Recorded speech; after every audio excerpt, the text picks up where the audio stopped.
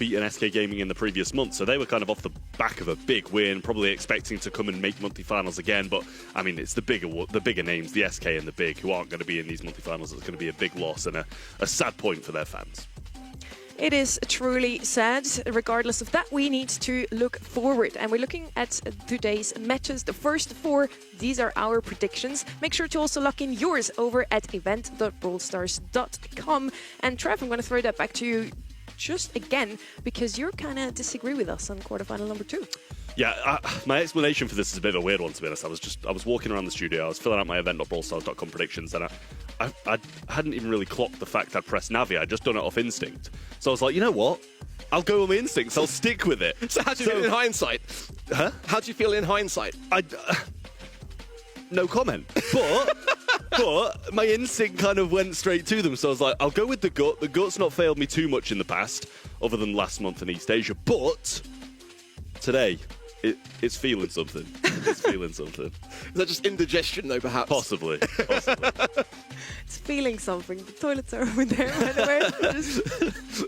Quarterfinal number 1 already is going to be a banger. A little bit of a David versus Goliath story. We have Foot Esports versus FA Kebab for you. And as we already talked about it, Foot Esports, the winners of the February monthly finals. Yesterday, Zeta Division did not make it through the grand finals. It was Crazy Raccoon beating them in the end. Is it going to be the same destiny for them today, or? I kind of feel like in EMEA, maybe not. I think that Foot Esports in their scrim results have been looking really, really respectful. I feel like this should be quite a straightforward quarterfinals for them. I'm not sure how much prep they've even devoted into it, which could go against them, but I just feel like the way that Foot Esports are performing right now, probably not. I feel like they are on top of the world, but they've also, for that very reason, got to remain grounded, and sometimes teams can get ahead of themselves, as we saw yesterday in East Asia. But I didn't really kind of feel like Crazy Raccoon were playing super well in that grand finals, personally. I think I saw in the chat as well, looking back at the VOD, that many others kind of felt the same, that they were maybe not playing as good, but they were getting the results and playing the objective. I think for FA Kebab on this one, this is going to be a really, really tough match. There's no doubt about it. There's a lot of talk around Guesty, the wonder kid. Guesty, his first tournament ever, his first BSC, and he immediately wins it alongside the experienced Angel Boy and Nob. And now on the other side we have FA Kebab with Yuffie, a bit more experienced. They played with him last year already, and then they bring in maybe a new wonder kid. They're bringing another player that we haven't seen in the BSC so far. Yeah, I mean, this is the thing. I think it's hard to compare these wonder kids. Like, Guesty's name has been just clattering around Brawl Stars for a while now. And as you said, it was a question of whether it was kind of like a bit of a match arena warrior or it was actually going to translate to the monthly finals. And clearly, last month, it really did for Guesty and shook up those nerves so easily. So I think it's hard to compare really anybody in Brawl Stars to him at the moment, coming into fresh monthly finals.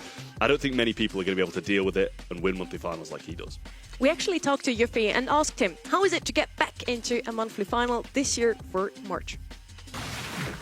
Honestly, it's been a long time, and I'm just happy to be here, but now we have a mountain to climb, because Foot is our round 1 opponent, and they're like the best team in the EMEA right now. What's the mentality going against a caliber of team like that? Obviously, it's been a long grind for you to get back to this point, and now you're faced with a mountain as you described it. What's the mentality with the team? What are your expectations going into this match? Honestly, we believe that if anyone can do it, it will be us, because they don't expect us to do anything but them. I don't think they even prepared for us. They just want to win the finals again, but we're going to give it our best right now to make sure we can like at least put on a show, you know? You know, that might just work out. Foot Esports might have not prepared as much for the quarterfinals. They kind of look into the horizon. They want to win the big thing. You might be right there. We should get this guy on the casting desk, honestly. We have a mountain to climb. If anyone can beat them, it's going to be us. That's really good. Confidence is key, for sure. No doubt about it. But, you know, there is also the facts to bear in mind. You know, they've been swept in qualifiers by teams like Navi, teams like Big, Heretics. Like, they haven't been able to claim a single set against those teams. So for esports, having been last month's champions, you know, they shouldn't really be giving them an inch in that regard. But, you know, this is going to be a big test for UV and, of course, his teammate Didi, who we played with in the February monthly finals. Ray coming in for this month into this roster. Last month, they were going under the name Chippy Chips, and they didn't quite qualify to Navi and Big. But this month, they're looking to make a statement here on the monthly finals. These are global brawler bans for this series. So for everybody who didn't watch yesterday already, global brawler bans are going to be set in stone for the next 5 sets, if we even go all the way. So just for these series, Foot Esports versus FA Kebab, we won't see Mortis, Chloe, Ems, and Mina. And we have a couple of new brawlers here, Trev. We talked about it yesterday. Chloe was actually barely ever globally banned, but he had the highest ban rate throughout the regular bans. Yeah, it seemed to me like East Asia, they got rid of a couple of those strong brawls and then definitely targeted it towards certain teams, and also the kit as well was one of the main ones that we saw pop up a few times just because nobody wants to see that cheese. But I think it's a good thing to target these bans, and you can see it's been done again with the Mina, the Mortis clearly as well, more targeted, because I don't think I'd want to play against Danger Boy on that Mina at all, to be honest. I'd be running in the complete opposite direction, so no blame for them at all for getting that out of the way, because it's definitely a smart thing to do. Ark, he mentions Mina here. Actually, one of those brawlers we were expecting to come out a lot more often yesterday. We barely seen her picked or banned. Really underplayed, and for me, I felt like that didn't really feel it was warranted. I think we're going to see a lot more of Mina in EMEA, along with Leon and others. Surprised, got us to go back to the global bans, that for esports banning Mortis, considering how dangerous they are with that particular brawler. That to me displays confidence. Confidence, maybe they just know that in their opponent's team there's an even better Mortis, and unfortunately we won't get to see his time to shine in this series. Layer Cake is going to be our first match, or a first map for the day here. Layer Cake, one of those maps with a lot of walls. I like to play Dynamite on a map like this one, or I used to. Right now, it's not really a throwers meta, Trev. Yeah, the throwers don't seem to be popping up on this one as much. I think we saw a little bit of Willow last month, and that's kind of one of the only throwers who can deal with those more aggressive brawlers, or to a certain extent deal with them better. So I do like that popping up here and there. Occasional Juju, just because of that massive range that she's got. The Grigri can be a big help as well, but it's definitely more aggressive, more tanks, that kind of thing that get brought in on Layer Cake now. Yeah, it's a tough map. It really is. I mean, you've got to be very, very cautious on that defense, and be careful to, kind of really spend a lot of time with the blue star, trying to capitalize down on that and hold on to it. Our first quarterfinal, our David versus Goliath. It's Foot Esports versus FA Kebab. Can Foot Esports make a run through again? We'll find out.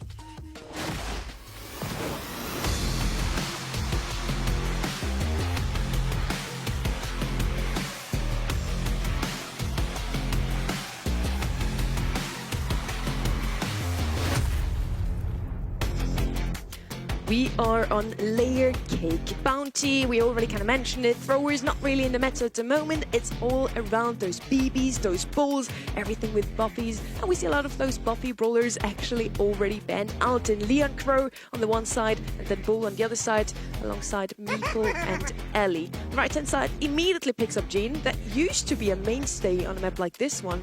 Is he still as strong now? I mean, it doesn't seem as strong. I mean, I'd like to say that BB has, instantly slipped through the bans. So, yeah. I mean, that's a bit of a worry for me. Might not be the best map for her, but we'll see if it does come down. Spike going to be the first pick for Foot Esports. This is one we saw picked up a lot yesterday. It was one of the, I think it was top 5 most picked kit coming in as well here for Foot Esports too. It's just that Spike's been super versatile in kit. It's just a brawler. He's super, super annoying. Can be a thrower, can use that hypercharges, jump in, stun people. So definitely pretty solid on a mode like Bounty. Could be a bow coming in here, potentially. As much as you love it. As much as I love it, yeah, for sure. He's a big fan of the bow. We're going to see a lot more, I feel. Ruffs, I think, could be a good shout as well. Just kind of helping hand things. Jean not going to have the highest DPS, so something like that could hand something over. Sometimes Miko is a brawler which this team like to bring in as well. Some which could be Claudina's pairing. I mean, it's a good thing to have in the back pocket. Sometimes Foot do like to bring in a buzz, so having something to be able to defend against that kind of thing could go quite well here. But definitely still options available. But Foot Esports can bring in some really troublesome brawlers in this third and final pick. Buster could be a big one of those. I'd like in some aggression here as well, as you already mentioned. Buzz, Buster, maybe also Kenji and Kaze could have some more showings today. We saw them quite often yesterday. And for me personally, Kenji, just to get that blue star in mid right from the get-go, especially now with Mortis banned out, he would be a good shout. And there he is. I still got it. It's a really good pick from them as well, because I think it takes it off the hands of Foot, who are going to be pretty capable on that brawler too. So, and they've got enough range as it is. The Gene got good range. Cordelius can shoot a few shots out, but on the other side, it's kind of just the Spike at the moment who's got any range at all. So, it might be a slight risk for them to double down and go another aggressive brawler along with the kit, but I think that would be its best pairing. You need something that's going to be able to carry that kit on its back and allow it to be in that thrower form. Here comes the Buster, so something tanky, got a lot of HP. Shield can be pretty decent as well, so we'll see how that one plays out. I do quite like this for esports comp, to be honest. I mean, Kit obviously now going to be even more supportive in that position, and with a Buster, it's going to encourage that kind of team synergy to hunker down together, and it's very hard against that when you're against the back walls and you've got three members with a lot of stars potentially on the side of FA Kebab. That can just shift the tides so incredibly quickly. What kind of comp are you preferring yourself? I honestly don't mind the right side, to be honest. I quite like what FA Kebab have brought to the table here. I think it's pretty solid. Taking the Kenji away from Foot Esports is always going to be a big thing, and it's a great brawler on this map as well. In the kind of dying seconds with the supers, able to kind of self-heal quite a lot as well. Can definitely save your life. They do have the Cordelius as well to be able to deal with the Buster, but I feel like they can quite easily be overwhelmed with this comp.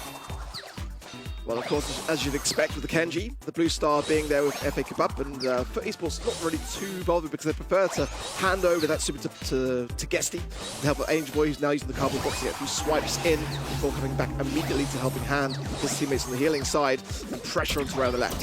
Yeah, Ray not in a good position here at all. The shield instantly goes up, and Foot Esports quite simply take the lead. Didn't really take much damage at all there, with Kit doing a good job being on Buster's back. I'm not sure if Ray kind of forgot about that situation, but he did just stay on the left and didn't really fight back too much. So, lead with Foot Esports, but can quite easily be brought back with FA Kebab. You know, the Gene Pulls, the Cordelia Supers can quite easily single someone out. Now, UP going to be quite cautious with this Kenji pick, and already taking a lot of damage, forced out of the super, but going to come straight back immediately into the hands of Guesty. That's not looking too good, as FA Kebab only got that blue star to show for it so far, not a single kill. This Kenji pick, you know, timing things aggressively is the key, and you just cannot go down. Yuffie back in an aggressive position again. Cordelius did kind of just waste a super, didn't get a kill off the back of it. Now back on the back of Angel Boy, gets a nice kill here as well with that kit. Ray trying to get some shots on the right side. The pull goes through, and actually damage pull hits, and down he goes, but it still hasn't really changed the tides of the match just yet.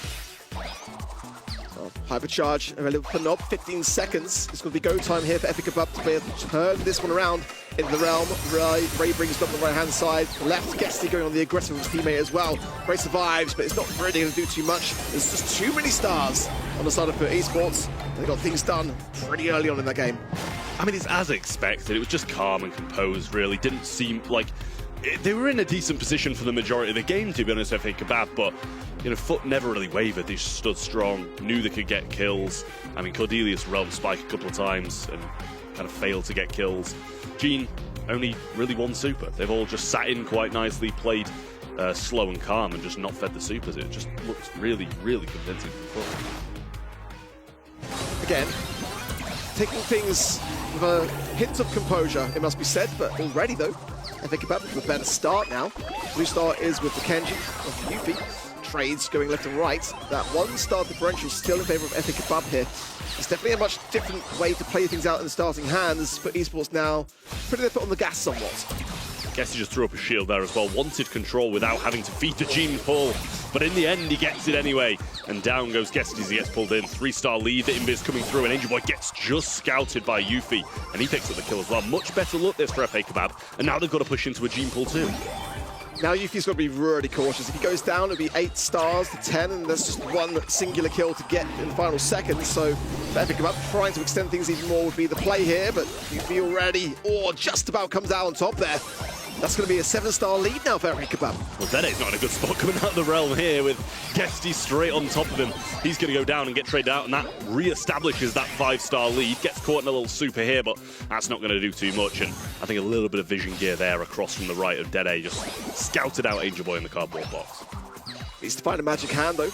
to have in these final moments. He's struggling so far, has got the hypercharge, and I'm always a bit nervous when a Gene has a hypercharge because it's one of those brawlers which doesn't necessarily mean it's going to have that explosive moment. Sometimes it can be the very thing which pins you against the wall. Now, as we're seeing Epic about to start to rotate around the map and actually go straight back towards the Esports 4.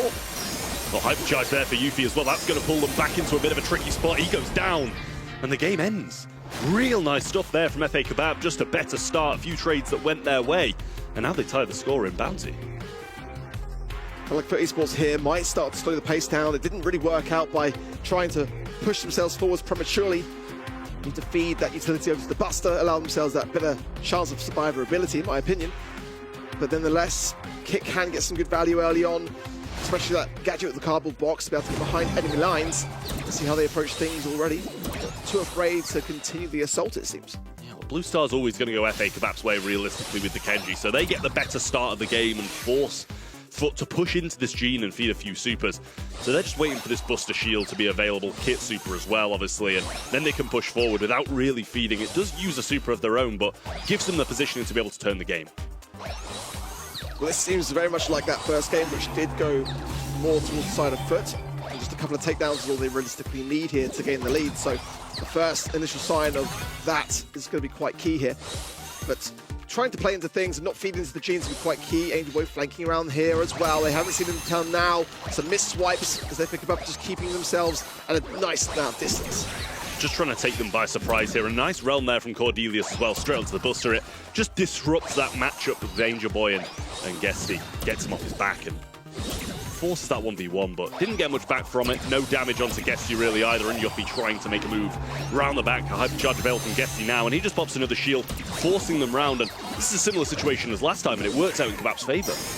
Here, Guesty with the hypercharge, a great gadget there as well. The support of Angel Boy will give FUT Esports a healthy lead here of 3 stars and the blue. Ray staying in position here, creeping maybe towards the hypercharge, which would come in at a nice time, but there, the connection between Angel Boy and Guesty yet again, going to keep that survivability in check. The helping hand there, the life plant gadget as well, as Nob trying to double down on these heals. Cordelius realm available yet again. Yuffie might need to work for a super here, and he actually did miss it there. Gets one of his own, now throws it over the top, and Guesty will get him upon return. Nob just surviving narrowly for now. That would close it to 1 star. Super comes in, and I think he pops his hypercharge at the same time. Big waste from him, but something needed to happen, and it's sadly not going to for FA Kebab here as they clean everybody up, and FUT Esports take the first set. What a time for FUT Esports to jump on that Cordelius. I mean, realistically there, that would have been a hypercharge, which may have brought some stars. I don't think they're necessarily enough to win the game regardless, but still FUT Esports not taking any chances. I was surprised to see them actually drop a game in that set, so they obviously felt the same way, and very quickly knuckled down to get it right. A nice try from FA Kebab, and yes, they did at least take a game, and that's already something not many have done before. Not many have bested this beast in FUT Esports, Trev. I'm really looking forward to the next one. I still feel like FUT is probably going to take this one, but the more we see of FA Kebab, the better for them as well to gain some experience, to take this basically as a scrim for the future. Maybe we see them back next month. Yeah, I mean, absolutely. In certain moments, they played really well, but did just seem to get pinned in corners in certain situations and constantly getting pushed over to that right-hand side. And it worked out for them in one instance, but in the other, it really did not. Guesty with 10 here, Angel Boy with 5. Nob just being that consistent factor, peppering them down, has the most DPS, but obviously the least kills. Over the other side, no one really standing out too much. Dede with some nice shots here and there, but in the end, they do take the loss.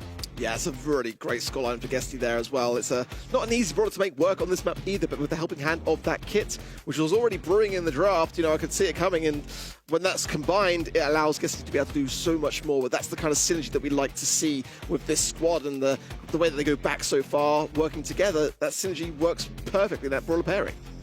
You know, whenever I see the kit, I already think cheese comp, which is kind of something we expected to come out of FA Kebab. They played a really solid comp in this one, so not really cheese from them so far. Let's see if it's going to look any different on Double Swoosh. And as you said, Kit and Buster just brought in that synergy. It wasn't really a cheese comp. Player draft has already started here. They rush ahead. Sandy, Nita, and Lily on the left-hand side banned out. Lily, of course, one of the best bowlers to have on any gem grab map if you want to start a comeback. And they're going to have Chester and Stu already. Stu usually a gem carrier. I love him on Double Swoosh. We haven't seen him in quite some time though, Trevor. Yeah, I think that's really smart because it's going to have the ability to just kind of retreat, get away from these two brawlers who can switch the game so easily if they get near someone. So I like that from Nob. I like it a lot. Guesty as well, bringing the Chester in. I think that's a really solid pick too. We saw it, heaps and heaps in East Asia yesterday as one of the more consistent brawlers, same along with Spike, to just be down the lane and have a say in the majority of matchups. Gale's going to come in now as well for esports. I would not have expected that one at all, but obviously it's going to be pretty good to push back the Shelly, the Ali, but you've also got to be very cautious of wasting that if Ali's in the bush and can just quite simply jump over it. Yeah, it's been tested a little bit in this region. Now looking for maybe a mid here for the side of Evikabab, maybe the Gene. Let's see. But yeah, Gale rather is one of those brawlers that's just not really got much playtime realistically here. It's surprising in this kind of meta, but let's see. It's an interesting draft on the side of esports. It is going to be the Gene as well. Yeah, they did have to have that mid, allow the Shelly to be able to go off in those lanes and the Ali to go on the aggressive. But the Ali's going to be a tough one to make work with the Gale now. Two super aggressive lanes on the right-hand side there. Left-hand side, Stu, of course, can dash away if he has a super available once Gene has his pull. So that's actually not a bad pairing in terms of gem carrier there. I like it. Really looking forward to this one. And keep in mind here, FA Kebab has the chance to cause the biggest upset today if they manage to take even just a set off with. I mean, at this point, it wouldn't surprise me if they do get a set. They didn't look too bad in the first one at all, but I think taking this game is going to be a real tough one for them. And I mean, I don't dislike their comp by any means. If anything, I'm questioning for esports comp a little bit more, but we'll see if this Gale does pay off. Usually if a brawler like that gets picked up, then they're going to have a lot of faith. Guesty already on the lower HP side of things, forces out there a Twister to stay alive against Didi. Yuffie now looking to turn to his left-hand side, and it's not going to find too much of a good matchup as Angel Boy there already going to be on 3 of those shots, ready and waiting. And immediately goes down with the helping hand there of Nob. A really tough one for her. At the moment, it seems like the Gene's playing more of a lane role than the Shelly is, because obviously the Gale over there is not going to be having, well, it's going to be having a very good time against the Shelly. And the third gem there for Ray as well. We saw also the Shelly being a gem carrier played out yesterday. A little invis there for Ali, but gets knocked back. I'm sure Guesty wanted to push her against that wall to get the stun, because he's not running the slow, so something he's going to have to be a little bit more cautious in the future. And a really nice twist to defend that yet again. Yeah, the action is all in the lane size, and the meanwhile, Nob is just being able to clear out these gems from the mid. Got to be cautious now as Ray has got that shell shock to hand. Yuffie still trying to win this match versus Guesty, and Guesty's not really getting the connections on this stun. Now the gems are in peril though, on the side of Evikabab, very low HP, and everyone being forced to the left. Yeah, I mean, that's something I said he's got to be cautious of, jumping over those supers, but even when he missed the super, he was winning the matchup. So it's a huge thing for Guesty here, has the stun available as well, might just want to kind of throw it out in spawn, but just going to wait. Because now he's just going to be able to defend Nob so well, but he's actually going to go down. He's going to result in the 10 gems over his head, which I don't think they'll mind, considering he's got this defensive super and very few bushes that Ali can use. Yeah, it's definitely the second best person to have the gems, and I think there's not enough time realistically here for Evikabab to get anything from the mid. And look at this, I mean, unless you can do something, the +3 blow will get him regardless of that Gale. And for esports, again, with a pretty clean game. Yeah, I mean, it looked good. No complaints from me other than, a couple of missed supers from Guesty, but in the end it really didn't matter in the grand scheme. They were winning the lane regardless, doing a solid job, and as you said, it's just the Stu constantly picking up gems off the opponent's side when the lanes are giving them some grief, and they add up. If you just get a few gems off the other side, it makes quite a big canyon of a gap of gems in between the two teams. Well, Yuffie already going super on the aggressive early on. Both Nob and Angel Boy there, and Nob only just gets away from it, so a trade at least, and some pressure, if nothing else, in that early outset. But still, 3 gems now. Evikabab is a good start. Nob just catching up to do here. Band-Aid popped on the right-hand side. Yuffie coming in again, and Nob just able to dash away quite a few times, but will eventually get the kill. Yuffie still in spawn, forced to kind of run away now. Doesn't have any bushes to jump with just yet, but eventually gets in one.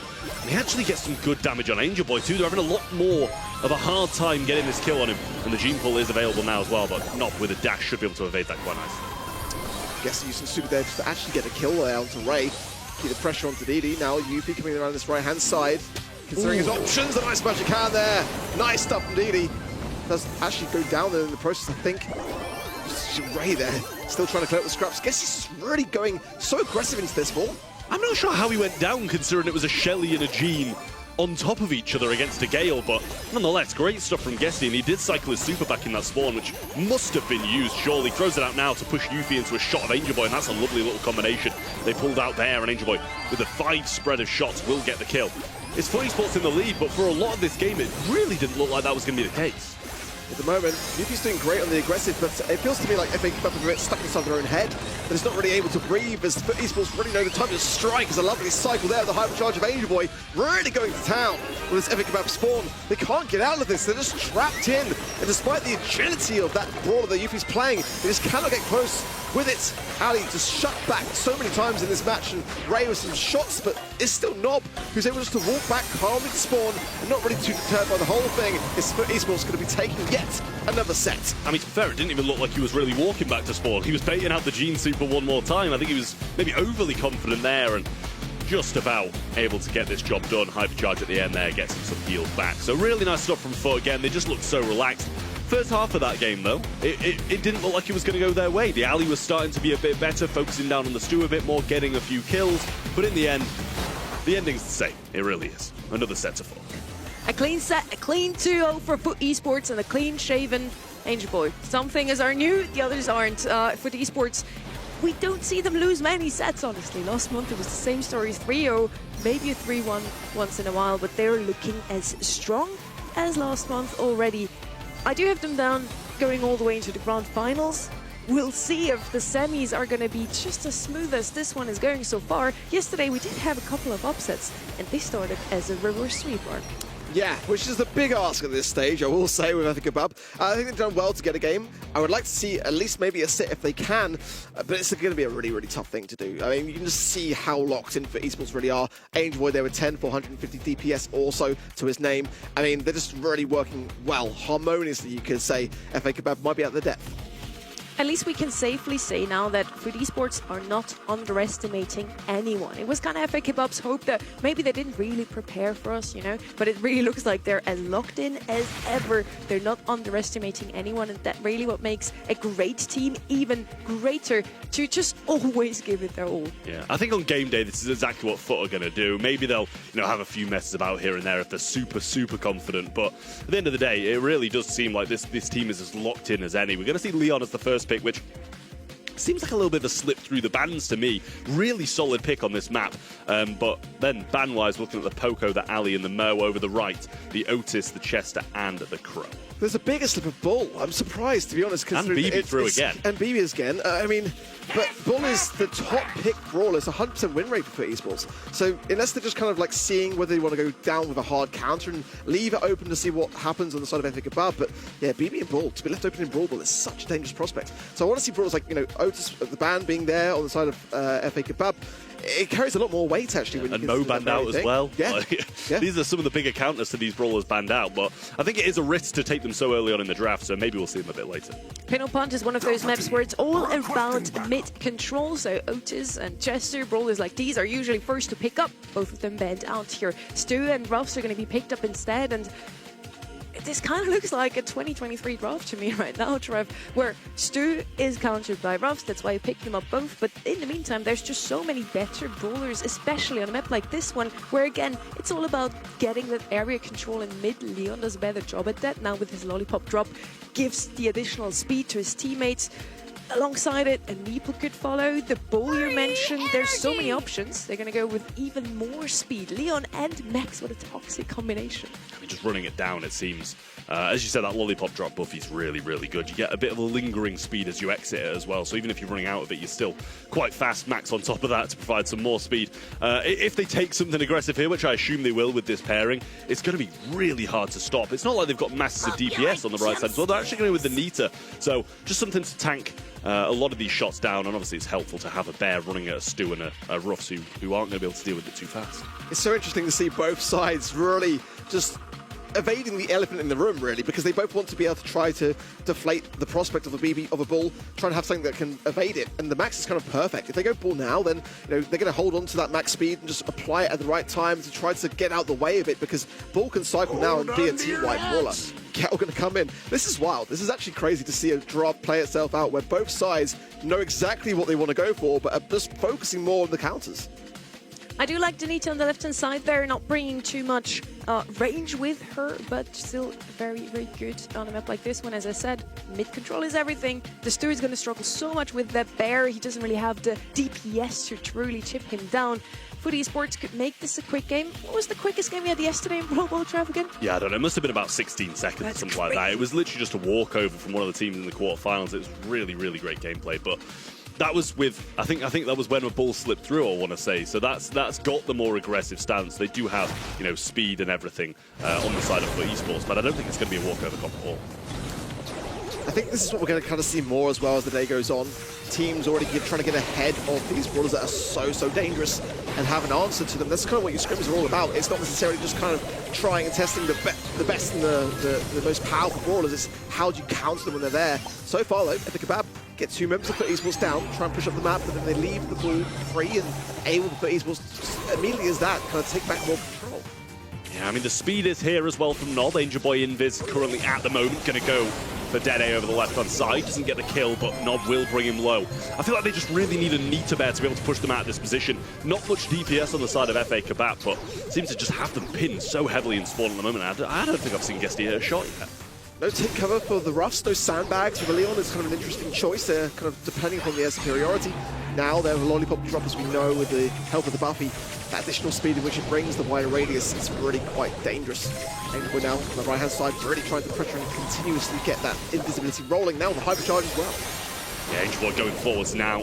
Not going to have the Invisi-Heal, because that just seems like a different build at the moment that people are kind of going towards with the smoke trails. So, had to hold off, wait this out. Guesty in a better position now as the need. You want her in these aggressive positions, peeking around the walls. Hypercharge is available for Nob as well, so he just needs to work on a super, then can provide that to his teammates as well. And this is the first time we've really seen Foot Esports out their half. Well, the speed zone will be helpful. This will allow Epic Kebab to be able to maneuver. It's gone down now. It's to be placed again. Nob might try and find an option here with the help of Guesty. Good pitch. Now Angel Boy from the right-hand side. I think I've been really squeezed here. It's desperation. And sure, the Gale being the last man standing, probably the best person to have in a 1v3. Yeah, he's actually just broken a little bit of his home wall there as well. Guesty still hasn't thrown down this bear, and this is the first one he's had all game. Angel Boy gonna get a super and cycle it out yet again, and a hypercharge for Nob. Ready and waiting, and in this overtime, this Invis, this super, are gonna be nasty for the side of Foot Esports. Hypercharge Max coming in as well. The energy drink, not making a beeline for that ball on the right-hand side, as Angel with the left-hand side as well, keeping the pressure on. Now with the hypercharge as well, Didi trying to defend, gets some good shots as well, but not trying to find a face shift through. The ball is loose, it's with Angel Boy, the ball's about to go down, can he find the angle? It's deflected, but it's just him as the last man standing. It's going to be match point for Esports. I mean, it wasn't a fast game at all, and Foot Esports weren't in control of it. It was pretty 50-50. First half of the game was spent in Foot Esports' half, and they were pinned in spawn. And then as soon as they started to get a bit of that ground, you know, Angel Boy got a super or something, managed to push out, and the second half of the game was all on the side of FA Kebab. Eventually managed to force that ball in, and you know, it was a bit of a situation where everybody kind of just fell down, and Angel Boy was just kind of left there, kicking the ball into an open goal. Make or break now for FA Kebab. We've only really got that one game to show in the first set, and already speed coming through. There's a lot of aggression here. There's a twister going down, a twister of desperation, really, and the super there from Ray to clear the ball. But for Esports to be able to pass that forward pretty quick. And actually, Angel, we're going to use a super to do so as well. It's going to be a goal as quickly as that's in the opening 30 seconds of play. And that's much better from Foot Esports. They just seem a bit more in control of this match. Didn't get pushed back to spawn in the early game. And now, we do see a little knockback available from the Gale as well, so he's probably going to have to use that here, and does. Gets a nice stun on both the Bear and Guesty, but he just used that invulnerability. Now a hypercharge speed comes down, and Angel Boy trying to push up along with Nob. He's going to go for the phase shift. Can he get the goal? Just off the line by Yuffie, but everything is being thrown at them right now, and Angel Boy can surely get this across, and Guesty will finish this quarterfinal in a 3-0. Very much what we expected to see from Foot Esports in their quarterfinals match. A little question mark in that first that we thought, you know, could this be them up against the set? Or they're wasting no time at all. It's straight off the match, straight on some ping pong. I love to see it for Esports, clearly in some good amount of confidence here today, because you know, they're as competitive in table tennis as they are clearly in Brawl Stars. Look, they're just staying warm. They're just keeping warm for the next match. Listen, they've got 3 more quarterfinals until they play again, so got to keep those hands warm. I was about to say the same exact thing. They have to stay Beat you to warm. it. They have to wait 3 quarterfinals now for them to play again in semi-final number 1. FUT Esports is going to move up already. Now they're just waiting for their opponent, and it's either going to be Team Heretics or Navi. Talk a little bit more about the FA Kebab though. That's some good moments, definitely. They at least made FUT Esports work for this 3-0 here. The 3-0 does not really reflect how close it was at times. At least in the first one, they took a game. In this last one, we at least had overtime. You know, no more 16 seconds games in Brawl today.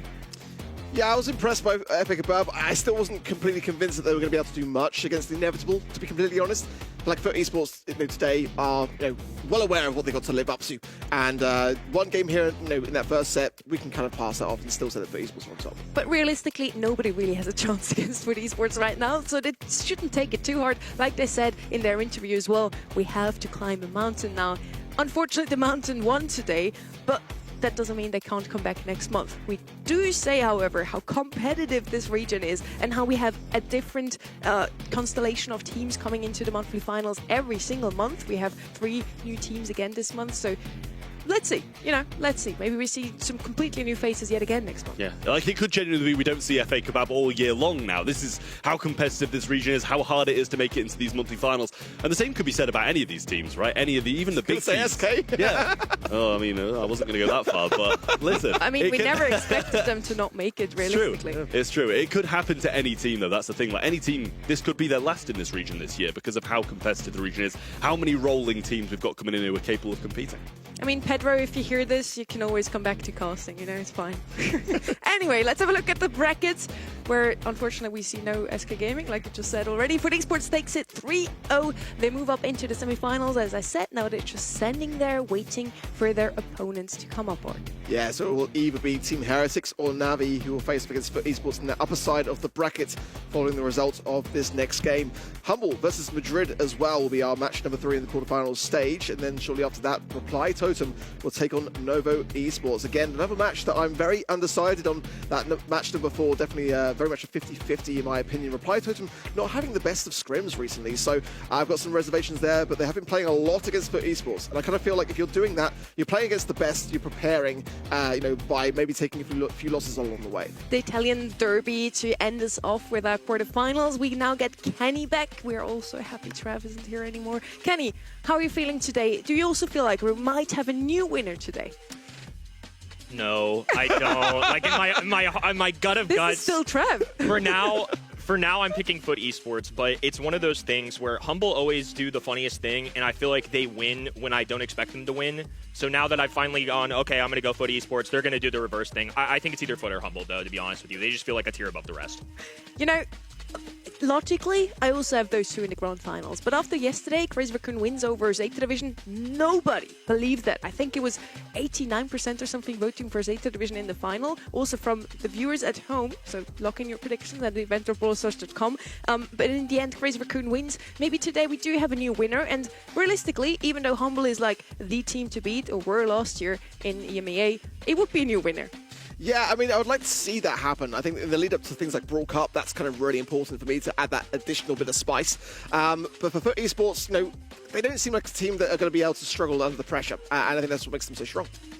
And now we're heading over to our quarterfinal number 2 of the day. It's going to be a close one, hopefully. Team Heretics versus Navi. On the left-hand side, we have a roster that has lost last month, but it was to FUT Esports in the semi-finals, in the quarterfinals. They qualified through the upper bracket this month, and 2 of these players, Marco and Sabine, continue to qualify so far for every single monthly final. Last year, 2025, we only have 2 roster managed to do that. One was Novo, one was SK Gaming. So it's only Marco and Sabine right now who can follow that streak again. Yeah, pretty unbelievable, especially in a region with such caliber like this. I mean, Humble, for example, even missed out on 1 month last year. So it goes to show the tenure of player these guys are. I think outside of the grand finals they've won, though, I still have yet to see them get over that hump and extend to being a special team in this region, and that is very difficult to do. I think now that they're on Team Heretics, last year they kind of had the luxury of growing, developing, no expectations. Now they've got a big signing. Now they need results. And alongside this super consistent duo, we have the brain behind the series, the bit more experienced player. We have iChaos. He played Brawl esports ever since I can remember, Ark. He's been in the scene for such a long time. He has been really there from the very beginning, you know, and there was a point in time where he'd attended every single LAN since the start, since the birth of Brawl esports. It hasn't necessarily been roses, I will say, though, going over the past few years. It does seem like he's rotating a lot of talent amongst the roster, and, you know, what the deeper meaning is behind that, I'm not too sure myself, but it just has been noted that those rosters do change on a yearly basis. And with a player this experienced, we of course wanted to sit down once more again, hearing him and listening to what he has to say about this month, last month, what's going to happen with this roster this year. Your opening matches against Na'Vi, Drage and you go a long ways back in the BSC, whether as teammates or as ex-teammates as well and rivals. Are there any additional emotions you feel when playing this squad? Yeah, I'm hyped to face them. We already play against them. In qualifiers, we beat them. So I hope the score go in the same way. On the other side, we have a roster that has already made a roster change after just 1 month of competition, and they're all the talk at the moment. It's a huge controversy. Ark, you explained it a little bit earlier already. What else do you have to say about this whole Drage-Lena duo? Just for me, like, I just don't see it as being the biggest of deals. I just feel like we've seen roster movements, we've seen players take it well, players take it badly. I think last year Drake was basically silent when he departed from Team Heretics, and it's kind of like everyone's entitled to their own reaction. I think for me, the core of that whole kind of controversy was more the way that Lena was finding out that situation. You prefer to hear it from your teammates direct. But obviously, for Na'Vi, they felt like they needed a change. Enraged was that answer.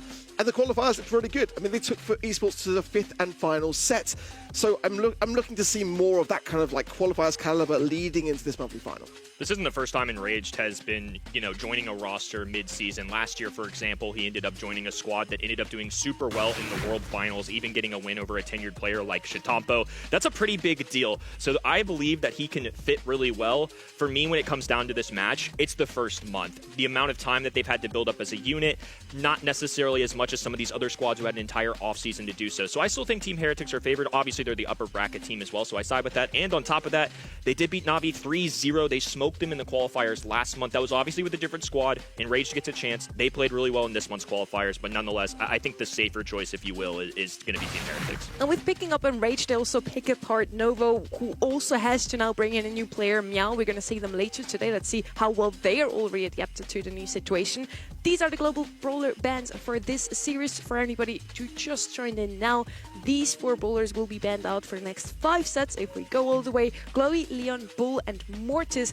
And those 4 are a couple of those brawlers that we have seen banned out yesterday so many times. I'm not really too surprised to see them here once more. To be honest, though, like seeing Drage play ball in the qualifiers, I mean, it was really, really abysmal. So I'm glad so I'm really glad that Na'Vi... He's been practicing. He's been practicing on ladder with us, and it hasn't been much better. But regardless, I think that Bull is very much warranted as a global ban. I think it's one of the most dangerous brawlers in the game currently, and you just cannot afford to take that risk.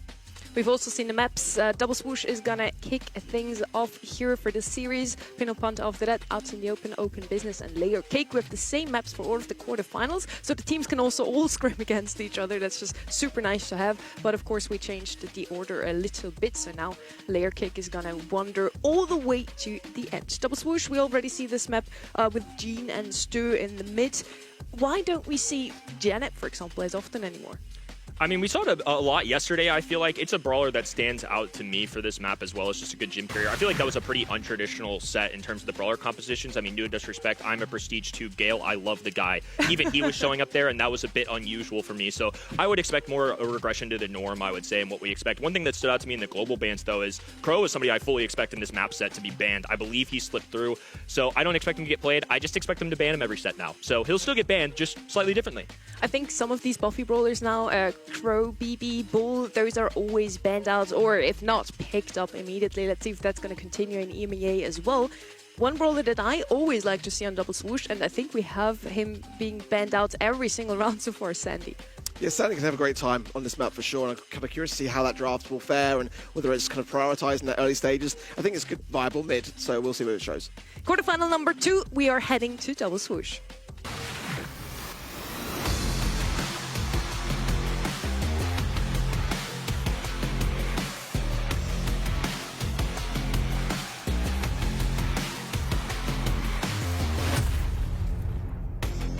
Team Heretics versus Navi. We are on the Dragon Force map. I don't believe we're going to see Drake on the map, though. Yeah, I wouldn't expect him either. The flyovers have been very sick this month. There's the Crow that I mentioned before. A double IMS ban as well. While she's not necessarily the tippy top like she was last month when her Buffy was introduced, since the nerfs, I would still say she's a borderline top 10-ish brawler, especially at the professional level. So expect to see her a lot either in the ban stage or the pick stage today. And you were right with the Crow ban. Just want to point that out real quick. Oh, thank you. I mean, he's one of the top brawlers. I fully anticipate, especially if he's not hitting the global bans, he's going to be banned a ton. Yeah, Stanley's still open here, so following from what Sonny said, first pick for Let's Navi. go. Let's go. Love to see it. That's why we're here. Definitely high consideration towards a potential Tara here, actually, as well, for Team Heretics, as that's one that does tend to leave the ban stage quite open. Otis is still here, but with the Mortis and Bull global ban, whether or not it will be something of an option is left to be debated. Definitely surprised for that Pearl ban, by the way, on the side there of Navi, but it is a brawler pick, which Team Heretics do like to favour quite heavily, so Bo could certainly be a brawler here, which is also viable. I wouldn't mind seeing it. Again, I think Otis is going to escape through, so it just allows a little bit more of that insurance policy. The fact Splatter, of course, can get some good value also on the gadget side. Once again, a really bushy map, so you want area control. spanned out, that means Terra and Sandy are even better now. Otis, Spike, anything with spray. Ember's one of those brawlers that we've seen quite a lot last year. I feel she's not in the best spot at the moment, but she can still be played on the right-hand side. She's also not too bad into a Spike because of his gadget. You can't really penetrate it with so many other brawlers. Janet is going to come in here in mid, a brawler that we have not seen last month whatsoever. We've seen her quite a lot yesterday, and she used to be, together with Sandy, the best gem carrier on the map previously, thanks to either just getting out of harm's way with one of her gadgets, the other gadget gives you more vision. She's just perfectly made for this map. Yeah, it's something we talked about at the top. I mean, we didn't necessarily see it at the time, but yesterday it showed up a lot. Janet just makes too much sense here, and especially into the Sandy. Clearly, both of these teams are prioritizing vision. Now that we've seen this as well, Sandy makes a ton of sense as a first overall pick. With IMS out of the way in the ban stage and Pearl, when you see Pearl, traditionally it is going to be to outrange the Sandy. It's for that right side lane so you can gain the extra vision. Obviously, the burning shot can give you a little extra dose in the bushes as well. Max Sandy, long time synergy, no problem with this at all. I mean, Jean Max Sandy, possibly. I mean, Jean's kind of dropped off a little bit. Okay, Rosa Max Sandy was not on my bingo card. That is a wild brawler pick to, like, I mean, Rosa in the BSC now, it really is in a tough place. I'm looking actually forward to seeing Rosa with some buffies. I think she needs that more than ever. It can work. But I mean, you know, we kind of are like just an amber pick away from kind of leaving Rosa having all her bushes burned down. So, I mean, that's the third and final pick that could come up here. Definitely true. Ember would be the pick now. It's going to be Kenny's Gale, though. He's celebrating. I agree with you, though. I would have liked to see the Ember just specifically against the Rosa. Really like the brawler, by the way. And Rosa's going to profit so much of both the maxed speed and the Sandy ults. If they manage to cycle ults well on that red-hand side, they will do so well, and Rolls are just basically going to be in the opponent's spawn the whole time. Yeah, Gale is traditionally going to do well into Sandy just because of the outrange, and especially if they run the star power that allows you to slow down enemies, it can be solid into Rosa. Navi made some changes. Been a lot of drama in this region, just in general with roster mania, even in rage switching sides. Simply must-watch television, folks. A long-time rivalry, iChaos versus Drage. Here we go, quarterfinals number 2. A lot of emotions, for sure. Two former teammates. So far, it is Navi that are building their fort.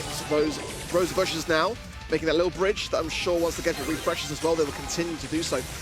But that Gale is going to be really, really on point. Marco's going to have his work cut out for him, for sure, to stay on top of this. Yeah, operating on that left-hand side lane, especially with all the grass going down, Marco's going to be nice just to cut off that entire side, at least get a scouting report. Garo has dangerous intentions, though. Look at him on the right-hand side. Already has that gadget pre-pop, just waiting patiently to see if iChaos will poke out his little head. Face shift back for Enraged. That's a nice benefit of something like Max. You always have a gadget in your back pocket to get away. It's something similar. That's why Janet is picked. She's got a gadget that can escape with a little bunny hop, or she can go to the sky. Now Marco seemingly making a move, trying to keep Rosa away. She really hasn't been able to encroach at all.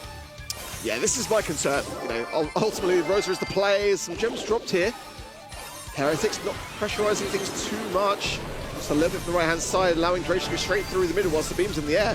Taken care of quite easily so. Look at the gems. I mean, Navi got 7. While Drage did die, he bought a lot of space, but unfortunately Marco is just going to have to press up against this wall and hope to push them back. Easy super right there on the right-hand end. iChaos now walking up this right-hand side. Drage low HP, doesn't elect to use a super or a hypercharge. Now it's complete for Team Heretics. iChaos able to slip by, grab a few gems. This is completely now on the blue roster's end. Yeah, it's falling apart. Drage has got hypercharge though. Marco has himself that. And on defense, Gale wins on that side of things. Cycling to perfection also. Navi, you're not even going to try to run this down. There is no time to get these gems back. And not the greatest of ends to that game. I thought that Navi had some nice ideas, but coming down to the nitty-gritty, I mean, what can they realistically do against this Gale pick? The longevity of Rosa is something I'm definitely concerned about, and it's why we always talk about in a ranked setting. I think a lot of the times when you think of Bull and BB in this current meta, sure, on ladder they are excellent. They are the top-tier brawlers in this game. But in a draft setting, you have time to react, especially if you don't pick it as a 6 overall selection. So I think getting this Gale pick at the very end works on multiple lanes, even if they try and mix it up here. Garo's not necessarily going to have an easy time into Marco, and sure, Drage occupied a lot of space, took a lot of time off the clock, but ultimately all it took was 1 kill and Team Heretics had it in the bag. I want to see that camera shot again. I think on the whiteboard it said unacceptable mistakes. They're like a list of stuff. Yeah. Get your notepads out and your pens at home, guys, and make some notes. Could be helpful for you. So far, again, it's that same setup, isn't it, really, for Navi here, with Drage on the left-hand side trying to build those bushes. And Marco just doing his best to earn super, which he now has. In the meanwhile, 5 gems to Sabine, and already a super to hand allows that escape mechanism. Garros has never really been able to take on this right-hand side. Now iChaos surrounding them on both ends. Max alone just can't do this, but Drage now plotting. You can see him lurking, bottom left-hand side of that grass. While Rage is taking heavy fire, Drage is waiting patiently, just trying to find a shot. Going against Marco, pushed away though. That's the benefit of Gale. Even if Drage gets him close, they always have a way to back him off. Raged now, creeping towards this gem. Sabine might get some good shots here with the blossomy blow of the Gale as well. Now Drage with the gems, can't get all of them, some left behind. And again, it's Heretics with the steal. And I just don't have much confidence in a reset. Yeah, Navi gonna have to do their best to walk this up the mid, but 10 gems in Sabine's pocket, a phase shift forward, Marco there to meet them in a hypercharge super, a double, and even a little Gale NATO for extra measure. Team Heretics once again starting exactly like they did a month ago in the monthly qualifiers, up 1-0, and it was not close. And I just think a fundamental error, really. Yeah, unacceptable mistakes there. Like, let's take a few notes of that later. I think for me, Navi there, an unacceptable mistake is to draft Rosa prior to the third and final pick on their opposition side. I mean, obviously Team Heretics can see the big picture. They've got options. I mean, there was Amber, there was Gale, there was so many brawler picks and ideas, and maybe even Shelly, if it wasn't banned out, that they could have gone for there. I mean, Rosa is just not that brawler. She just has so little weight. It could be a strat which a team are not expecting, but I think anyone at this level of play, when they see that brawler, they can just go with the counter, and they just couldn't do anything with it. It was a loose pair of hands. I'm open to a lot of different ideas in Brawl esports in general. I mean, these pros are the best of the best. This is a very old-timey selection. It's just shades of 2022 with a Max and a Sandy, and then on top of that, Rosa. Those two make sense. If you're going to pick the Rosa, though, again, my biggest critique would be, why do it at a 5th pick when there's a clear amount of time? They've already drafted anti-tank with the mute button and Otis. It just didn't make a lot of sense to me. And again, as somebody who loves Gale with all their heart, that's not necessarily a top selection in the game. I actually ended up asking iChaos about this board on the background. It was one of the things I noticed as well. I thought, hey, is this just a thing that you're doing this month, or is this after last month, are we making adjustments? He's like, nope, we do this every month. This is what we do. That's the level of mentality it takes. And I think having somebody like a veteran in him leading these two is going to make them better ultimately. Wow. Regardless, either way, going into the second set, I need to see more from Navi to feel like this has potential of going the distance. Definitely, I would say that this map is a bit more catered towards Navi in terms of their scrims and their preparations. They had a 62% win rate on it, so let's see how they fare. Brawlers like Chester, Otis, I'm looking to kind of see them be quite heavily banned out here. I think Otis for sure is a benefit to both sides here. Poco, Gale again, I think it's not the last we're going to see of that potential brawler. Could be here for sure. Let's see as well. Kenji's definitely going to be up there, I feel now, with Immortus ban. It's going to be an option. Ali as well. Those are the brawlers which, when Immortus is banned, as we're seeing already today, consecutive global bans of Mo, the Ali, the Ruff's banned out there on the side of Navi. the M's, the Crow, and the Otis. Yeah, good Crow ban there as well from Team Heretics taking their chances. First pick of Chester. Nice. Yeah, in terms of the first overall pick, a lot of the times you'll see an anti-take come out just to prepare yourself. Right now, that feels to me on this map specifically, a lot of the times it is either Chester or Spike is another one I'll see. With Leon in the global bans, that would be another one I think teams would consider. And then you could clearly see, I mean, who has the first overall pick? Crow band on the left-hand side, Otis, who you mentioned before, M still a powerful brawler. This one's more of niche selections. Mo going to be a goal scorer going out of the way. Even though they have an anti-tank, it's still Team Heretics trusting in this BB, going ahead and locking it up, especially with Bull out of the way. These are typically your top two beefy options if you want to go at the other end. Yeah, and BB still could be paired nicely with the Poco as well as a final pick potentially here for Team Heretics. Now back over to Navi. You might want to consider just taking it off the cards, to be completely honest, or they bring in something like a Spike just for safety, really. They've got to have a good answer to that BB regardless. It could be potentially the Gale as well. That wouldn't be the worst of ideas. It's a good shutdown maneuver, especially with that M's being banned. That's kind of like the one that I'd prefer to have on that lane side. Anything with the Gale. Yeah, it has to be something like that. And maybe, again, maybe Poker wouldn't have the best synergy, but I'm just worried that if left untouched, it could be the final pick here for Team Heretics. I wonder if this is Max again, to be honest with you. I think Gale and Max typically have some pretty solid synergy. They need something that's more of a mid, if you will. The one thing they're lacking, though, is a goal scorer. I mean, BB has enough beef to where she can kind of knock people back, at least have an opportunity. It's not free by any means, but I think that's something that this squad lacks. Just a little bit of fireworks, something that's a playmaker, if you will. Final pick now, coming in for Navi. Going to be going with agility and speed. It's going to be Stu coming in, which, of course, having the choice between the wall break or the speed zone, both are a really, really good gadget to have. So they do run into issues with the BB pushing up, using those walls to their advantage, then it could be something to help him hand this. But I'm liking the Meeple, I'm liking the BB combination. The question is how they're going to be combining this, especially with that Otis ban, as it kind of would be quite a nice pairing with the Otis and the Meeple if that wasn't the case. Do they go with the heals? Do they go with support or control again? Like I said with the Spike, Charlie, they want to shut this down even more so, which, you know, was flown around a lot yesterday in East Asia, and I wasn't overly convinced. But like in East Asia, they were basically just picking it every single set and just kind of hoping for it to work out. But the Cocoon, regardless, that is really where Charlie is quite key. And in Brawl, shutting down the goal scoring opportunity is kind of where that's quite important to do. I imagine the Spiderlings are their way of dealing with Stu specifically. I think they bring this in. It's solid at stopping incoming offenses as well. I think it's a fine pick, nothing wrong with it. Charlie in general, I think, is just a solid shout overall. Team Heretics starting out very well. A convincing set number one after what I would call a definite draft error coming out of Na'Vi. This time round, an opportunity at redemption. Can Na'Vi finally showcase what this enraged roster change can do? Okay, a little weak speed soak then for the Stu. We're going to push the ball around to the right-hand side. Drage going to heal up here. Very low HP. Sabine taking that assertive role on the left-hand side, ensuring that no flank is left untouched by him. Spiderlings go out, which again will be something of a bit of a struggle for the Stu, but Gero can just keep this up. Boxed in now, though, and now Marco can surely go for some big, heavy taps, but oh, yeah, he will seal it as well. Nice. Very good roster kill there. iKaos and Marco with a little tag team, while Sabine just hangs high. Hasn't been able to move up this left-hand side lane. We're going to see something similarly. While BB is definitely a better brawler than Rosa, it can still be difficult. Drage can keep the distance, slow them down from the other end, and especially with that pushback, and just keep BB at an arm's length, which is very important when somebody has a baseball bat swinging at you. A nice hill there for the back of Trix from the Chester, keeping Enraged alive out of the Cocoon, but now down to 810 HP. One shot for Marco is all it takes. And now Gero and Drage on the defense is not going to be necessarily a good thing with the amount of damage going down, but a blustery blow from Drage will just about seal a defense. Insanely good stuff. Gale, one of the best goalkeepers in Brawl Stars, between the Twister and also the pushback. There is always an opportunity if you've got at least one of the utility in your pocket. Now occupation in the middle from Na'Vi. Red roster just completely consuming this as iKaos is once again forced back on defense. Team Heretics, I think, had a real opportunity at scoring there, so the fact that they let one go, definitely a devastating blow. High charge from Marco now, and this is going to be potentially dangerous, but Gero is all over it. And the support of his teammates is there also. Enraged has got super. Is that a bomb? That's the question. Can they break some cover here? The ball to Drage. He's got super as well, but shut down, slowed! And the ball cleared up the line by Marco.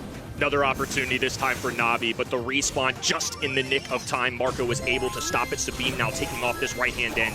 Has to branch out, gain a little space for his teammates, because otherwise iKaos and Marco are just going to be stuffed in spawn. Does the Rage have the stun then, or potentially just that area control for slow as well for defense purposes? But regardless, it wasn't something that gave too much of an opportunity for Navi in that moment there. Hypercharge available for Gary, forces it out now and avoids the Manchester People gadget, goes straight for Marco here. This could be dangerous. And Navi now with that right-hand side lane as well, cleared up Hypercharge for Rage as well. This should be a goal realistically here. But Lava little juke there, the Cocoon with 8 seconds left of play. Navi should be able to get this game. Good as done. No supers available for Team Heretics, no super speed, none of the like. Just a nice knockdown there towards the end of game number 1.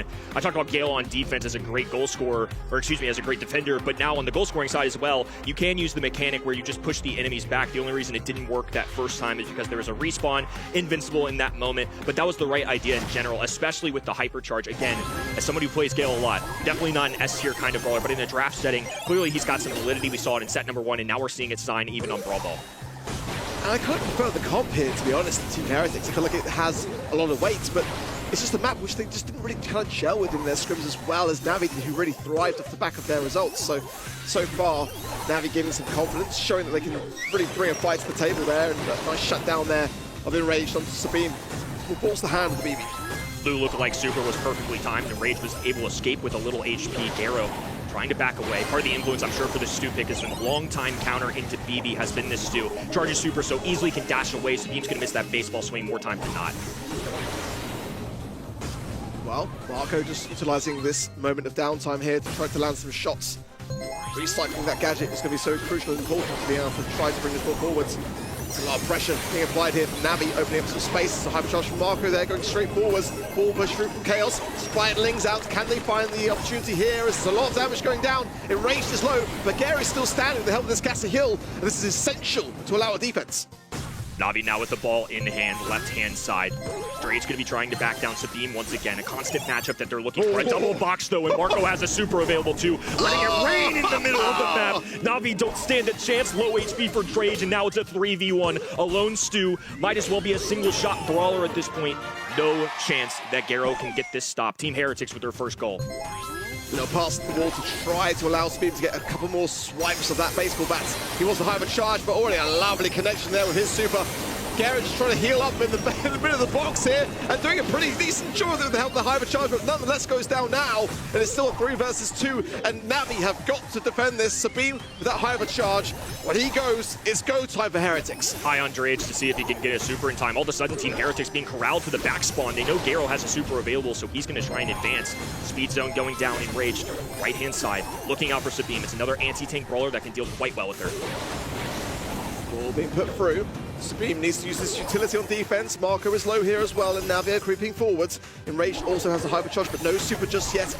But Chester, he's got it now. He can cycle with Drage will score it regardless, and tie this one up early, right in the nick of time. So they got that hypercharge on Chester now in overtime. And BB also has one as well. We'll see who wins the battle there. A complete miss out of Enraged, and he's wasted that super. Marco's going to go, but there's a super pass available for iChaos. Nails it on that right-hand side and allows Sabine to walk on in.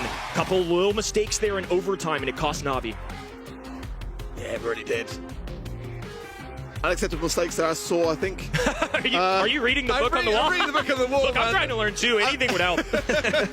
Bad attitude was on there, by the way. So can't have that. None of that. None of that from you today. No, you know what? I'll be better about that. I know I've had a real attitude issue with this show, but...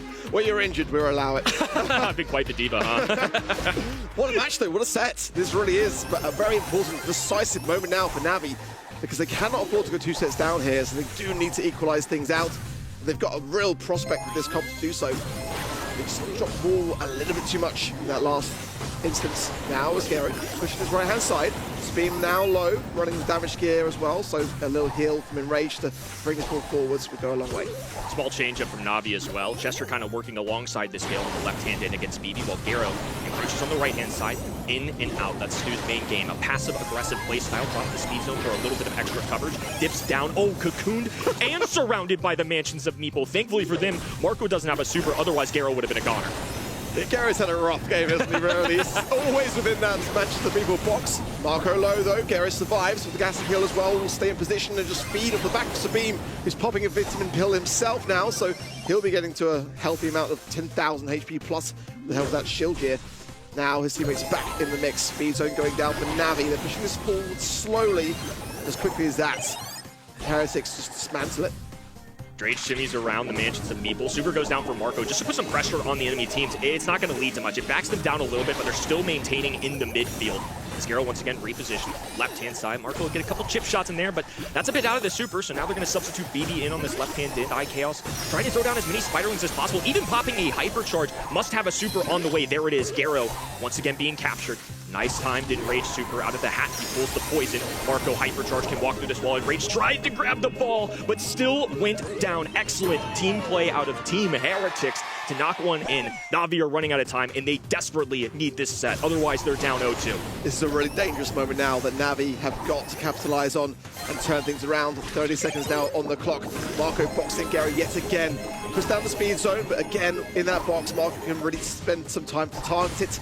20 seconds. Na'Vi have got to find some utility here. There's a hypercharge cycle potential here for Enrage now. Can Chaos be able to survive in this position? No! Ball goes in. There's still 10 seconds left, but that was so crucial for Na'Vi to get right. Clutch gameplay out of Na'Vi, and the walls will once again come down. This is where Na'Vi had issues in the previous game. A Mansions of Meeple, no contact. Rage is able to get by. Lots of supers available as Enrage puts one there. Ball suddenly on the bottom of the screen. Not even going to pretend like I understand how that happened, but somehow it's still in Team Heretics' pocket.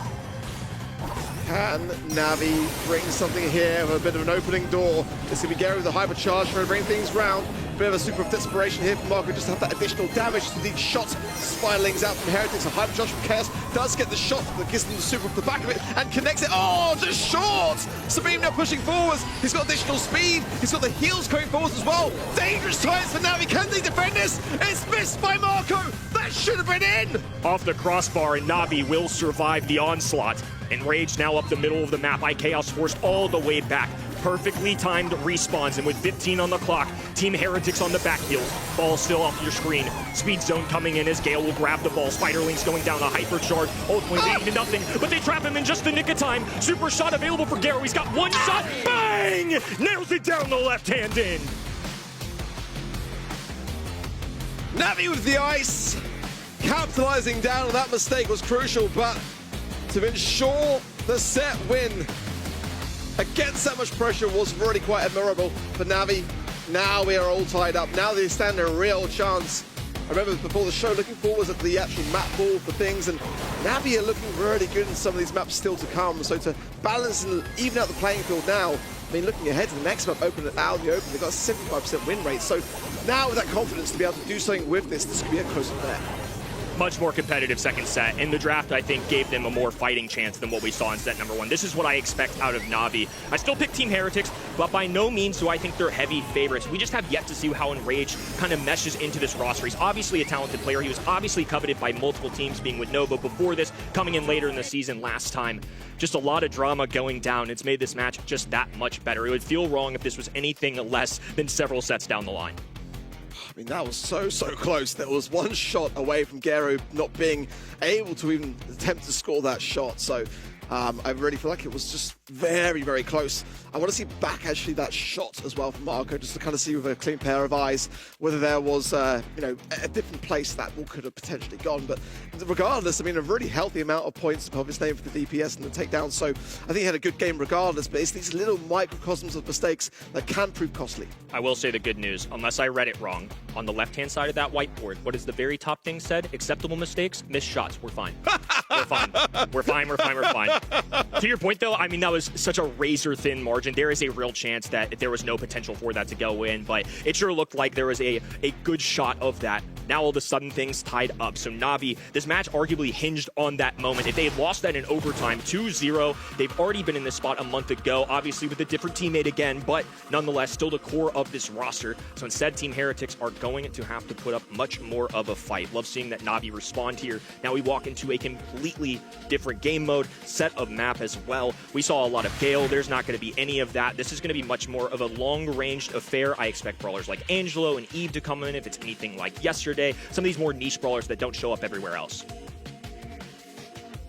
Well, since the patch, since the update, Na'Vi scrimmaged this match 29 times and won it 22 of them. So I do feel like they are tried and tested here. We'll see shortly how their drafts will fare, but you've got to be really, really careful around those brawler, utility brawler-based brawlers like Jae Young, Meeple as well. Jae Young not going to be banned out here. The Mina is though, as well as the G and the Brock, the Gus, the Squeak, and the Buyer on here. So let's see how they feel about things. Definitely for me, the big one missing here is Crow. That's going to be a first pick worthy brawler here for sure, in my opinion. Potentially, Bo could have a place here as well, open to it. Angelo as well. Definitely could be an option here for both sides. But Meeple, cannot forget that particular brawler here either. Couple ones to touch on as well. Pierce is a long-range sharpshooter, will probably come in. Yeah, we imagine that Crow's going to be the first overall pick here, but as we progress, I think Pierce has a real potential now that I don't see him in the ban stage, and I have to call it out because we did see it some yesterday. It's one that's been scrimmed a lot, and we often coin it as cheesy. Gray and Doug still a real potential here now that neither of those are banned. When I see something like Crow, I don't necessarily think that's an instant click, for example, but again, would not be doing my job if I didn't mention there was real potential for a little cheese strat. No, I'm with you. I'm with you. And I like the Brock ban as well. I think that's kind of one of those brawlers which is a must-have pick, actually. I'm really growing towards it. Eve going to come in. I don't necessarily mind it, but I don't necessarily love it either. When Angelo's around, I think it kind of makes sense to go with Eve, as Angelo will have a tough time playing into that particular brawler. But many will kind of favour the Angelo on this map, packing that punch. RT going to come forwards as well. That will give definitely a helping hand. Eve, having those oppositions be marked up, allowing your damage to go further against brawlers like Eve, that's going to be a helping hand. Crow's just a great brawler in general, so I really don't fault Navi on that right-hand end, but I do think grabbing spawners and somebody that can traverse over water is also a great way to equip your team with a little firepower. And RT, I would think, arguably is the most balanced, safe choice on this map. Has the capabilities of being a longer-range brawler, as well also as the fog closes in, the short range, has the static that he can drop, become that Jackie-esque form, and be a huge passive-aggressive brawler, offense into defense. Now, this is one that Navi are rolling with that is going to, I imagine, power up another teammate, somebody much more aggressive, because Jae Young is somebody that deals okay damage, but he brings speed, the heals, unless he's running the extra bonus that he gets from his gadget. Definitely not going to be one they're looking for to grab the kills. Yeah, I do like the Jae Young. It's that kind of brawler that just allows you to maneuver around the map. Crow having a faster movement speed as well can close the gap even better. And the buffies as well. Now with Crow, you can pop hypercharge and just get so much value off the back of those shots that return to you as well. So, Bo, I was thinking about it, and I'm okay with it, I feel. Especially with the Crow, which is the most dangerous brawler in this comp. I feel like with the Bo, it's going to allow you to get that utility cycle faster. Just curious to me that they go Jae Young, but they don't really pick a super aggressive brawler. I mean, they're going to be able to get to the middle a lot faster unless left side elects to go with a Brock or something and tear it down. But obviously, that's even banned out. So I think they're just going to count on that water to get Eve into position there early. Other than that, though, a little bit of a unique Jae Young composition, I would say. When I do see these brawlers, it's oftentimes going to be more in the sense of powering up another teammate, not as a standalone, if you will. Bell, not the flashiest of brawlers at all, but certainly, a Crow going to think twice if marked up about going in with that big super jump. Let's see. I mean, how do you feel about the Bell? I mean, it's kind of a brawler which certainly since the introduction of buffies has taken a bit of a step back in terms of how often we see it. In this specific situation, I think it makes a lot of sense because Jae Young revolves around team play. It's not going to be like a left, middle, right traditionally like you would see, but because of Jae Young, he does his best work when he's around other teammates, so I think that's going to cut off the potential for healing. It's going to force them to step out a little bit. Now Bell also outranges Jae Young, so I actually think in this specific instance, it does make sense to me. Going to want to hunker down with that Jae Young, so now he might have to rethink how close their proximities are, those shots that can ricochet. And already we can see how that deflected straight off the Super Totem as well. So, look at that. As well as Drake outstaying his welcome. That's disastrous. And now leaves Garo and Enraged just completely exposed here. What a disastrous first round. Yeah, I mean, Enraged is just going to burst a gadget just to try and stay up a little bit longer, maybe charge slightly more towards that super. But Navi essentially go 0 for 3 and don't charge any supers, really. I mean, there was nothing good coming out of that. Well, I'm sure Garo will have another Super Totem available here soon, but Marco is going to be keen-eyed to take them down quickly. It's Inheritance on the back foot here. Obviously, Chaos can go over that left-hand side bridge, the helping hand of the quality of which Eve comes with. Oh, Gary's marked up here as well and couldn't deflect it in time. Chaos just revolving around a little pond on that left-hand side. A little extra speed will get Garo into position. They have to watch out for these mines. We'll add a little extra vision. Garo, of course, will be triggering all of those due to Sabim stepping on them. The long range, Sabim already having that super 2. And the longer this drags out, I still think Team Heretics have a way to combat the enemy team. Oh, that's close from there from Sabim. Just about survived it on. He would have been stunned, surely. And again, Garo has to place down these totems, but it's really just deflected against the shots that he's marked up now. Oh, that heal just came in clutch. He's so low. And Drake now popping the speed, but it's really a dangerous time for Navi here. Yeah, just fall like cards. I mean, there's nothing they can do here as Heretics wrap this up quick. Yeah, just another one where I questioned the draft a little bit. I mean, the Jae-Young shocked me in the sense that I didn't feel like it was going to synergize super well with this team. I think, once again, this is similar to me in the set number 1, where Team Heretics have the 6th pick. They can respond to this. And it's not necessarily a cheeky or a bad brawler coming in from Navi's side. It's just one that I don't believe in as much as I used to. I mean, it still shows up a lot in Bounty and Knockout at a professional meta, but I just think into these individual matchups on paper, you know, 1v1 versus Bell, 1v1 versus RT, I really like Team Heretics' odds in all of those. Yeah, I feel like Navi just are not making this comp work for themselves at all. Maybe they just weren't anticipating how Heretics were going to play into things, but there just doesn't seem to be much to say for it, really. There's not really many opportunities. Heretics are quite happy to sit back. They don't feel pressured by it. They're just waiting for the gas and then just making their move to come forwards. Marco, once again, long-range sharpshooter. Operating on that right-hand side, Sabine taking the mid, and IKS, of course, uniquely can travel over that water. Nice little dodge there. Could have been rather dangerous as well. Enraged, I think, the one thing I will say is Crow's a great brawler, but in this situation, he's more mid-range. The rest of them are long-range. He's going to have to work really hard and get in position if he wants a chance at charging that super. But now, Heretics are on the back foot. A reverse polarity from Marco again connects with Enraged. Really nice shot. At an unusual angle, he capitalized down on 2 consecutive onto the bow, but a missed mark as well. So now a chance for Navi if they can just re-heal up, and with the help of Jae-Young, we've got to expect that from Drake. Now coming in, popping the shield as well for Enraged. There's a takedown there for Sabim. The best chance that Navi have had so far, and they get around for their troubles.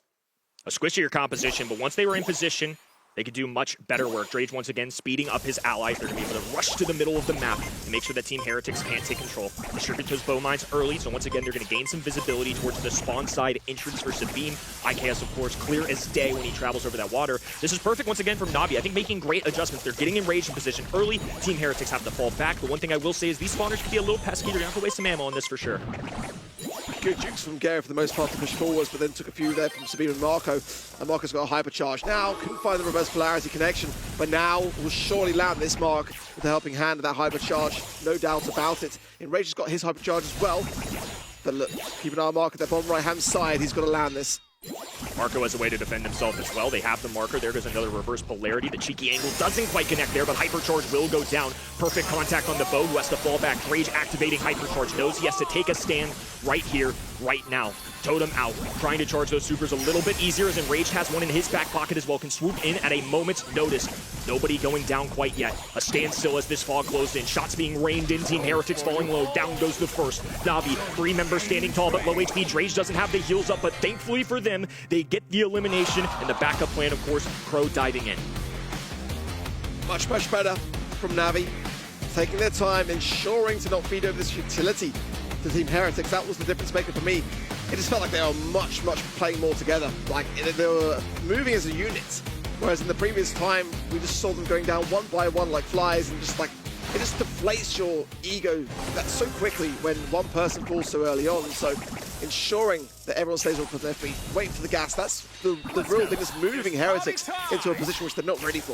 I think Navi's composition, not necessarily the easiest to pull off, but it was nice to see that they've got the skills, that they've got the potential to pull it off anyways. Team Heretics, all long-range brawlers. I mean, they always have a chance at landing shots on the other end, but I love that in games 2 and the start here of game number 3, that Navi are able to move up the map. They need to assert themselves if they want a chance at all here. Wow. Good shots there from Sabine, who's taking that far right-hand side lane now. Marco not really connecting as well as he probably needs to at this point in time. Enraged taking a few shots from IKS, but still has the high ground. Very close there. Drage coming in with the support now as the gas closes in. And Heretics are looking like they're landing a lot of these shots. Rage getting risky with it. Low HP, has to rely on Drage here. Finally, Team Heretics have some possession. A nice bounce shot there. It will make contact with Drage and bring him down. Sabine cleans up the right-hand side. There's no chance for Na'Vi to do anything here. Crow knows this. Just going to step back into the fog, concede this round. Doesn't want to feed any more supers. Anytime you see players do that at a professional level, it's not them quitting. It's more just them knowing they need to conserve a little bit. Well, Na'Vi now up against the might of this. As one more round to Heretics, it will be a set. They cannot afford to falter. Super Totem goes down for Gero. Tapping into Marco, but only just the one shot actually out of that entire burst connected. Speed down for Drage potentially here. I'm loving these reverse polarities from Marco. Sometimes they hit, sometimes they don't, but they're quite creative. My thoughts, just shoot your shot. The worst thing that happens is you miss in the early game, especially. You're not really using it to get kills. You're just trying to get closer to charging those hypercharges and super. And every single one of those extra shots gets Marco into that position. Of course, he's got one in his pocket right now. Sabine on the right-hand side, of course, going to be able to maintain as well. Drage easily can cycle those out. What I'm looking for here is for Na'Vi to start getting some shots of their own. I think Marco know that they have the advantage. There's no real supers available. Another great shot, and Drage will go down. In the 3v2 situation, Na'Vi may have control, but they certainly don't have the numbers. Gary's streaking for his life here, but now on 3,000 HP so low, and Rage trying to find an angle here. The hypercharge of Sabine is just too hard to juke. And a set goes the way of Heretics, now 2-1 up. And this is now getting very, very dangerous. Na'Vi have got to take this all the way to a 5th set to stand any chance of winning and going through to the semis now. Unfortunately, my fear for Na'Vi's composition came to life. It just felt like a really difficult one to pull off. We saw in game number 2, clearly they could do it. These are talented players, but when I look at the two brawlers, and especially now in hindsight that we see it play out, the range just wasn't there. I feel like in Knockout, you need some kind of advantage. You have to have a way to generate some offense, and for Na'Vi, it was pressure. It was getting this speed, moving up the map early, and then relying on jukes. You either have to be really good at dodging, or you have to rely on Team Heretics to really miss their shots. In game number 2, it was a perfect wave of that. But in games 1 and 3, really all Team Heretics had to do was win the early game. They couldn't charge enough supers on the other end. No swoop to dive in, no Jae Young hyper charges. There was just nothing instigating enough to grab those kills, and especially in a mode where there's only one life, you can see it clear as day. I mean, the stat line very much went towards Team Heretics. Yeah, Marco really playing this bell in spectacular fashion. A brawler which, like I said, coming into the match, it just hasn't had the most of a spotlight since the buff is coming into play, but it made so much sense. You can see the shots ricocheting between the Bo Super Totem and Gero, and with the Jae Young as well. Everyone wants to hunker behind that to get the most amount of heals and speed. It's shut down more often than not, so I'm really pleased to see him really fare that brawler well. Yesterday, it was kind of like a running joke that Ark doesn't really like Bo. How are you warming up to I like Bo, and I've never said that I don't like Bo. I like Bo, I just don't want to see as much of it as we are. I feel like it's a bit overrated at the moment. We saw it a great deal in the Road to the Brawl Cup in Southeast Asia, and it just didn't really, for me, feel like the win rates warranted even picking it in the first place. It just did not win games. Apart from the win rates thing, I swear you said the same thing about Tro. You love him, but he's a bit overrated. We see him too much. That gives him too much credit, I'll say. So. He's not even at the desk and he's catching his race. Anyways, Team Heretics so far looking very good, but these are some of the closest matches we've seen all day. But Esports vs. Kip-Up was a 3-0. This one is going into set 4 for sure. And now Team Heretics has the opportunity to close things out here, of course. But this kinda could be going all the way. I feel Team Heretics has just been a tad more consistent in the draft category. I feel like Drage is a very powerful drafter. It's somebody that's coached a professional team like Totem in the past. He obviously knows what he's doing. Today, though, it hasn't necessarily felt like this is 50-50 the whole way. I have favored Team Heretics a few times, especially in that set number 1. Really feel like it was a harebrained scheme, but maybe pulling it too much, and in that previous set as well. Again, it was clearly winnable. They got a game, but I don't necessarily think it was the easiest. I think this is more of a 50-50 draft. Na'Vi have a chance, but if we keep seeing the drafts the way things have been going, I think Team Heretics could really close out here in 3.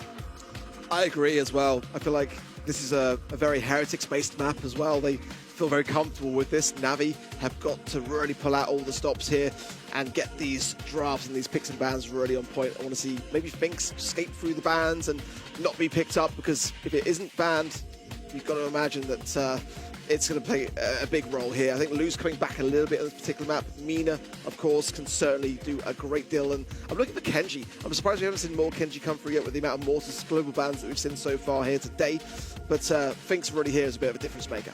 Finks and Chester, the two brawlers we see here very often on the EMEA region at least. Yesterday we saw so much Lou, you already mentioned it, Ark. I don't have it even in my stats here. Lou was something that just slipped through the bands yesterday in East Asia. They seem to rate that brawler quite high.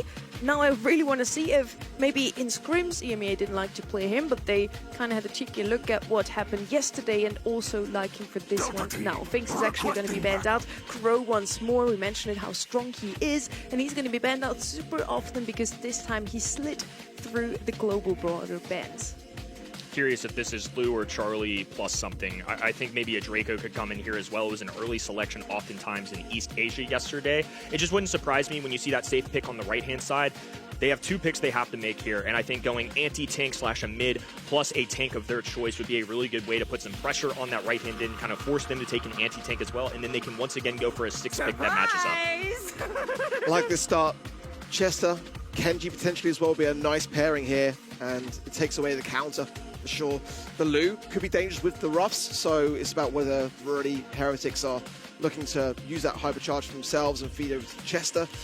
Of course, the Kenji can really just evade a lot of that freeze as well, despite even the hypercharge being with a Lou, which has yet to show its face. But I think it's likely possible here. I mean, BB could be another brawler pick, something that could go on the aggressive to, you know, kind of mirror that same idea with the Kenji. But I think Kenji just has a bit more utilization in this kind of map mode. Lou, it is going to be Lou. So that takes a little bit away if the Ruffs pairing was the idea on the side of Navi. Again, Lou was barely picked in scrims in EMEA, but yesterday had some great showings on Hot Zone, and if you ever see this guy, it's only ever gonna be on Hot Zone. With the ice rink, he's just gonna take pressure away from the opponents immediately, gives yourself some time to set up again and get some valuable percentages in mid. So with Lou, they have some range on their side as well. On the right-hand side, we already have that support brawler in Ruff, some range. They could go aggro now. I would still see a BB, even though into the Lou it might be a little bit too aggressive. Stu is kind of that mid option, kind of aggressive, can do a lot in the backlines, going into the opponent's spawn, but can also just hold control for your own side. Now next to the BB, Pierce could be another one that brings in some more range even for that right-hand side. And with the Stu, they can break open the map with the Ruffs as well if they choose the right star power. So maybe long range is the answer here, Kenny. They could triple down on that. The one thing that Navi does possess completely is going to be wall break potential, because now they've got the Colonel Ruffs and the Stu, so they can either wipe away wall control entirely, or they can double down on it. Gale coming in once again, and I'm a little surprised to see him this early, just because the left-hand end hasn't selected any form of tank. I feel like it's a game of chicken with both of these sides. You mentioned it, but Stu is kind of an in-between. He is an assassin, but he's not necessarily beefy. He's just going to be skating around trying to dodge all the ice ring shots, the freezes out of Lou, and then to somebody like Chester, I feel like that's a pretty neutral matchup. They kind of have to have something in the pocket in the way the coin toss has gone. You know, Heretics now really should deviate away from tanks and kind of like, you know, take away what the Gale can obtain off the back of things. Mina, agility is going to be struggling. The Gale now would not necessarily be as strong. I feel like the Stu's a great pick, though. I mean, it plays really well into Lou. The speed zone as well is going to deflate what the Lou can bring if they want to keep those walls up and utilize them themselves. So I quite like how this has gone, but that Mina, it's really often overlooked, and it's come up now. It's dangerous. Stu is also going to feed less supers to the opponents here than the likes of BB, for example. I really like the right-hand side comp here, but we'll probably side with that one. Kenny would say the same because they have a Gale, he loves the brawler, and we've seen so many times today. I did not expect him to be quite as highly rated from these pro players as he was today. Gale's one of my sleeper picks for EMEA specifically. We might see it some more in the future weekend, but this has definitely exceeded my expectations. It's nice to feel assurance that my favorite brawler is not completely buns. It's nice to see him at the top of the tier list here, but battling against Lou, a battle of ice and fire for sure on this map, as Mina's going to be charging her way up this left-hand side. The windmill, while it has been nerfed several times, still a very powerful asset. Garo is somebody that's going to have to just wait until that completely goes down. This is an early pickup, I would say, for Enrage, who's going for that wall break instantly, tearing things down. I think it's exactly what they want, especially when dealing with a Mina, and it just opens up more space for Stu. Marco goes down there despite the heal. Garo playing again on the Stu is a dangerous prospect. He's very accomplished with these brawlers, and they are running the speed zone as well on the side of Navi. So these loose shots can be harder to hit for sure. Rage there in the middle, souped up by the helping hand of that rough supply drop. Speaking of which, range will fall that right hand side to Sabine. As now, oh, that was a great value there from Drake to get Chaos taken care of. And Sabine is going to have to fight for his life here against 3 members of Navi to stay alive in the mid. The slowdown from Drage has been super helpful just in making sure that they can land those extra spots, especially in team play. When you have multiple persons looking at the same enemy, it's really easy to line things up. Speed zone once again being distributed by Garo. Windmill up for Sabine. Dancing, left-hand side, just trying to do their best to find a frag. Will take one up into the sky, but Garo, of course, can keep his distance. This is still Navi with complete control. The extra sandbags there for assistance. Just feels like there's a lot in Navi's pocket that they can use to deal with this. Yeah, staying present on the zone. All the heal from Marco comes through. Does manage to get it off in time and not go down like previously so. And now the Rage falling on the top right-hand side. Heretics can start to take an affirming role in this mid. Garo, though, not taking things lying down, finds Sabine and tries to heal up behind the enemy lines here, tries to get some shots to be able to pinch him in Rage on that top right-hand side, but it's not enough. Now Heretics are creeping forward towards 75%. Chaos with some Drake jukes just to maintain control, and now they've even taken the lead here. Drage trying to match in the middle as well. Chaos backed away, but Marco is lurking. He's got a hypercharge super, gonna use it right now, just a little extra speed boost. Gonna try and time this perfectly to back them off. Launches one left-hand side. Drage, no chance. Sabine now in perfect position, just hold on. The aggro brawler is going to front line. Meanwhile, Chaos, Marco just sitting in the back. Hero just gonna have to force it at this point because otherwise it's gonna be the inevitable. Team Heretics now on match point. Navi played really well up until that point, but it just took one moment for Heretics to capitalize right towards the end. That cannot afford to happen again, or Navi will be failing to make the semi-finals yet again this month. I feel like this comp can work. I feel like there's definitely prospects on both sides of the coin here. But Navi definitely are going to be feeling this pressure now, as a bold roster movement might be leading to the same result. Team Heretics did a great job of just maintaining pressure. And I don't think this is the easiest game for Sabine, at least into Stu. I think Navi have their choice of matchup. This is the one they want. Once again, that windmill gadget will go down, so a protective shield going around Sabine, but it quickly goes away. Speed zone for Garo. Now he wants to get aggressive, trying to lurk and get a kill on Sabine. This would be a nice advantage. It's allowing for Rage. Just kind of pinky toe his way in there. These sandbags keep going down. Rage rotating in. I think great heads-up plays out of Navi to just focus on the objective more than the kills. Marco playing with fire there, 92 HP. Sabine as well, only just above 1,500 here. The Heretics not bold enough to get into the zone. Look at this, falling like cars now. This is Chaos alone. And Navi dominate this mid, approaching now 40%. This is looking far, far better. This is the best we've seen out of Navi in this set for sure, but one of the better moments, I would say, of the day. Now they need to take advantage. Their tournament lives are on the line. They're facing a longtime rival. You heard it in the interview. Chaos wanted this matchup. He was hyped up. It would be quite the blunder if they couldn't get this match point taken care of and win it in this set. He's zoned down for Garo. Marco on 140 HP there, and Garo still staying patient because he knows that his team are creeping further forwards. Now with the ice though depleting, it might be time for Navi to get back onto the mid. A nice blustery blow. Marco will fall. The windmills protecting speed, but only Justin. He will fall now as well. All 3 members of Navi on the zone. Only 12% of objective power to Heretics. It's all falling apart.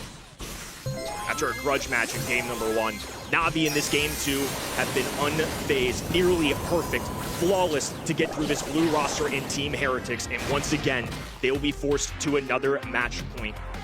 We talked about it before, but this one just feels right to go to a set 5.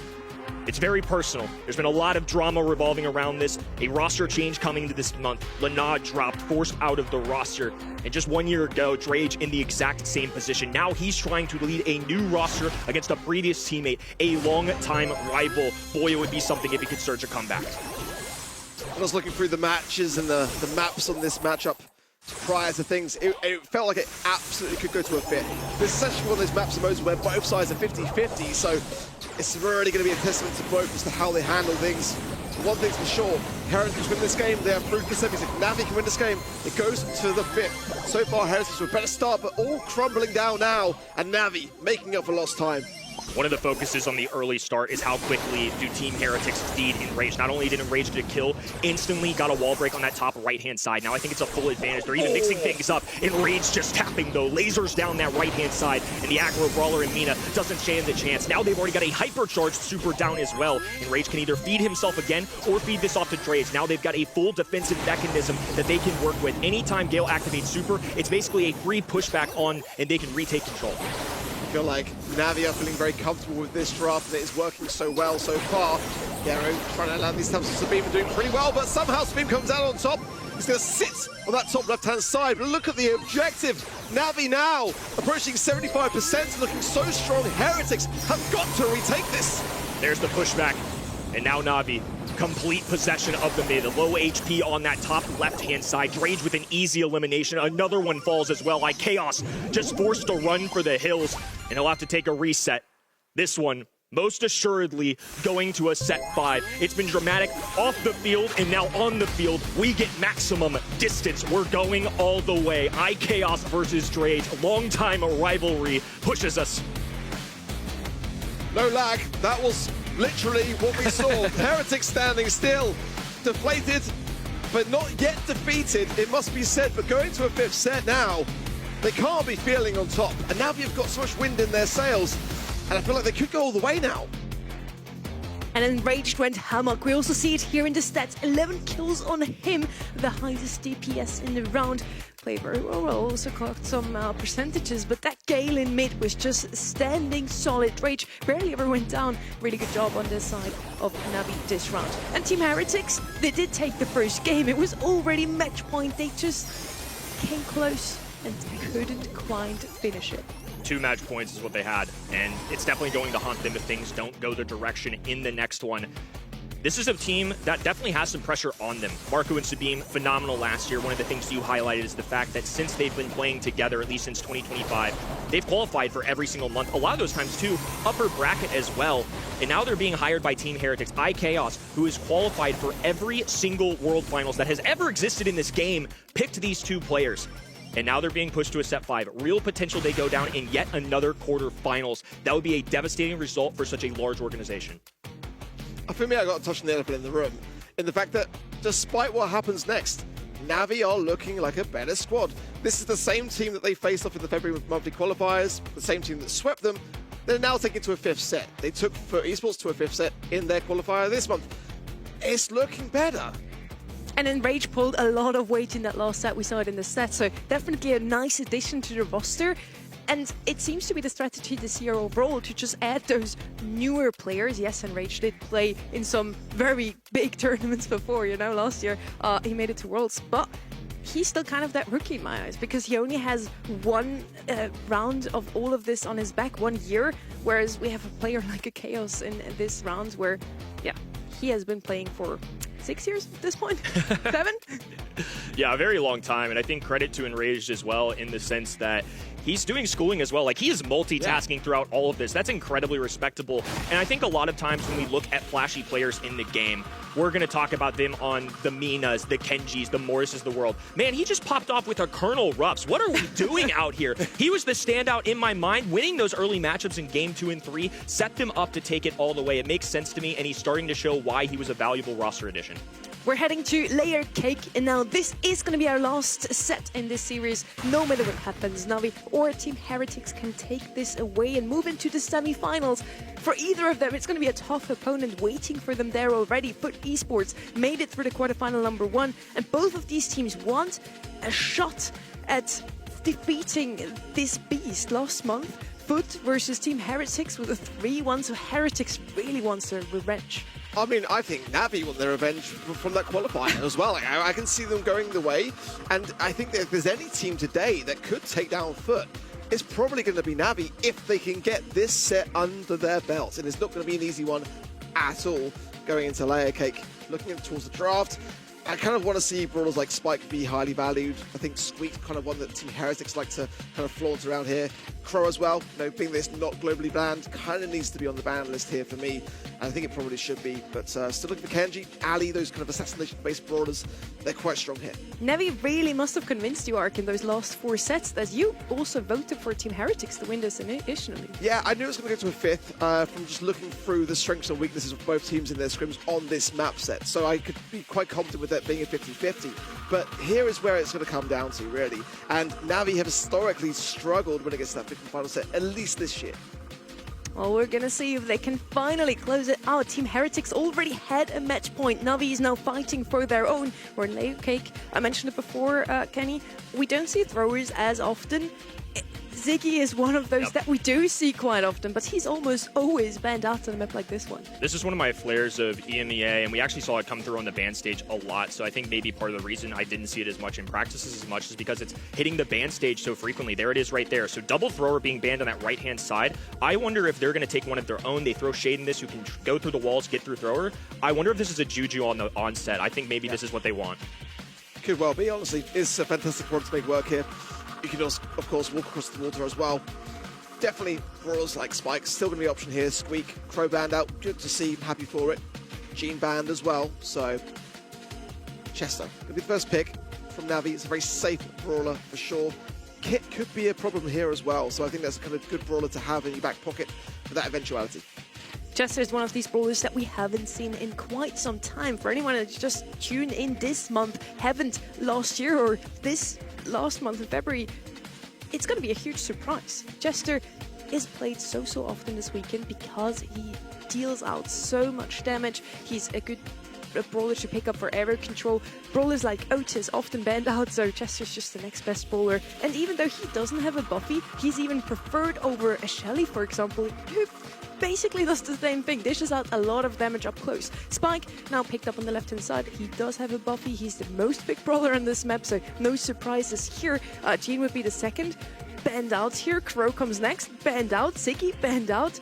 We have Mortis in the global bans already. There's not that many options left, but they still want to go with some aggression here. BB technically open, but with Kaze you're just a tad bit quicker to get the blue star. Curious to see if something like a Kenji comes in the stage as well. So 2-3 turn just went down for Spike and Kaze. I think that's good to grab your anti-tank, a little distance in there. I think it's a totally fine lane to something like Chester. And then you need something to have a little pressure onto the enemy team. They don't go for a hard tank. They go in the more assassin route. And I think Kaze just in general with having mechanics of invisibility with the gadget can stretch the medium range with the daggers. And there's the Kenji I was talking about. I think this is just going to be Navi's choice of trying to do the exact same thing. The Penny's one, though, that I didn't necessarily bank on. Yeah, I liked your shout there with the Juju, but I think that Kaze now may be steering them slightly away. Great shout on the Kenji as well. I'm surprised we haven't seen it more, especially as I think that we're going to see many more Mortis global bans for the rest of today. It seems like EMEA just don't want to take that chance. Even teams like Foot Esports, who are so good with Mortis, saying, nah, we're going to say that that's one brawler we want to eradicate. So the third and final pick here for Team Heretics, and I kind of wonder where they want to fare with this. It could be Kit, honestly. It wouldn't be the worst of ideas to combine with the Kaze. But yeah, the Squeak is one of the, well, it's the second highest brawler pick that they have in their scrims on this map. It's got a pretty decent win rate for them as well at 63%. So I'm quite enjoying this Heretics comp, to be quite honest. They've got the aggression, they've got potential heals at the back of the Spike and control. They've also got further control with the Squeak. Kaze and Kenji are going to fight for the blue star at the beginning. Both of those rosters picked up one aggressive brawler, then two that just offer a lot of control. This is going to be a super exciting bounty map simply because they have this aggressive pick. So Kenny, is it going to be Kaze or Kenji getting the blue star? Ooh, I think Kaze typically wins that one for Blue Star, but we'll find out here in just a moment. There's Marco swooping in, grabbing it just in the nick of time. Team Heretics just a month ago absolutely smoked Navi, threw them down to the wayside lower bracket, and so much so that Navi had to make a change. Brought in Enraged, and now in his debut match, going all the way to a set 5 against long-time rivals. This is going to be one for the ages, a very monumental match for both of these squads to decide the year. It's Navi with early possession of the map. Yeah, absolutely, especially with Brawl Cup looming in. Now, this really is a kind of make or break month for both of these two teams here have struggled realistically to do much more than exit in the quarterfinals now. Enraged, already the Lion's Den goes down immediately, hands over stars, and places pressure now for Drage and Gary to decide do we stay here, do we go back, and choose to stay put. So he's now back and joining. And honestly, just 2 kills would be enough here for Navi if they want to try to go on the aggressive. Navi were lucky that they could still hold on to where they were on the map. Now they're being forced away with this Spike Super to deal them back. Needle grenades going down. Great jukes coming out of Navi. They have to find a way to get kills. Enraged is cycled in a super, healing off the respective shots. A light plant there to push the enemies away. Oftentimes you're going to see that just be a giant meat shield for the team. There is the sticky registry in that mid. So the force then Navi to work around things, and Unshotted Chaos falls on that left-hand side, throwing some shots straight at the Kenji. Doesn't get the most amount of value at the back of it. Enraged being very cautious there, shooting to dodge those curveball shots. And here is where it gets sticky. 25 seconds on the clock, and Navi have not got a single kill just yet. Navi are waiting to play one move here. 20 seconds, they're going to swoop in, attempt to grab the kills, and walk away with a blue star slash elite. IKaos dropping a super as a result, and Penny's just going to have to play from the long distance. Drage swoops in left-hand side, grabs the kill, and Rage dashing, dies. 10 on the clock, and Penny the only survivor left. Team Heretics just holding patient, making sure they're saving all these shots. A couple extra supers for insurance, but Na'Vi nowhere within striking distance. This is now match point number 3 for Team Heretics. This is it for Na'Vi. No more second chances. They have to be perfect the rest of the way. Yeah, tough spot here because Heretics just kind of sat back. They were just sitting behind the walls, got the blue star. The move has to be made by Na'Vi, and it just took so long to really kind of brew up to it. I need to see more from this Penny turret. I need to see pressure being applied. There was none of that in that last game. And that's only going to come from forcing the hand of Heretics, getting to positions of being able to land some shots. If Heretics are playing so passive, that's a hard thing to do. Na'Vi once again playing very aggressively. Drage even swooping into that right-hand side of the map against Marco. That is a tough brawler to go head-to-head with as well. You mentioned it. Penny turret needed, especially if they're going to try and take control of the middle of the map. It would be awesome if they could get behind these indestructibles and get those walls down. Now Garo under heavy fire has to retreat early on. Na'Vi not able to get any tags, no real supercharge. It's just Team Heretics with a couple now sitting with them, and they still are comfortable in their back spawn. It's something they did all of that first game. Yeah, good aggression there from Heretics. Scary's landing some shots. Probably maybe 1 or 2 shots away from gaining a turret as well here. Do one more would seal it, so really cautious here for Heretics. They're really looking for it here, but now stuck, slowed, and goes down. And Rage now has to make up for lost ground. Takes one shot, 46 HP, has a super just in the nick of time as well, but goes down. It's a trade, but still 2 stars, and most importantly, Marco hasn't had to move a muscle. He's not been forced out of the positioning. He's the one with the blue star. Still no sign of this Penny Mortar. Garo needs to find this shot, finally gets it. That was the one that's been lingering for so long as Heretics been cautious. I don't think there's any time for a hypercharge. Realistically, he's got to go with it now, sure. But Enraged really struggling to close the gap with this Kenji pick. Interesting positioning for that as well, because it's an easy super toss from IKaos to go ahead and get that on there. Penny barrel going down is a little extra protection. Curious to see what Drage's super is. I'm sure he's going to harbor that for a while. Oh, lovely snipe. But then a return to fire as Heretics now still in the lead with a 2 stars. An aggressive turret there from Garo, but it is being targeted. The hypercharge there of Chaos should seal it. 10 seconds on the clock.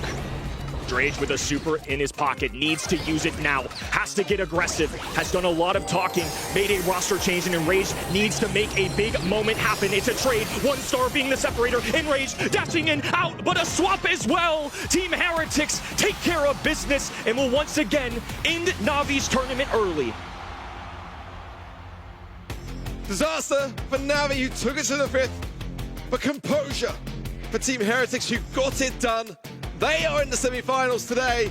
It's going to be a tough match for them still to follow. I cannot wait for it though, honestly, because they've done so well to continue on against match points, to get it done regardless. They can be absolutely proud, but the work is still not done for them today. They want to go all the way. Vamos, Team Heretics. Congratulations. They move on into the semi-finals and get their shot at revenge for a February monthly final where they got beaten by no one other than Foot Esports. They now have the chance to make sure that Foot doesn't even make it into the grand finals. On the other side for Na'Vi, huge commiserations. They at least took us to the 5th set, and how close those games were, Kenny. Yeah, radio silence from Drage, especially amidst all of this drama, and I think was just ultimately trying to rely on letting the game do the talking, and this time didn't go his way. It's an early roster change, but despite that, now you're 2 months in where Na'Vi have been dropped early. I believe they were the 5th team in the leaderboard walking into this. They were very close to Team Heretics. But in terms of the long term of the season, now it's looking very unlikely they make a Brawl Cup. I'm thinking even bigger than that. I think LCQ, think World Finals. They're continuing to make the seeding more and more difficult, and now that's a little separator. Team Heretics beating twice as well between monthly qualifiers and this month. That's going to live in their heads. And going for what you're saying there, I do feel like despite the loss for Na'Vi, that it did speak for itself, and that Na'Vi have been getting better. You've got to remember, going back to the February monthly qualifiers, they only made it to the monthly finals based on 3 base races in the last set of their qualifying match, which would have basically meant that they wouldn't qualify if they had lost that. So they are looking better, but they're still not making the semi-finals. It's unfortunate, but technically this is still a step forward, right? As you just mentioned, last month they were a bit shaky. This month they looked super strong. And Team Heretics, it is a formidable opponent. So definitely still a good feat to at least take them to a set 5. Maybe we see even more from Na'Vi. And as we mentioned before, sometimes it's worth to even just qualify consistently for every single monthly final. so far they're on a good streak. Continue like that, and maybe we're going to see them in the grand final eventually. We're now want to talk predictions real quick because the three of us are ahead of Trev today. I can't. I mean, it's still, to your point, it did feel like despite picking Team Heretics, I by no means was feeling this was going to be 100%. And it surely was. I think to your all's point, Na'Vi clearly an improvement. This isn't years of prior, though. And this year, I feel like I have such a high bar for these teams, especially in this region, because there's so few slots. And I know how competitive it gets. I know how hard it is. It is a huge accomplishment. And it's not to take away from Na'Vi, but clearly there's still some growing pains. And ultimately, when you come down to it, having a loss in this set, golly, I mean, it came down to one. They were so close, and we could have been changing the entire trajectory, the entire conversation around Dragon and Raged on this team. We did say that this quarterfinal number 2 is going to be a super close one. It was a 3-2 in the end. And you remember to also lock in your predictions. We still have 2 more quarterfinals to go, 2 semifinals and the grand final. Remember to lock in on event.brawlstars.com because you can get some rewards. And we know you love them. I love this pin at the end of it. Next weekend we even get a new spray that I absolutely adore. So I'm definitely looking at my predictions over there. And if you don't get all the predictions right, you can still gain some points also through the quizzes and everything on there. Kenny, how are you usually doing with those quizzes? I got everything last month. I wouldn't say I'm the most intelligent person out there, but thankfully I locked in my predictions beforehand, and things are going very swimmingly this month. I've already gotten the pin. Not to brag, not to brag, not to brag, but we're bouncing back. We're on the up. We're on the up. I've never heard Ark make a noise like this one. Thank you, Kenny, for bringing this to us. That's what I'm here for. I'm going to clip that, put that in my VOD collection. We want to have a quick look also at the bracket now, because we're halfway through the quarterfinals. We now know who is going to be standing in the semis. Foot Esports versus Team Heretics. That's going to be a tight one, I feel. Who are you voting for here, Kenny? I'm still going to pick Foot Esports on that top match, but for me, this is another revenge match as well. Foot Esports beat Team Heretics, and it was a 3-1, but it was a rather convincing one in that quarterfinals last month. It was going to be awesome either way, even if Na'Vi had won that Foot Esports literally a week ago in qualifiers. That one went the distance to a 3-2. I think this is an exciting semifinals. Team Heretics looked a little better to me this month, but in fairness to them, last time we saw them, they had only played Foot Esports, who won it all, and were definitely the best team last month. So we'll see where they leave off. We'll see if there's still that same caliber of team this month.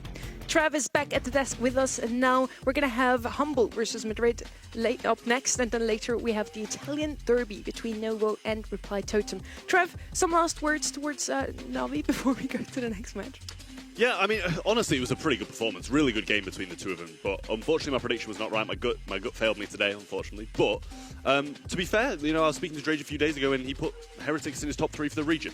So I think it's pretty decent game. Next match is going to be Humble versus Madrid, and here we have one of those teams that are in the spotlight for such a long time already. Won 2 LAN finals in their time. And then last year they came second once more. Humble, it's kind of like the overarching storyline. They are the eternal second at Worlds last year. And then again last month in February, they lost to Foot Esports in a gruesome grand final. 3-1 in the end. And Humble, again, second. No sirens going off for me, though. I mean, this is kind of what we've grown to expect. The regular season, they've been in those grand finals 75% of the time since they've become a team. That is an unfathomable feat. Now, the amount of those they've won, however, are significantly less, but that doesn't change my mind. They still show up in the LAN events. I think for them, if you're going through this regular season right now, the ultimate goal is just to make sure you're getting those Brawl Cup points, because they want to build those experience. They want to keep proving that they are a fiend on the LAN stage. They want to prove that, and they had a bit of a shaky moment also in the monthly qualifiers this month against Zenit. It was a 3-2. They almost dropped out, so we wanted to sit down with Boss and clear out some of those tensions maybe in the team. Dethroned with Foot Esports being the team that they are and being as strong as they are. Over the past few years, you've kind of been the top dog. So how does that make you guys feel? I mean, it makes us feel good, but it still doesn't matter for us. We always keep doing top 2s and top 1s sometimes. We hope we're gonna just get top 1 again, and we're prepared for everything. We're just gonna win. Yeah, lovely. Great to hear it. It's a different angle from what Semantic usually says, to be honest, hoping he's going to lose or something like that. But I don't know. I also wanted to just ask, how disappointing was that monthly finals loss? I know you've kind of come second in a lot of monthly finals, but did that one feel any way in particular? It felt bad. It's a first one, so it's Foot, and Guesty was in the team. He's a rookie, and he got the first only final, and he got the first win. So it felt good for him, but like, you know, for us, as we just lost, and now, I mean, it felt again the second place course. So I hope we are gonna break it again. Second place again, but he hopes that they're going to break it, and he says they're prepared for everything. They're just going to win. First step of that way, they need to beat Madrid, a roster that is fairly new still. We haven't seen a lot of them, except from Rob in that roster. He plays alongside Yoko and Jus d'Orange, I assume. We just called him Joss for you two. Joss? How do you want to call him in English, you two? I'm going to go with Just, to be honest. I was going to say that was my gut, but when I heard you say it, it just definitely sounded way more right. Languages for English speakers aren't the best subject, to be honest with you, so we'll just sway away from that. But yeah, Rob has already defeated his former captain Arthur in the qualifiers. A dominant 3-0 against Big that we have seen playing in the February monthly finals. Big is not here with us today because of this exact roster. These are the global brawler bans for this series, so banned out for the next 5 sets. Chloe, Mina, Spike and BB. Chloe banned out today every single time so far. Yesterday, he never was present in the global bans. And this is what you voted at home. 92% of our viewers say Humble is going to win this one. It's not a big surprise, is it, Troy? Nah, not all, to be honest with you, especially when we see some pretty unfamiliar faces, across the other way from them. And Humble are just a team who, as you said, consistently making those top 2s. And listen, if I'm getting top 2 every month, I'm happy with that because I'm making all the events at that point. So I think Humble, although they want to win, they're pretty pleased with the position they're going to be in over the past couple of years. Over the other side, as you said, a pretty unfamiliar team, a couple of faces that we know, but it's overall as a team, not something too familiar to us. The players are in the lobby, so we don't want to wait too much longer. We're going to start things out on Pinhole Punt.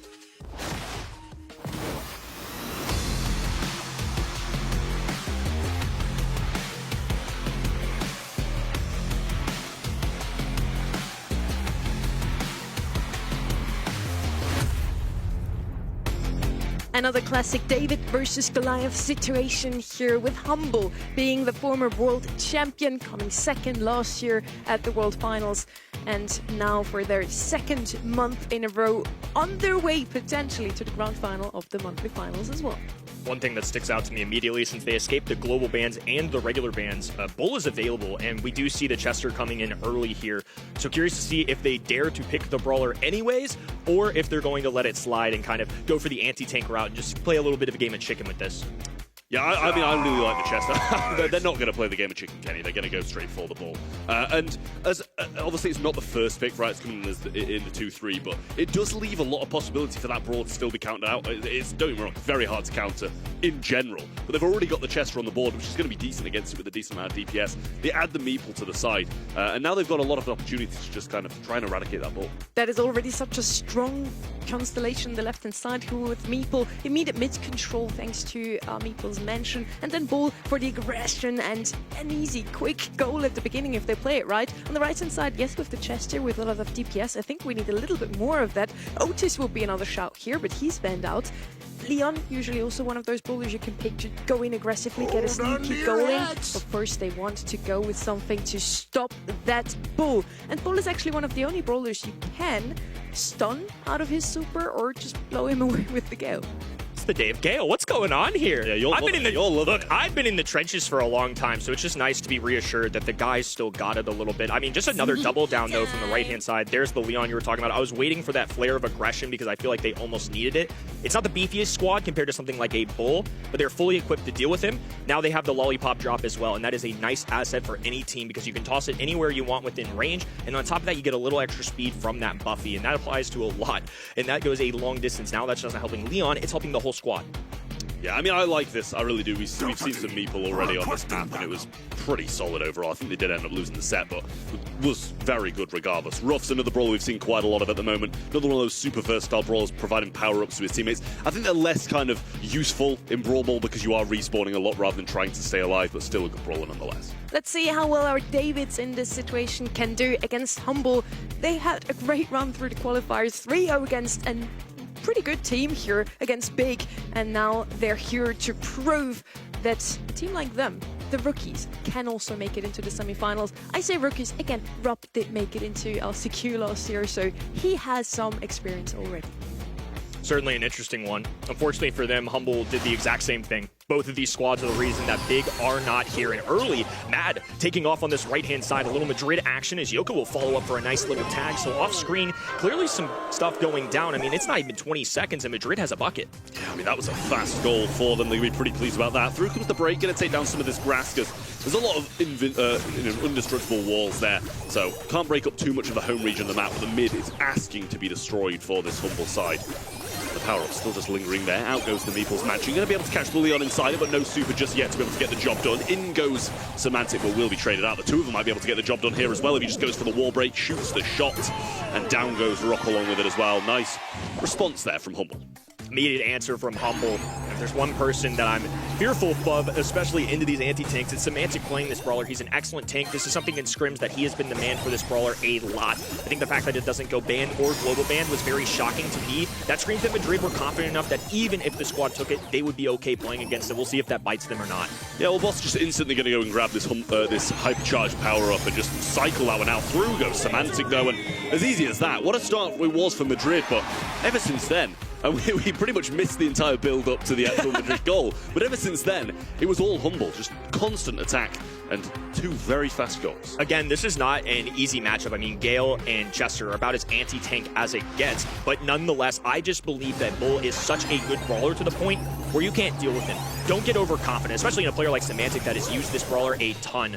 I think that's just maybe overthinking it, maybe trying to get too cute with it. If you're Madrid, you're definitely the underdog. You have to find ways to win. And once again, another opportunity, an early goal. Couldn't quite cut the corner in time. And additionally, Semantic was respawning. I don't know if they really had a chance at that one, but worth a go anyways. Yeah, real tough angle with Semantic respawning and Luki pretty much there. Yoko going to pick up a kill as well. Semantic's just going to go for it. Might be able to get the breakaway here. Picks up the power-up, cycles the super. And I don't think Rupp's got the super in time to stop him.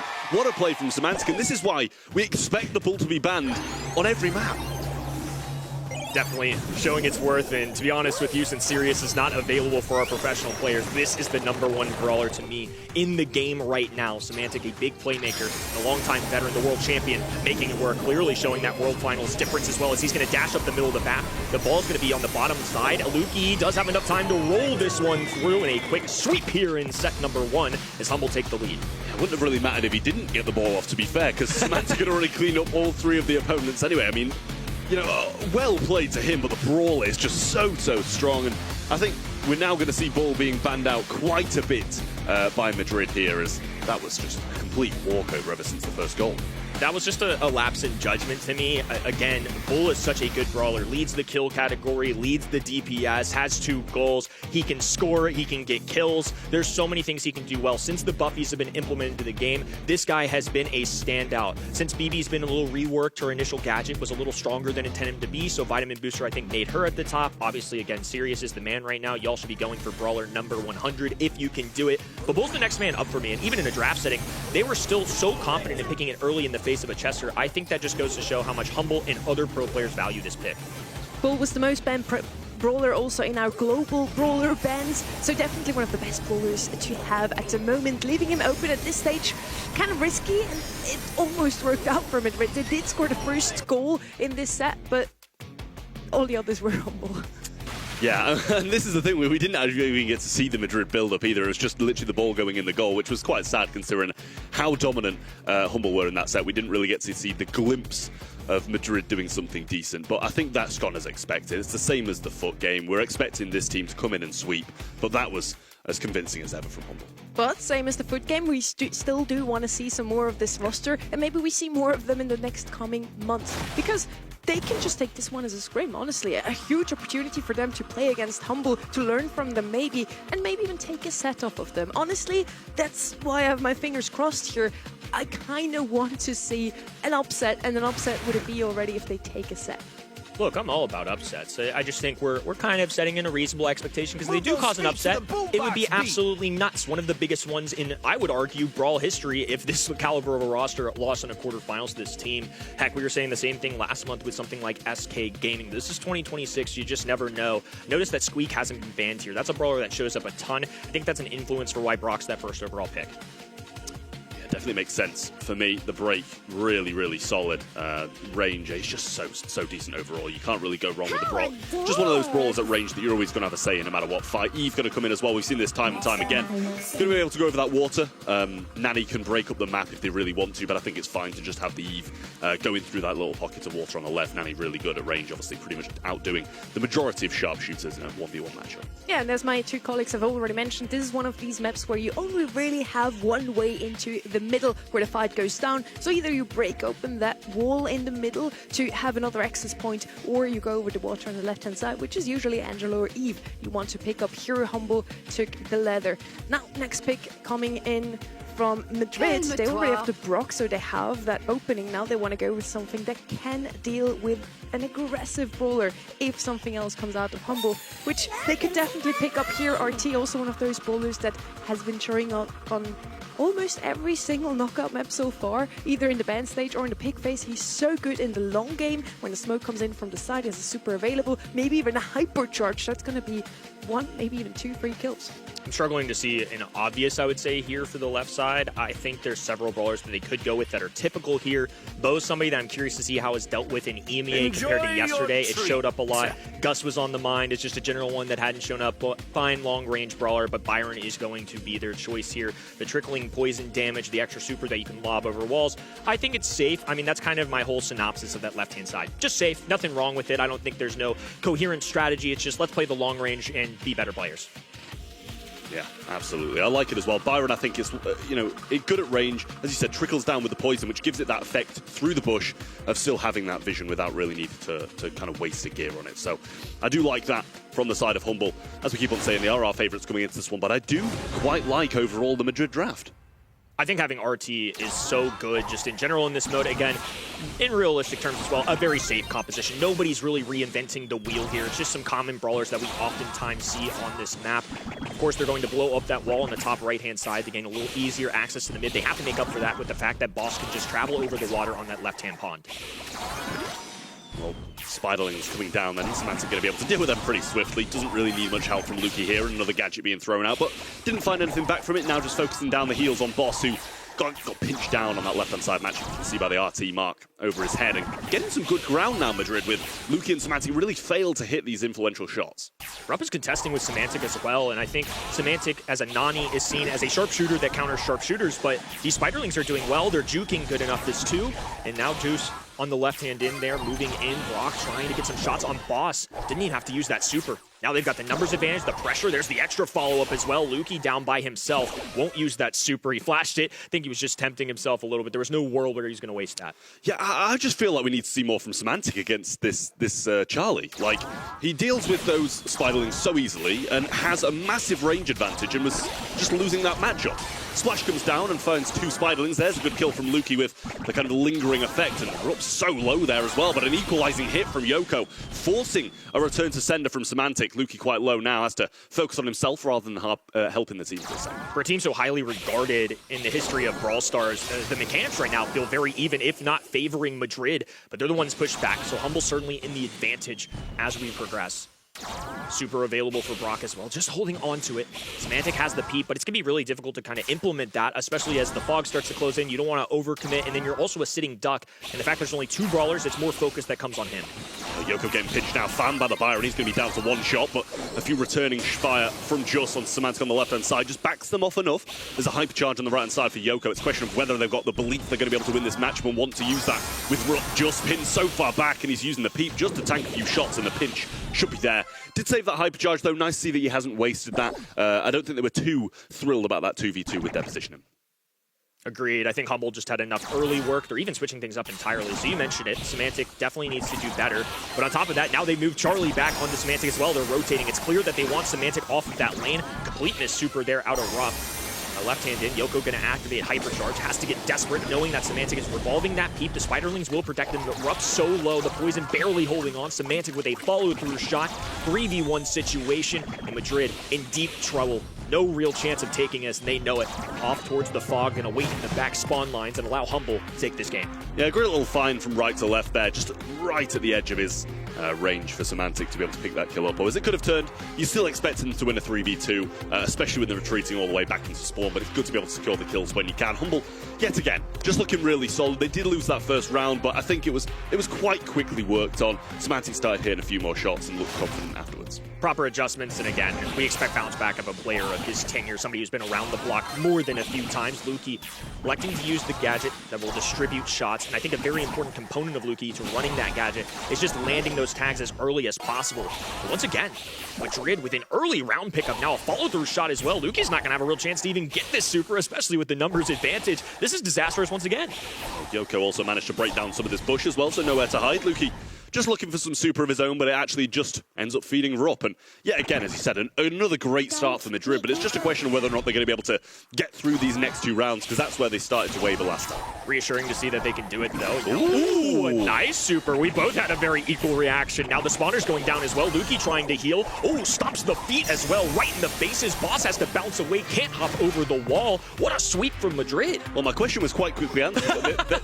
They hurt your brother. They can get through this round and manage to get a game on the board, so that's really good signs from Madrid. Humble just didn't look great in that game, I won't lie to you. You know, ending the first game with 2 really convincing rounds with the majority of them staying standing. To be followed by that's really not what we expect. Now Madrid have a huge chance to get an entire set on the board, which we wouldn't expect against Humble. This is pretty much just a long-distance affair. I mean, this kind of feels like old-timey Shooting Star in the sense that it's just 3 brawlers going against 3 brawlers individually. Who's winning their lanes? And now back-to-back games. Madrid has done that early, and the fact that they win the early one so quickly doesn't allow Humble to get those supercharges, so now they're at a disadvantage as well. That's why it's so important at a professional level to get the early victories. Love this little wall break going down as well. It's deceptive, but it makes a big difference. The more grass they're revealing, the easier it is to get vision and land those shots. Yeah, Boss was getting bullied by the pinch for a minute there, but Luki eventually comes across and helps him out. Has to be quite cautious though with the mark over his head, and a good tag from both Semantic and Luki there, forcing the Charlie all the way back. Should be able to help out and pinch other lanes now, and that might be just going down. I think he burns to 1 shot, but still stays on his feet. But backed into spawn is not where Madrid want to be in this situation. Falling all the way back. Semantic trying to make sure that they get this kill. Flanks around the wall. Nice pinch there out of Boss 2. RT just going to have to run to the back spawn. No chance of getting this one. Humble once again sitting comfortably. Again, this set's not been easy for them, and I've been rather impressed. Love that Nani used the wall break there. What a creative way to ensure that they can walk up the middle of the map. It doesn't help Boss out too much, but it does allow for Luki and Semantic instant access if this did go to another game, but especially with 300 HP and Semantic now hungry, goes and pops that purple button, a little extra speed boost, and now charging in with a Nani peep. It's going to take some serious jukes to get away from this one. Rounds the corner. Can he make a contact? Yes, he does. Follow through from Luki, and not even moving a muscle. No attempt from Yoko. Oh, the sun coming alive. A little bait and switch there. 3,300 HP. He's got a fighter's chance, but no. He was just playing games. There was no world. Humble, once again, take the set. I mean, I can't quite get a read on them, Humble, to be honest with you. Like, they did really well, or actually they started pretty poor and got absolutely wiped, but then came back with 2 rounds straight, won the game, then got wiped again, and then they wiped Madrid. And it's like, I don't know if they're just getting overconfident in certain situations, taking matchups that they shouldn't do, you know, overstepping, thinking they're just going to be able to walk over them, but they need to stay firm, need to get these games on the board. I mean, they've got 2 sets in a row, so definitely not looking bad, but there was definitely a few hiccups here and there. I'm not sure if it's a Humble not up to their former selves, or if it's more of a, hey, maybe Madrid are a little better than we think. Could be a combination of the 2 as well. We heard it in the interview earlier, but against Foot, you know, Kebab, we're kind of talking about, hey, we don't really think they prepared against us too much. If any team can catch them off guard, it's us. Maybe there's a little flair of that too. Humble don't strike me as a team that would be unprepared. Foot for the same measure too. But I think if they're this caliber of team and they've made the amount of second places they've had over the years, maybe these aren't the maps that they devote the most time to. But nonetheless, it was still a competitive fight out of Madrid despite not taking the set. Clearly, they've got a little fight in them. Yeah, I mean, pretty good across the board, really, in terms of kills from the side of Madrid. But just overall, pretty good performance from Semantic when he kind of looked in a bit more against that Charlie. Luki with some good pinches here and there in mid. Boss, you know, you don't expect too much from the Eve. You're just trying to get supers, trying to help your teammates out. He's got 99 DPS, 2 kills. He's just taking the Brock of everybody else's hands because he can be a real nuisance in certain matchups. So, you know, better overall across the board from Madrid, but Humble just got those standout players. Certainly an improvement in set number 2 for the red roster. Rupp, of course, has been around the block for a little bit last year, playing for Experian in NXT, and even made LCQ. This year, it's going to be much more difficult to do that, though. There's no chance that we get 8 to 9 seedings coming out of EMEA. Right now, they're just starting with 4 postseason spots. And, of course, when we go over to Berlin for Brawl Cup, there is potential for this region to gain even more. But it's still going to take a lot, and this team's going to have to make a jump. Rupp, of course, in that roster disbanded. Now he's going with this new team. Yoko and Rupp playing, of course, in month 1 as well. And had a good start, but not enough to make it here. A big win, literally over Big 3-0, but Humble can say the exact same, going toe-to-toe with them. So we hop over to Hot Zone. Set number 3. Complete change of pace here. We're going to see very different brawlers to what we saw out in the open, so I'm curious to see if Madrid can still match in the mechanics. Yeah, we'll see. Ban-wise, looking at the Ems, the Poco, and the Crow from the side of Humble. Ruff's sliding as the first pick, and I've got to touch on it. Enraged on that brawler was insane, by the way. I was just sat on the side, and I was like, how's this man doing it with Ruffs? You're meant to be like, a support brawler helping your teammates, and he was just doing brilliantly. So nice to see the Ruffs coming in again, and I'd be convinced to play that brawler by that performance as well. So just going to be championing that one. Over the other side, Ban-wise, Ziggy, Pierce, and Bull. No surprise with the Bull out of the way. Pierce is ridiculous, and Ziggy probably one of the better throwers in the game at the moment as well. So back over to Humble for their first 2 picks. Love seeing the Ziggy ban as well. Juju's the only other real thrower I've seen here, but now that we see Colonel Ruffs on the right-hand side, there's potential for wall breaks, so I don't think the left-hand Humble side would want to kind of fight that endeavor. They would just have an immediate disadvantage. Juju, of course, somebody that relies on those walls, and especially the grass on the map, and if they have a free way to break that, I think they'd stray away from that idea. Yeah, makes sense. Jester going to be doubling down with some of the breaks as well. Obviously, you've got kind of a 1 in 4 chance of getting that break instead of any other super, and the Hypercharge will be breaking things up as well, which is just one of the reasons why Chester's so strong at the moment. How easy it is to cycle that Hypercharge. Literally, if you hit it on like 1.5 people, you're getting it back. And when you're so bunched up like you are on some of these maps as well, it really makes it that bit better. Leon comes in then as well for Humble's second pick. The lollipop drop with the Buffy has become really, really good with that extra speed, still obviously providing the invisibility. And most people opt in for smoke trails, but I think we saw a little bit of Invisi-Heal yesterday occasionally. I felt like smoke trails also paired really well with the new Hypercharge specifically, or at least that Buffy, if you will. I think a reason why we see Leon so much in our pro meta on this map in particular is the lollipop drop, though. It's just extra speed, especially if you're falling back early. One of the key components to this game mode is making sure that you can rush back to the middle to get those percentage points as quickly as possible, and Leon can grant that for sure. There's a mid that I was looking out for. Finks, of course, not in the ban stage, but is such a frequent pick on this map as a mid. Another one that's standard is Lu, but since I'm not seeing any real, hard tanks, I definitely don't expect the right side to do that, but even for somebody like Humble, unless we saw something like a big BB or something, that's even in the global bans as well. So I think they're just kind of running out of options. I think they're going to stray away completely from another standard brawler. Yeah, would make sense. I like the Finks a lot, to be honest with you. I really do. Stu's going to come in, and we've seen that already today as well. Another good brawler that seems to be slotting into this European meta quite heavily on quite a few different maps. So unsure if that's just because it's being picked into something in particular, or it's just quite heavily regarded by the EMEA region. Humble still get this last pick now. I feel like we're kind of missing something that sits on the mid, and then we're going to see the Penny picked up, turret available as well, so should help splash through the sandbags if Ruff does choose to go for those, so might see him opt for that kind of meteor shower instead. Tank we saw a ton yesterday was Draco, but just didn't expect to see it at that point. The only other one I really could have thought of was Kenji, but when you see Finks on the ground, you are such a slow to see me slash, and it's just completely useless at that point, so I think it's a smart call just to go for more of an area control composition. Lots of anti-tank on this map, but it's just going to be that kind of battle. Definitely straying away from the norm that we see.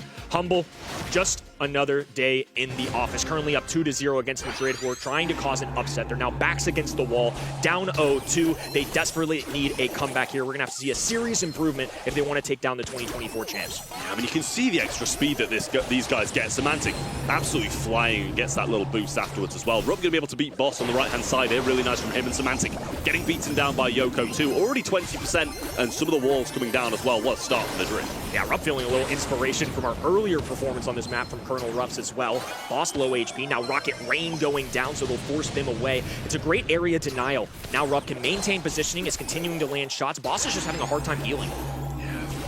Really difficult here. Lollipop drop helping out a lot now, though, as he doesn't know whether he's coming out left or right. It does linger a tiny bit more. What a TP. Turns back time, and Just will find that kill. Lollipop drop down as well, and Madrid honestly just running away with this so far. That was one of the more insane kills, especially with that low of HP. Slowed down the daggers coming out of Leon. Perfectly put himself on the left-hand side.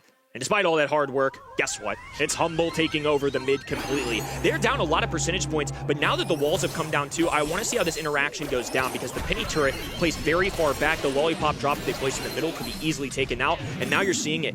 Finks with the super going down, Yoko with a little wall break here too. This is great execution coming out of Madrid. Good way to get back in the middle.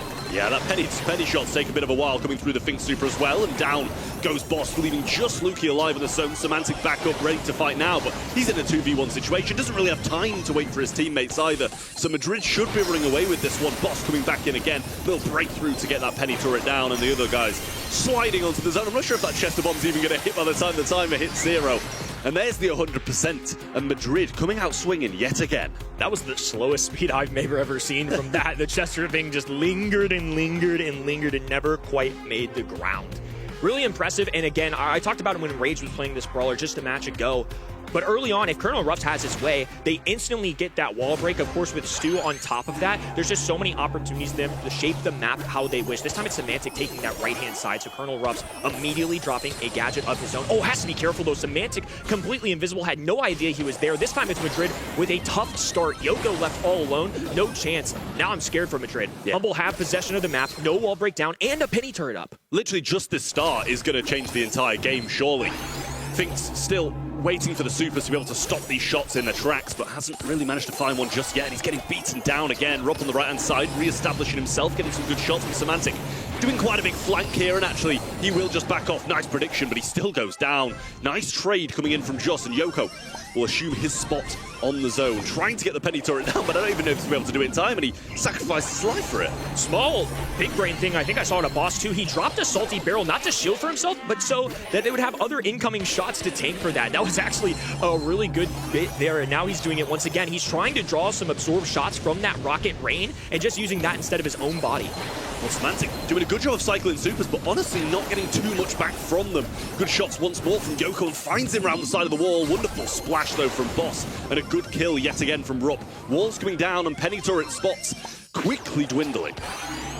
Now it's wide open. It's going to become more and more difficult for Lollipop drop and the turret to go down, so that's one of the benefits of running this wall break. Now 30+% climbing for the red roster. They need to grab a set. It's a very tough roster to do so. I think it'd be devastating to them if they drop this, but right now it is smooth sailing. Well, a little bit of a compromise hypercharge turret here, but just is going to go down. It will be taken out by that meteor shower coming in from Rob, but Semantic going over to the left-hand side, trying to get the kill, giving them a chance to stay in this one, but just 11% needed for Madrid. Yoko still powered up on the right-hand side, but there's a hypercharge ready to go for Lukey. Semantic gets one too, and this is getting a little bit out of hand for Madrid now. Definitely getting scary. They were having such a good shout on this set, but all of a sudden, Humble have come to life. They're finding kill after kill. No supers available. Now Chester Hypercharge plaguing the middle of the map. All even in percentages, the blue squad still holds. Now one goes down. Yoko barely dodging out a shot there. Colonel Ruffs just has to dive in. What a comeback from Humble, and it'll push them to match point. I mean, how quickly things can change. They were about 40% up at one point, I think, and Humble still managed to drag this one back. Yes, breaking the wall seems to hurt where they can place the turrets, but it makes them come alive when it forces them to make the plays. So lovely stuff from Humble. It is a match point, but honestly, Madrid were in control and have been in control for the majority of the set. On top of that, they had a terrible start. Humble were able to just excel with that, and they still, despite that, made it a close call, but the fact that Humble were able to remain there, I mean, absolutely incredible plays. Madrid is showing that they've got a fight, though. Now just one game away. An early start once again for Humble. Going invisible right off the rip. The mind games begin. Semantic, though, just staying in the mid. It's a tough pop there. I think was trying to exhaust some shots from the enemy teams, but didn't really get much out of that. Yeah, a lot of the time it's quite nice to just pop a super or don't pop a super and bait everybody's shots out. Just going to fall here as well, and Humble just running away with this one now. Boss thought about placing a really aggressive turret here, and still is, I think, and does play it a little bit higher up than it has been previously.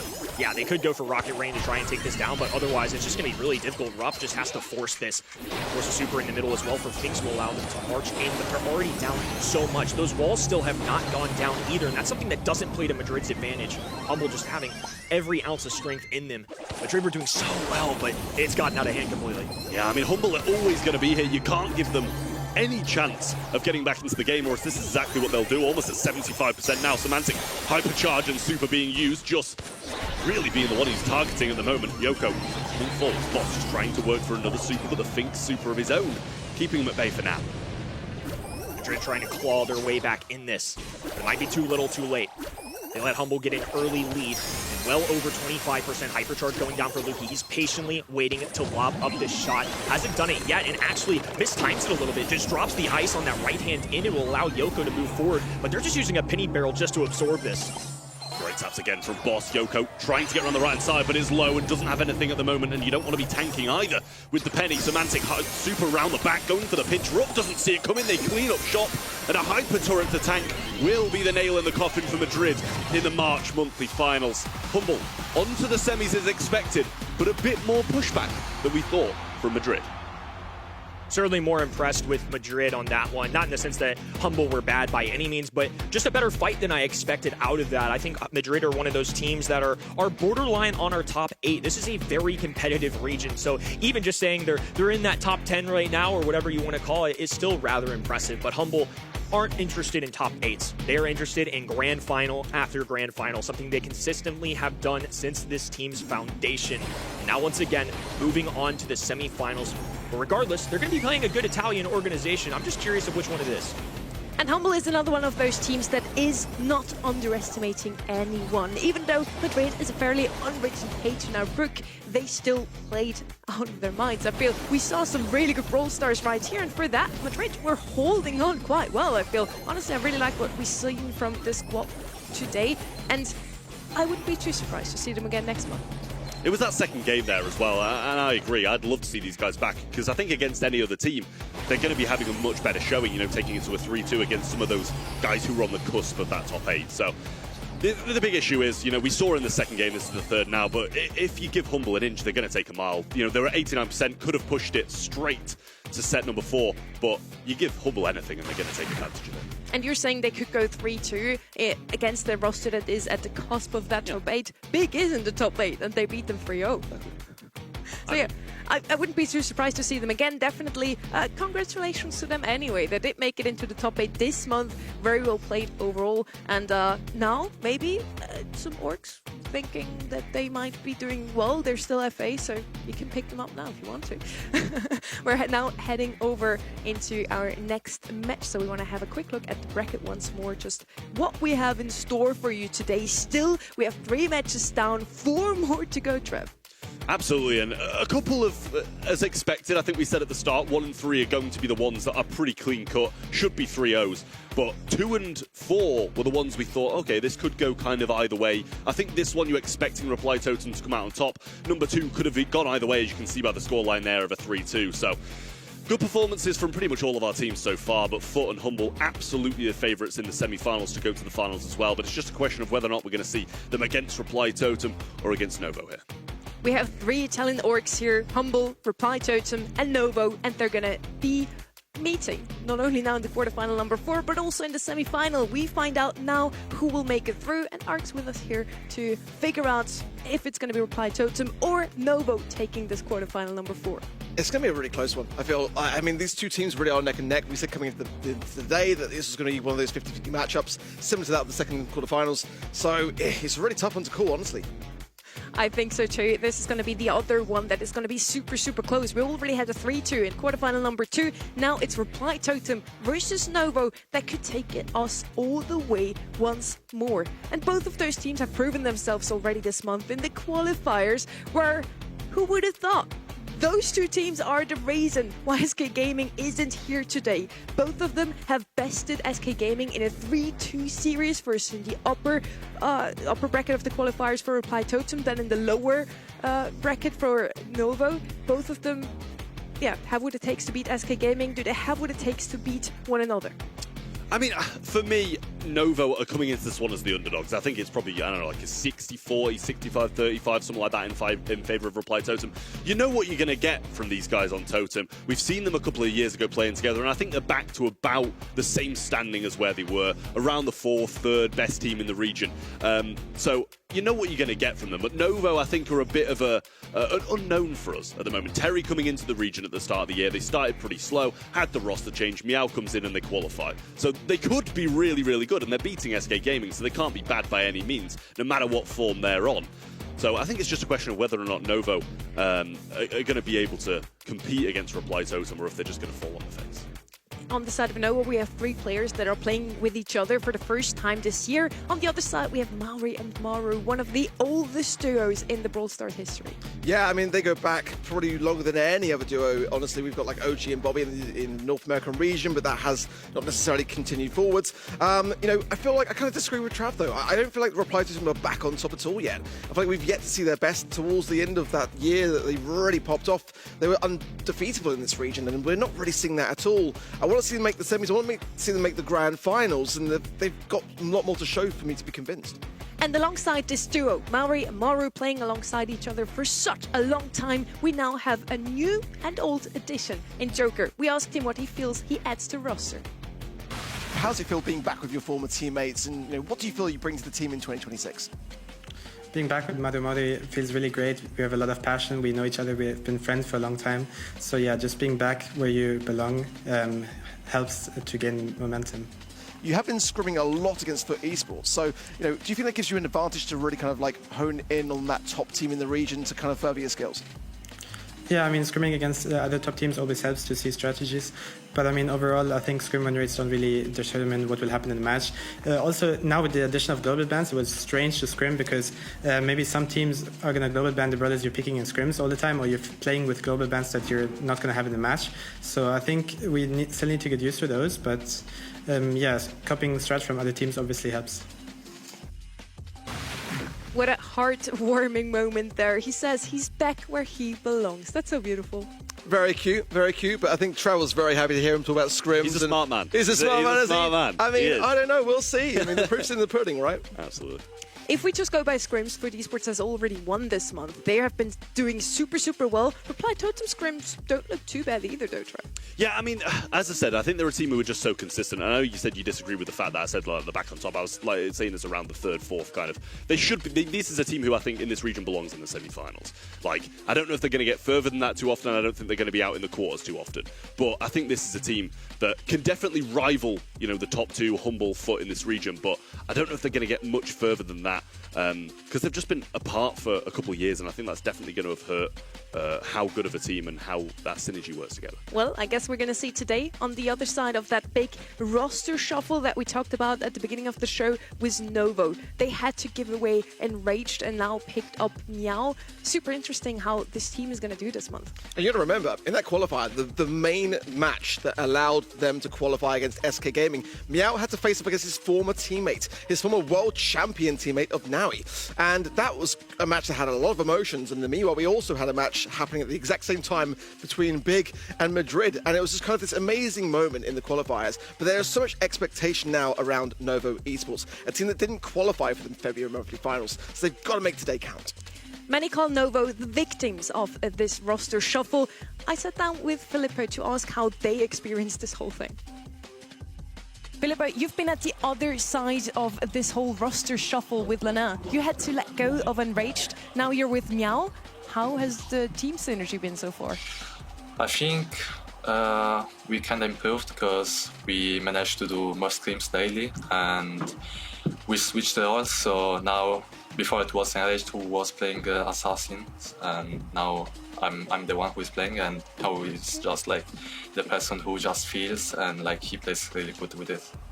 How's the team communication overall? Because you now have Terry, you have yourself, and Meow. They all speak different languages, right? Yeah. We are good. Like we speak English obviously, and we communicate well. We do calls during the game, so I think our communication is fine, and I think everything is fine. So yeah. Great job, Sunny, by the way. Yeah, they seem to be pretty confident. They have integrated Meow fairly well so far, and their scrims as well are pretty good. I mean, we saw Meow smile for the first time that I've ever seen. I mean, qualifying with Novo Esports was an experience because, I mean, that man showed more emotion in that qualifier than he did claiming the trophy in 2023. So it was a great thing to see as we have global bans coming in. Terry was sitting in the background in that interview, by the way. He was doing the 6-7. I'm glad they didn't cut that one in. Those were the global bans for this series. Whoever just tuned in now, we now have global bans. So for the next 5 sets, these 4 brawlers are not going to be playable. Wow. These are what you voted at home over at event.brawlstars.com, and 94% Trev think that Reply Totem is going to take this one. I didn't expect this. I mean, to be fair, I think it is pretty expected from the community. If you're asked to pick one or the other, the majority of us are going to pick Reply Totem. The names on the team, how big of an organisation they are, and how much support they get as well. Novo just really can't match that in terms of pure support from the crowd. I mean, I said it was more like a 60-40, and I think that's pretty fair in terms of percentage of winning. Yeah, same for me. It's a pretty close one, so we hope for a long series. It's the Italian Derby.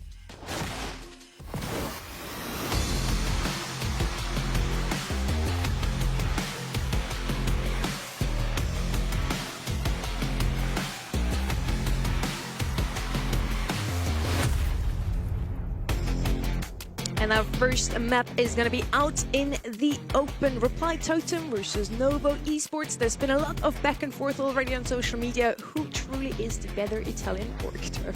I mean, from history, I mean, it's Reply Totem 100%, but it's just a question of whether or not who's going to win this game. Novo desperately needing to get some more points on the board. Yes, Totem are going to want them, but they already have some from the previous month where Novo did not manage to qualify.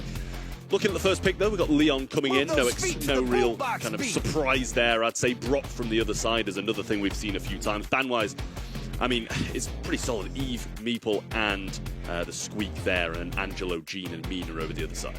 Potential for Bo certainly to come through here as well. Gus could make a good pairing with a tankier brawler. Mina, banned out though, won't be paired on that front. But let's see how Novo are feeling about this one. Jean banned by them. It's quite a good one for me. Squeak as well is quite an oddball one to be banned out by Reply Totem, but I quite like it. Jae-Young, they want maneuverability. I don't blame them too much for it either. Quite good in that respect. Again, will they go for the bow? We saw it counted out by the bell earlier today, but I feel like it's definitely a potential opportunity here. Bow's definitely a good shine because on the right-hand side, we already have the Brock to open up those walls, get into mid quicker. On the left-hand side, Bow could fulfill that same role. Gray in the past used to be the brawler to pick up here for that same reason. He is global banned in this one, though Glowy as well once more. I think Glowy so far was global banned in every single match of the day. They're going to pick up some support now on the side of Reply Totem. Makes a lot of sense since they already have the Leon. Let's see if it's actually going to be a brawler now to open up those walls, Trev. Yeah, we'll see if that's going to be the case. I mean, you kind of expect it to be. Always they're going to be pinned in spawn quite heavily, especially with Eve and Angelo banned, two of the brawlers that are mostly used on this app to kind of go across that water quite easily, and it makes it so you don't really need the break. They're going to go with the Nanny, so not going to have the instant break by any means, but once they've worked for that peep, they're going to be able to get through in, the second or third round. Final pick now for Novo Esports. I do quite like that Nanny that Reply Totem just picked up though, gotta say. Definitely not that many options now available now because of the global bans, and now just having 10 unique brawlers off the table. It's going to be quite tough for them to really find something that makes work here, in all honesty, with this kind of comp. Artie going to come in. It's about the only brawler they had left. But I quite like where they got this going. Obviously, Artie's going to be most powerful with hypercharge, so that's the main concern with that particular brawler. You've got to put a lot of work in early on. I was between an RT and a Spike for this last pick here. Spike also would have been good against the Leon when he sneaks up. You just pop down your gadget, you're protected from him there. But RT just overall so good on knockout. We mentioned it before, when he has a hypercharge or at least a super available. When the smoke comes in, he's going to be so good. The map is super close. Everybody's standing on top of each other, and RT is just going to get a free kill at least. Both drafts quite good, I feel. Let's see who's going to take this first set now. I mean, the thing is with RT, right, it's going to be good at range, it's fine, as I said, good in the closing seconds too, but to get the hypercharge by the end of even a couple of rounds, you've got to work really hard and hit so many shots. We'll see if he's going to be able to get towards it now. Joker hit pretty hard, and then both the Byron and him as well, so just healing normally rather than shooting some of those shots into him. And Meow just over the left-hand side, pinching in. Great positioning so far from Nova. Yeah, it's a great break there from Terry. But with the helping hand of the Invis, Lollipop Totem there, Joker will find the pickup of Meow. So that's a great placement, it really is. And that's the ability of now being able to aim gadgets. Those Brock breaks are going to only be able to do so much now. Joker's still not done yet. Finds Terry as well, that's 2. And the poison will surely trickle down here for Lipo. there's nothing he can do about this. It was just literally Joker getting 1 kill, cycling the super, and you know, he wouldn't have thought he was going to be able to sneak up there. Just the extra speed got him in between those shots that Meow was checking the bush with. Trying to go again now, but no super at the moment, so Joker just peeking around, trying to work for that once more with a bit of support from Maori. The speed of Joker, it's so dangerous, isn't it, really? Here, the heals over to Maru, as Maori really is doing a fantastic job of keeping everyone in the conversation.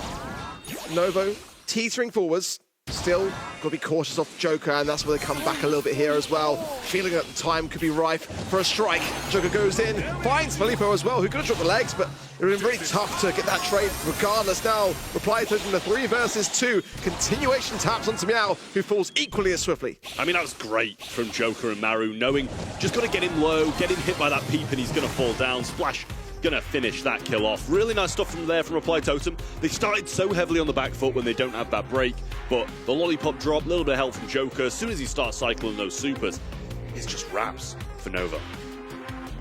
Yeah, not the start that Novo Esports were looking for at all.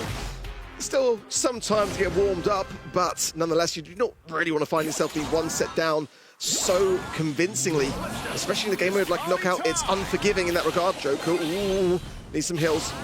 Didn't get tapped up nearly as much as he actually could have done, though. Utilising again the lollipop drop to push himself forwards and not outstaying his welcome. The Byron pick really keeping Reply Totem very much on the aggressive here. Just non-stop heals and a good break coming in from Terry as well. Need that grass down to stop Joker for being able to just go from side to side unseen. Here comes the peep, and he's just going to go for damage instead of breaking these walls open again. Terry going to be the target, but loops round, coming back for more damage because I think he missed it. RT going to be missed as well, and Terry is eventually found. I genuinely think he missed it twice rather than just ramping it up, but it gets the kill in the end with a nice pinch coming in from Maori. Feels like Reply Totem, though, are playing with their food here somewhat. Let's see whether there's anything that Novo Esports can do here under the pressure of a 3 versus 2. Meow pops the gadget, so even if they can do anything coming back into the round, he won't have it. This is looking like child's play, quite honestly. I mean, I want to say like any of Totem even died yet. Like, I don't think we've seen a kill in 3 rounds for Totem, or a death, should I say, sorry. And they got the supers ready to go now as well. Super being used by Maru, trying to get round the back. I think it made a connection. The Joker now going invis, trying to find a kill, and Meow was the one it did hit. But Brock going to be the prime target. I don't know how you don't know he's invis when you haven't seen him all round long. You've got to expect someone coming in. It's a 2v2. Filippo trying to get the job done, but a nice hypercharge use from Maru and a return to sender kept him alive. And I mean, they got 1 kill, I think it was. We'll see by the stats to confirm it, but what a convincing first set that is for Totem. Again, it's supposed to be a 50-50 matchup for me, and it's looking like the most convincing one of the day thus far. I mean, I still agree with Joker that scrims don't necessarily dictate the outcome, but I do think there is something to be said about who Reply Totem has spent their time scrimming against. It's been all this week long against FUT Esports. They've really been honing in on that very squad, and they just look so confident by doing so. I'm worried for these stats at the end of this, quite honestly. Well, there you go. You don't have to worry for much longer because there they are, 2 zeros and a 1. And not a lot of DPS. I said at the start, I was like, listen, if Filippo wants a hypercharge within a couple of rounds, he's going to have to hit shots. And he had 49 DPS, so that clearly wasn't what he was doing. 4-6-2 for the other side. So 12-1. It speaks for itself, so. I think it was 92% of the viewers at home voting for Reply Totem to win this one, and they seem to be right. They're looking super strong in this one. Kind of also feel like they had a really good comp here. I really liked the Brock on the other side. Novo had that easy access into mid, but Totem just shut down every single lane every time. We haven't seen much Leon today. We saw it a little bit with Humble, I believe, but you know, I feel like Novo Esports could have really shut that idea down. You can see how dangerous Joker is on that particular brawler, and Novo just didn't really give anything much to stand by. They were just being walked all over, honestly. I think Chloe and Leon have been the 2 that have been global banned so far the most in this region. So yeah, leaving him open, definitely a risk here that they shouldn't have taken.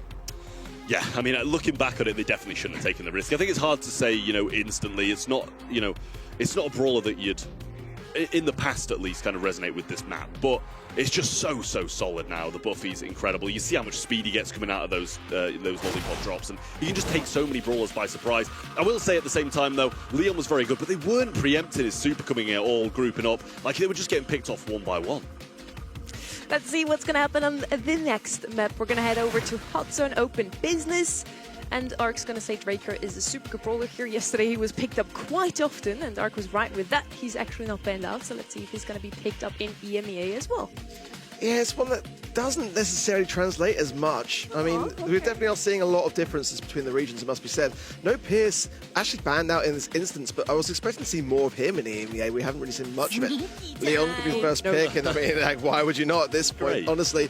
But there are some tankier brutes that are still available here for Novo Esports, like the Frank. The Chester being banned as well might indicate some towards it, as well as the Lou. So, you know, Mina as well. Those sort of brawlers could definitely still be a threat here. Yeah, Finks and Chester are the two for me that you always have to look out for. Both of them banned by the team that has the last pick here. So, yeah, definitely makes sense. Lou as well, which again is a brawler that we haven't really seen in the EMEA show up in scrims, but yesterday in East Asia, he has been picked up quite often on Hot Zone. Spike is going to come in. Has always been a pretty good brawler on Hot Zone. You just throw your super on the zone and your own team can collect some points, whereas the others would take a lot of damage if they do so. Yeah, and I mean, that's speaking on brawlers who have been picked up a lot as well. Spike is one of the most picked over the last couple of days. Just so solid, so versatile.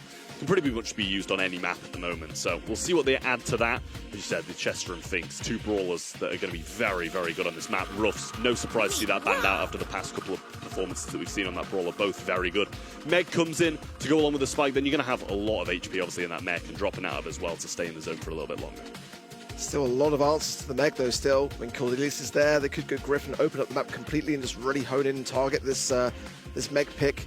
Still, brawlers like BB could be a player here, could be able to really enforce their way forwards. So I just generally feel like brawlers like Charlie as well could just shut down the Meg quite happily. They've tried to double down with the Spike to take something away from Reply Totem. Hold on to your hats. Gal going to come through here. Could spell a tank, honestly, to follow up. It's a great counter to things like BB, things like Frank. So let's see how they feel. Meg is such an interesting one to me. I feel like she has so many counters at this point that we barely ever see her. Definitely needs a healer on her side, so let's see if that's going to be the last pick for Novo. On the left-hand side, we have Gale, already quite good against the Meg. I like the Frank shot from Ark here as well, super good against Meg. There's BB left open. Bull is global banned, so he's not going to be an option, but she is the brawler, the talk at the moment. Leaving her open, and then also Leon, I don't really know what they're doing, Trev. I feel like it's fair to say they've got a couple of good brawlers here. Yeah, I'd say so, yeah. Quite good. I think we can say that. Kenji, but into a Gale, do you really want to do that? Yeah, I don't think anybody does, to be honest with you. I definitely would want to be playing that brawler. I'd still go with a healer here. They've covered themselves well. They're going to go with the Barley. I mean, it's going to be able to take down a lot of those lollipop drops unless he plays them super defensively. Probably going to get ran down by the BB. Will be good against the Gale, but a question of whether or not he's going to be running that slow. You said they need a healer, so it might force that herbal tonic, but against the BB, it's just going to be run down. I mean, the most Barley we've seen was the cosplay yesterday in East Asia. And it was a great cosplay. I mean, it was a great cosplay, but I just don't really feel thoroughly convinced on it, to be honest, at the moment. It's, you know, it's not the shiniest of brawlers. It's not really going to be benefiting. There's no buffies attached to it. It's just going to be there. It is a good mode for it in that regard. I don't mind it too much, but it's just not great, is it? It's nothing exciting. It's nothing that's really going to champion against what Reply Totem we've got now. Well, in we go, and looks like he is running that slow down. Joker going to get taken out quite quickly, and Maru not having the best time on the right-hand side. Percentage-wise, Reply Totem are looking good, but in terms of control, they're nowhere to be seen. Yeah, a bit of a tough spot, a bit of a slow start, sure, for Reply Totem here. Joker going to be trying to utilise his speed, be able to closely advance onto Terry, but that life plant is there. Well, one swipe of his bat would knock him back as well, and can't really afford to do it. With the sticky cigarette mixer of Filippo, Joker's in a bit of a tough spot as to where he goes. He goes to the middle, which is not really where you expect the BB to be. Bold move, I will say, wasn't the healthiest going in there either, and Spike will get Gale on the left-hand side too. Just full control here for Novo.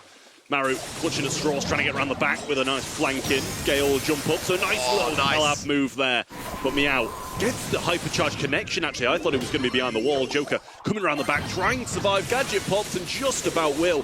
Bubble being thrown out, and Terry should fall here as well. Meow out of that mech, but they've got a decent lead, and Filippo will get Maru down here. Yeah, and got a few little clicks onto Joker as well, who went into the zone there preemptively and gave him some more hypercharge now for Terry to ensure this left-hand side lane is taken care of. Last call here from Filippo as well. Maru forced then to go into the invis, going straight to the middle there with the hypercharge as well, but Meow still is in mech, now forced out, slowed there by the Gale as well, and Maori capitalizes. I mean, he tried to get Terry hit with that super as well, and it would have been good if he did, but didn't manage to get him on the edge of it. They do still have control, but it's 84%, and with that Meg, they're going to have enough HP to surely just walk walk and walk and walk. Maru coming around the back, trying to get Filippo. Joker coming in with a hypercharge pinch, bouncing those bubbles back and forward. But the other two have got to do with Terry, and he gets clipped by a bubble as well. He's looking very low, and Joker's still in a super aggro position, and all control in Totem's hands. Now a chance for Reply Totem to slow the advance here of Novo. Maru cautious here not to be scouted out by this Meg. Now coming in for the jugular, gets some good taps, but it's not really anything to write home about just yet. He actually will fall down as well at a prime moment in time for Noah to capitalize. Some good slows by Maru. He's going to have to pop his hypercharge here and try and get something done with this hyper super. They get them off in time. Joker needs to stay alive. Maru's so low. Hypercharge super from the Barley, and they're just about going to get the job done. Backed off, and I thought that Totem might have a chance, but Novo got it done in the end. I definitely feel like Reply Totem can turn the set around, though. The comp is a scary one. I've got to hand praise over to Novo Esports, really, the way that they handled this draft, because they have been able to give it a fighting chance. And the Barley's not working out as bad as I expected coming in. It's giving themselves at least the opportunity with the sticky syrup mixer on that gadget side, both to deter the Leon and the BB. So if Filippo can keep this up and keep the aggression on there, Joker goes down again, pops the gadget of the vitamin booster, and it's not going to be there for coming back off the spawn either. So Reply Totem looking like a bit shaky at best. Yeah, it's the same start as last time. Totem get on the zone well off the start, get about 20%, then Novo start to establish themselves. It's just a question of whether or not Totem are going to be able to restart this move a bit faster, because they did bring it back in the previous one, but then they just fell off again. Maru now, 900 HP, can't really aggress too heavily on this right-hand side, and Filippo knows it.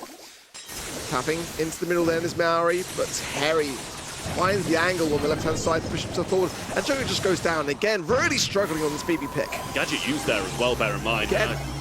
Gadget thrown into the mid with the Spike in there. Will provide some heals for the Meg and keep him in that mech form. Joker trying to run down Spike, and will get the kill, actually.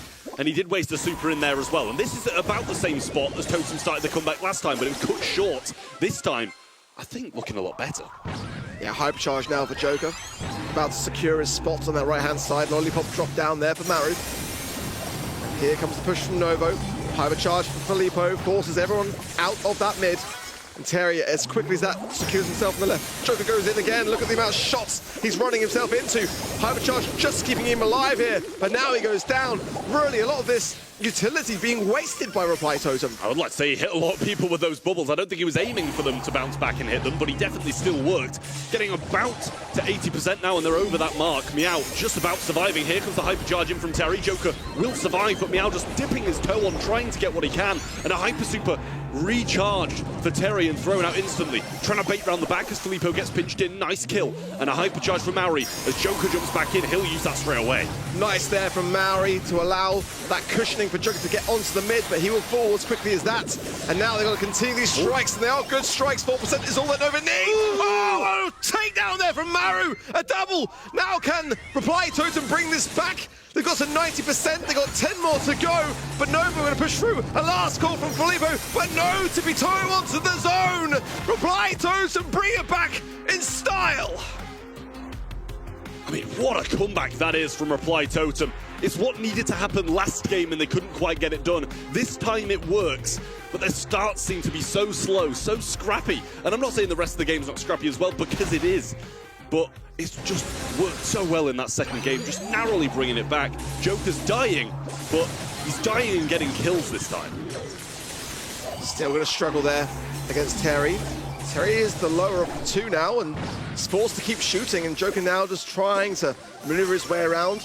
Novo approaching 15% now, already a pretty decent start from them. It's going to take some time for Reply to get set up here.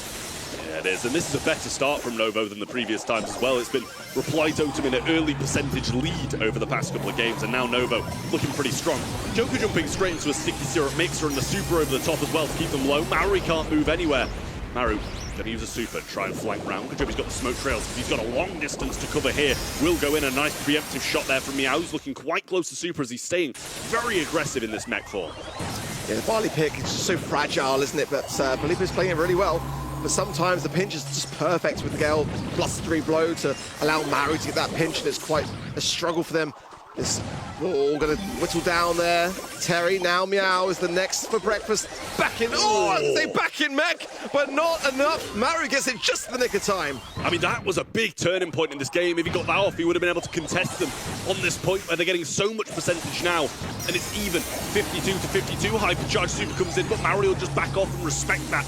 It does hit the lollipop drop, which makes Maru's time a little bit harder, but he's got a Hyper Super. Let's not forget, they're going to be running those smoke trails now instead of Invisi-Heal, so he does have to just wait at the back and play this one slow. Novo recollecting, but Joker not giving the chance to breathe. Nice connections from the Hypercharge, really below, and now they all focus onto Meow. Out of mech, out of position. Surely going to go down here with a swipe there, Joker. 83% now for Novo. Reply Totem still behind here, trying to bring this back. But now Novo getting themselves stuck in with a helping hand of that Hypercharge from Terry. And last little blustery flow from Maori, the Hypercharge as well. But it's still not enough. Joker staying firm, but goes down now. This is going to be a set. Novo Esports, bring it back.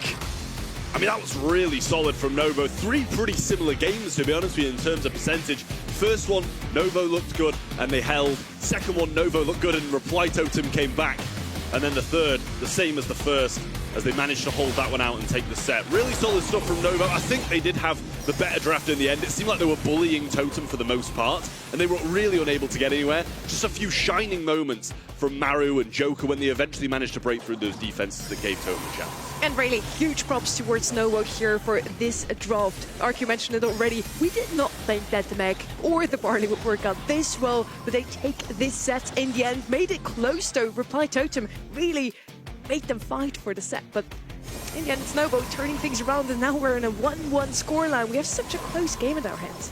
You can just see, though, it's a fragile comp, really. I mean, I still feel like Reply Totem should probably have won the set. I mean, they focused a bit more on Filippo, who was playing that barley perfectly, by the way. The gadgets were on point, and they were just really dependent upon this kind of Gale jump pad with the BB, and a lot of the times that strat just wasn't working out. So, I mean, Maru, with 14 kills already, was doing his best to try to go on a tear, but it still wasn't enough. And I mean, wow, look at the DPS from Filippo there on the barley. He had a lot of value, had to play the sticky syrup. So, again, for me, the biggest mind-boggling moment here is that the mech even worked out so well without a heal. Yeah, I mean, there was a few moments here and there where he wasn't able to get too much done, but for the most part, he was cycling Hypercharge as well, finding good connections, getting back into his mech, other than that one time where Maru just somehow managed to stop him. That was nice. It was a really good performance, it was, from Novo, and as I said, we didn't expect big things from the mech, so to see him do that, it's a great, great performance. Really good Brawl Stars that we're witnessing today here overall. Again, both of those teams have beaten SK Gaming in the qualifiers, which was one of the biggest upsets this month to not see them. Both of them had to face against their former teammates, Joker versus Open Yoshi on SK Gaming, and then Novo versus Noe. Meow picked up now in that roster. Those two were former teammates, so overall just both teams got their revenge. Both teams proved themselves. For Novo, this is the first monthly final they're playing. Super exciting stuff here. Wow, Novo really impressing me so far today, certainly so, as Kazi picked up very early on. Bans being the Kenji, the Shade, the Ali, the Mortis, as well as the Gene and the Meeple there on the side of Reply Totem. Back over then, does leave Crow, obviously globally banned as well, so Squeak could be an option here. Ziggy, we haven't really seen Ziggy escape through. Could be the time when they actually get the chance to do so here. Could be an option. Chester as well, maybe on the cards here for Reply Totem. Mina is definitely a one that you could be scared about too. Yeah, well, Squeak going to come in for Reply Totem. Very solid. We saw it played out, I think it was by Heretics, and they just kind of sat in spawn and waited. People had to go across those shots and take the damage. It's pretty fair to say that Kaze should be able to get that mid-star, so we'll see what Reply Totem do to kind of push up and play more aggressive rather than what Heretics did and sit back. Kaze on one side usually follows Kenji on the left-hand side. Kenji stand out, they're going to go with something else that's super aggressive, has some dashes, and might be able to pick up that blue star. Really like the left-hand side roster so far. We have a Squeak with a lot of area control, and then Mina as the aggressor. On the right-hand side now, maybe also a bit more range would be good in their hands here. Gene banned out here would have been my pick. I really like the Siggy shout from you earlier, Ark. One of the only throwers really that strives in the current meta, and usually banned out on layer kick. So let's see if they're actually going to pick him up here. Gus could be an option. Feline frenzy. Hit going to come in. That's kind of disgusting, honestly. But in terms of that support, you do have to have something else that's able to handle itself. Just once the Leon kit snuck through again. is still open, but is it the best brawler on this particular map? It's definitely not a bad one at all. But if you're stuck in the spawn side, it's tough to get out with it. It doesn't have that kind of much like burst damage at range to be able to get you out of a tough position, especially when you've got like a Kit and a Kaze as well who aren't going to have range themselves. I feel like you kind of need something with a little bit of that here. You've got the aggression to pair with the Kit already. We'll see what they take. They take a Gus. You can't blame them for it. You know, got the range, the shield, keeping people alive, allowing them to go into aggressive positions as well. And Kooky Popper, decent damage. You can't complain at that brawler, especially with that combination. But we'll see what Totem round this one out with. Both teams desperately trying to get this set because of how close it is. You need to get these wins where you can and get the game done early. We have a lot of health on the right-hand side now with the Gus, the supporter, Kit as well. Kaze already brings a large health pool with her. Maybe a Spike could be an option here on the left-hand side. We need damage, that's for sure. Cordelia is also a great shout in terms of pure damage and tank counter. Cordelia is going to also be able to get the Kit into the Shadow Realm whenever he's sitting on top of one of his mates. So Cordelius is probably your #1 counter to any Kit comp. This is quite dirty from Novo here, honestly. And they do have a noticeable lead over Reply Totem on this very map in scrims. I'm just going to put it out there. I know we've had a lot of discussion on it already today, but, you know, Kit and Kaze with a Gus. I mean, Reply Totem really cannot turn their back here. This is something that can go from bad to worse so quickly, especially on a map like Layer Cake. You know, I just worry for Reply Totem here, honestly. It makes sense. We'll see. Blue Star quite clearly goes the way of Nova with the Kaze being able to dash up for it. Joker can't really match that maneuverability. Sorry, with some of his own. Meow with the super on the right side just goes the defensive route, and now they're going to go across the Joker and should be able to get this kill and make this lead 3. And Maori trying to get up, trying to get some super, but he's just being kept at arm's length. This is what I'm saying. Against the Squeak as well, like, it's going to be really, really tough, but now maybe out of position, pinched in. You can't make mistakes like that. Bit of an oversight there, I think, from Novo.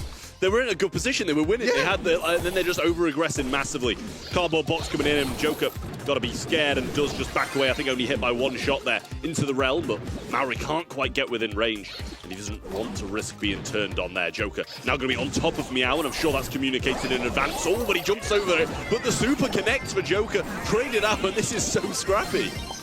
Scrappy, but it is still a lead for Reply Totem. Maori has all the stars here. Could be a prime candidate for an assassination attempt. This Kaze Kit combo. Let's see, 45 seconds on the clock. And it's Reply Totem who are just going to be sitting back here and just trying to wait the timer down. It could even go to one final ditch to push. That's a fan storm going out quite prematurely for me. I'm not too sure about it, but it's going to allow Novo Esports to get themselves into a position of a potential strike. Yeah, I don't mind it just because of the fact that they're going to be able to just push them back without having really to do anything. Like, they're just going to run away when they're in that Kaze super just in case they do come aggressive. Joker got the super on the left-hand side in this matchup that he's been in a few times before. The Kaze and Kit just running in a straight line at them. He's going to switch forms, trying to get this one back. 10 seconds. Maori might want to take someone out of the way and does to Meow. He's looking dangerous with that shield as well. Joker trying to get the kill. Filippo around the back gets another shot to him, and Filippo just swinging at air, but he's finding some shots, but it's not enough as Totem get the win. Very close stuff, but I'll be honest, I kind of feel like that kind of game went the way of Reply Totem mainly because of Novo's mistakes. I mean, he missed about 4 shots at the end there. Yeah, it definitely has some connections. I feel like it could very much turn against Reply Totem if they don't keep up this kind of defense. So far, so good for them, for sure, but I still feel like the draft favors Novo. Well, we'll see if they're able to turn this one around. They started well, but just over-aggressed in that position where they were looking so good.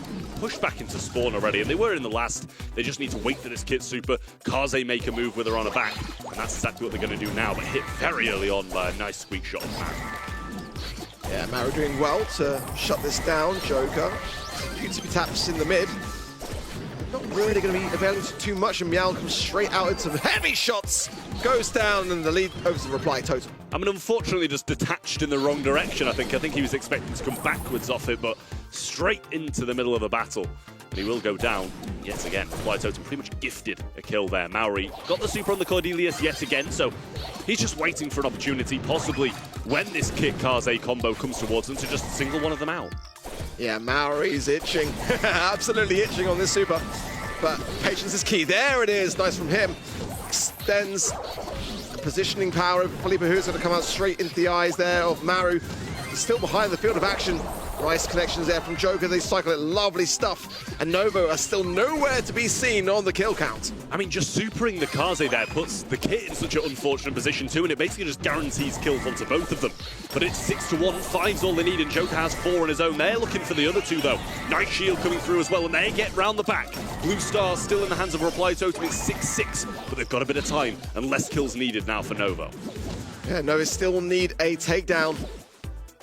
This is the problem now. They've got to get the advance. They haven't really got anything to do so except wait for this kit. They've got a hypercharge in the Gus, but no super. The question is, do they have the utility to really come back with the goods? A tap onto Maru now. Terry coming forward. That's what super pops in as well. Meow tries the connection. Reply to extend the lead though. 9 stars to 8. Are they going to hold on to it? No! Nova in just the nick of time at the end. Terry with the kill. And they get one on the board. I mean, what a couple of lovely supers from Joker, who's just burning the clock, sending them into the air. Gadget supering again, but it just wasn't enough. Terry got a lovely shot round the side to get the kill, secure the win. And this is a big game now. Whoever wins this one will be 2-1 up in a really 50-50 matchup so far. I can't help but think, as you said after the first, Novo seem in control of this game. It's just whether or not they're going to make these mistakes. Oh, Meow got very, very aggressive there, very confidently so. And it has made Reply Totem a little bit flustered here. Maru's got to heal. Maru, of course, not going to really have much in terms of the realm at this early stage of the game. And Joker's leaving them to have to defend on their own to try to get an angle on this left-hand side. Felipe is low here as well. Maru gets into the realm, and it's a nice takedown. It puts Reply Totem in the lead early on. Maru doing so well, so consistent. Meow jumps over. Actually, they're going to get a second here. Surely good jump and a good squeak super, but they are still 1 down. I wasn't even sure what happened in that interaction on the right-hand side there, and it seemed like everybody was just jumping about. It's got like a double connection, isn't it? It's so weird. And now, Reply Totem behind, and this is a great thing for Nova, who can just kind of sit back in the spawn, allow time to be on their side to get the kick going. Going in quite early as well. 1 minute on the clock, and they're still trying to bring this Kaze forwards. It's like they're hungry for more kills. Yeah, I mean, just trying to stop some of this offense. But Maori has got a super here and finds the connection onto Filippo, but he's obviously got the maneuverability to just run this one away. Meow coming around the side. He's going to out on both of them. I think if Maori just about gets out, but Maru surviving narrowly. And this is looking good for Novo now. He's got to back up, survive, wait this one out. Good super as well to push Joker away. It's just constant pressure. A nice cookie popper gadget as well there from Terry. As they find Joker on the left-hand side. Now Reply Totem are really quite flustered. They've got to find 3 stars here. They have got the blue, so it is possible to do with just Meow here, potentially. Let's see. Joker's looking at the left-hand side, trying to find him. Felipe will not be enough. They'll need 2 in that sense. Meow's also got hypercharge, which is a very dangerous prospect now in the final 10 seconds of play. Nova Esports have got options, but Felipe from the right-hand side is locked in a little bit there. Meow being pushed up against the might of this Mina pick. He comes back with all the stars. Maori can't get enough here done. It's going to be Nova Esports taking the lead. I mean, that is absolutely huge from them. What a hyper that was from the kit. It's like, I'm sure it was measured, but from a person who's not as good at the game point of view, very risky at the same time, going in with what could have changed the game in terms of stars. Blue Star was with Totem, he had 3, and it was 5-8. But it must have been so measured. Great Gus super on top of it as well, and so many close moments at the end of games just like this. The highlights show it too. That first round could have already went the way of Nova Esports, honestly. They only discussed who they want to focus. I was like sitting here, just getting up and was like, they're in the right-hand side getting the kill. On the left-hand side, we have, I think it was Filippo trying to get a kill. In the end, just focus on the same player, and that could have been Novo's already. In the end, they do take the set, now extending for getting a lead, 2-1 for them overall. Our predictions, and from the viewers at home as well, say Totem is going to take this one. So we might have going a series that is going all the way now. 3-2 has it to be for Totems to still win this one. And when you look back at that first set, you know, and just how much Nova Esports struggled, they barely had anything to show for it, and now they're really finding their stride, getting into a nice pattern, a nice rhythm, and just playing Reply Totem at what they do best, which, for me, the drafts are shining so far here today. Yeah, they do look really good. I mean, Novo playing really, really well. Drafts looking good. I mean, I don't dislike the draft of Reply Totem by any means. I think it's pretty decent, but like, I think the game they won was gifted to them by Novo, and other than that, it has just been all Novo. I think the big difference in this one was really that they had the kid that kind of turns into a thrower, and then on the other side we just don't really have anything to deal with the kid once he's on the back of someone else. The Cordelius, yes, if you can get him into Shadow Realm, but for that you first need to have a super available. Yeah, and I like the way that Nova played it. They were just not afraid to go on the aggressive. I think that really does speak volumes in a comp like this, and certainly you're very dependent upon the kit being able to make the plays, touch for the Kaze, that Gus. You know, there's just a lot of synergy with this kind of comp, which they displayed really well. They relied on Kit, but Meow honestly delivered on that brawler. We head over now to set number 3, where Novo can close things out. If they win this one, it's a 3-1, and they move on into the semi-finals against Humble. Double Swoosh is going to be the map. Joker here looking a bit stressed. Reply to it, of course, want to prolong this one. As I said, they need a 3-2 now to still make it into the semi-finals. Bans are already in. Chester usually would be my first pick, is banned out here. Sandy, a brawler that I always like to mention on Double Swoosh as well, also banned out by Novo. Ems is going to be the first pick. Yeah, I mean, M's slipping through. That, for me, it's a great brawler to have on Double Swoosh. You can play it on the defensive side, on the offensive side. Really good for scouting, catching people off guard with the supers, knockback if you want to use that, or the spray through the wall can also be really solid. Just all around really good brawler. Play against the mid-rangers and the tanks and the assassins as well. Novo plays some weird stuff here. That's what the Rosa ban is, by the way, on the side of Reply Totem. It's like their top pick on this map, and it didn't work out for Navi. We ain't going to see it here because it's banned out here by Reply Totem. Janet going to come in. You know, we've seen it get some good results. I'm okay with it. It's not, once again, one of the shiniest of brawlers. Lily going to be open here as well. That's quite a dangerous brawler in the hands of Filippo. So, brawler like Ems, you know, has the knockback, but can be quite sort of exposed to it. Tara, Trav's happy with that one. Again, this is another high brawler pick by Novo Esports, and one that can work quite well here.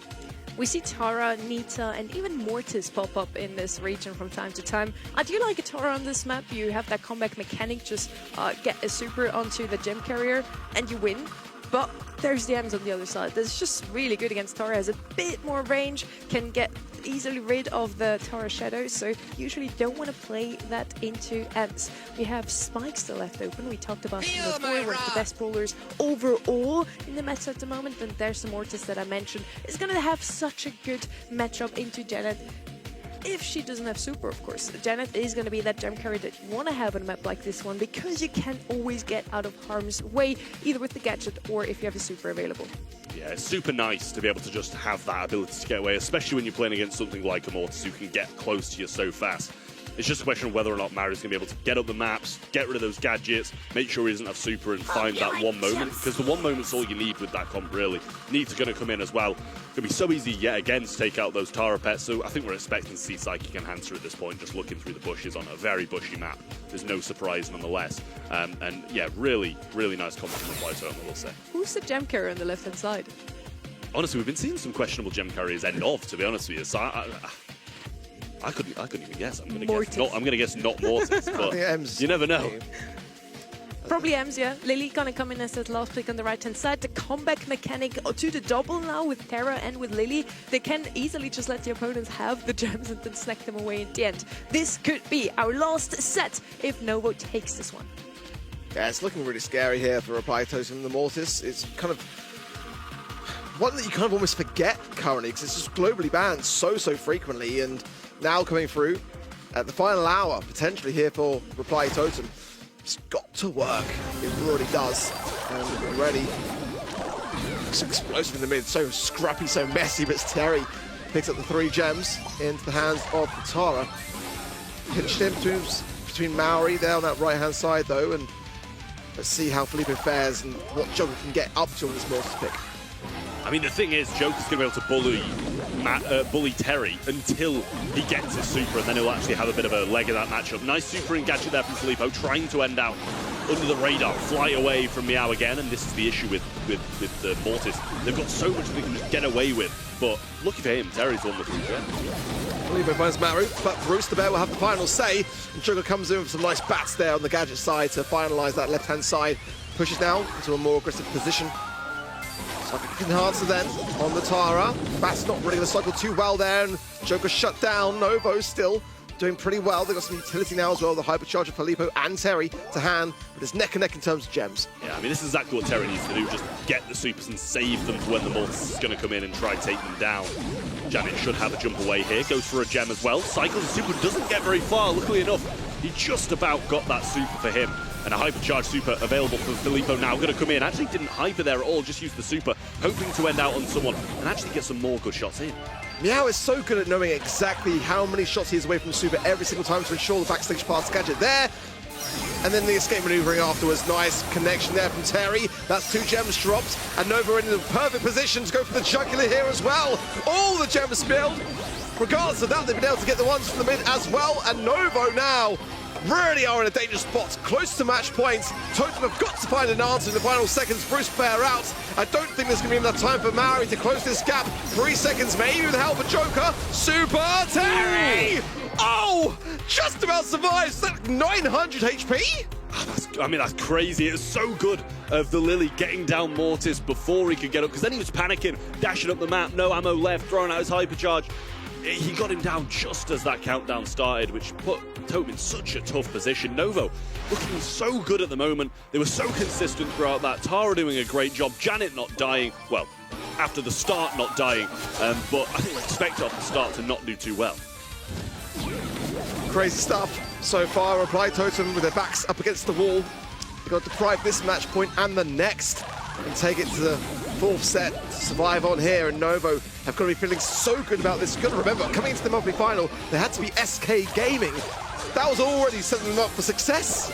Joker throws out a super, hits one and gets traded out. Filippo with a super in hand, Meow with a super in hand as well, so going to have this capability of getting away with the gems.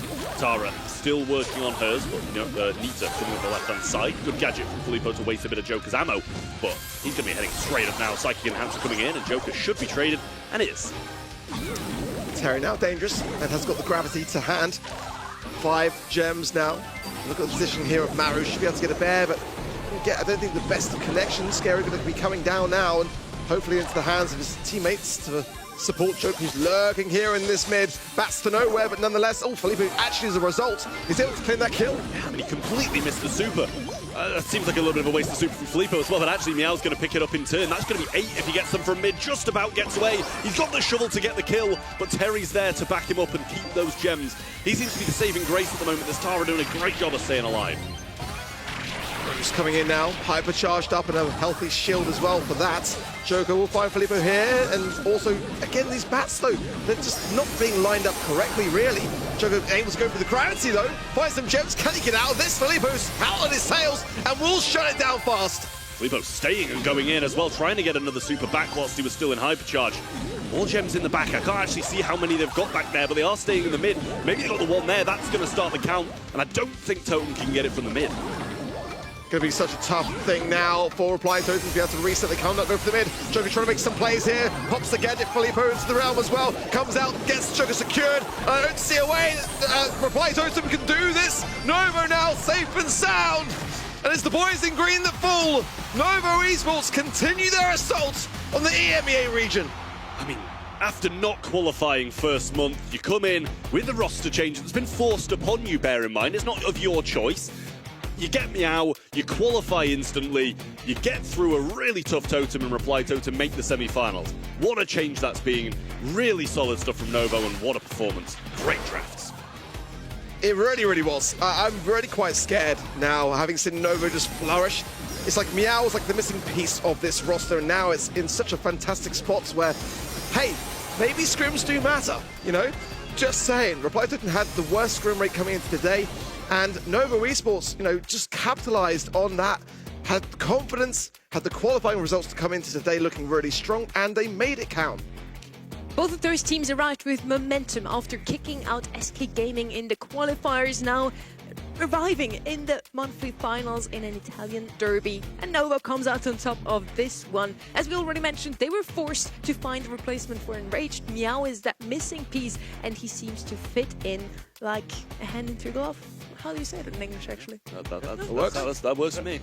Sounds good. Okay, I also find my way here. Novo make it into the semi-finals. Now, Totem, of course, would have loved to get revenge of Humble because they had to face off against them in the semi-finals last month. Now, let's see if Nova does better.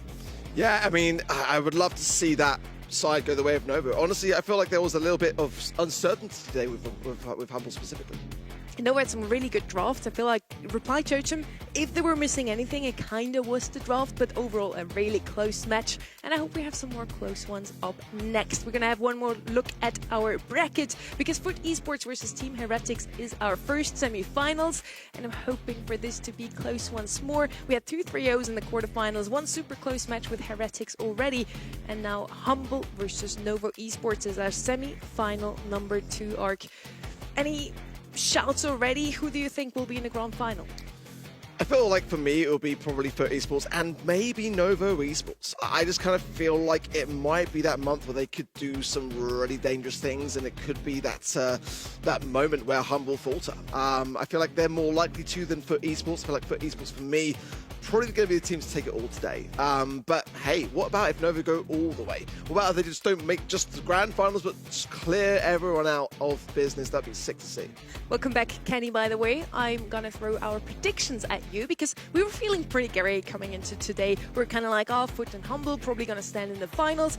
We did not expect Nova to come through. We did say maybe Navi will make it through. Like those quarterfinals number 2 and 4 did throw some curveballs at us. Coming into the month, just from the world as a whole, these were 2 of the probably, I'll call it top 5 favorite matches I was looking out for just because there's so much drama. And it's awesome to see Novo Esports live up to the potential we all know they have. Now as we move into these semifinals, look, even before these got locked down, even before Totem and Novo made a play, I still picked Humble. I'm going to side with that. I'm going to go with the brain over the heart today, at least so far. Maybe I changed my mind in the grand finals, but selfishly, I think it'd be so cool to see Novo win over any of these teams, to be honest with you, but I'm still feeling the favorites in Foot and Humble. I just feel like they are a cut above the rest. You described that so well. I think today is really a brain over heart decision for me as well, and that semifinal number 2. Humble, they are always in the grand finals. You know, I would love to see Novo for once.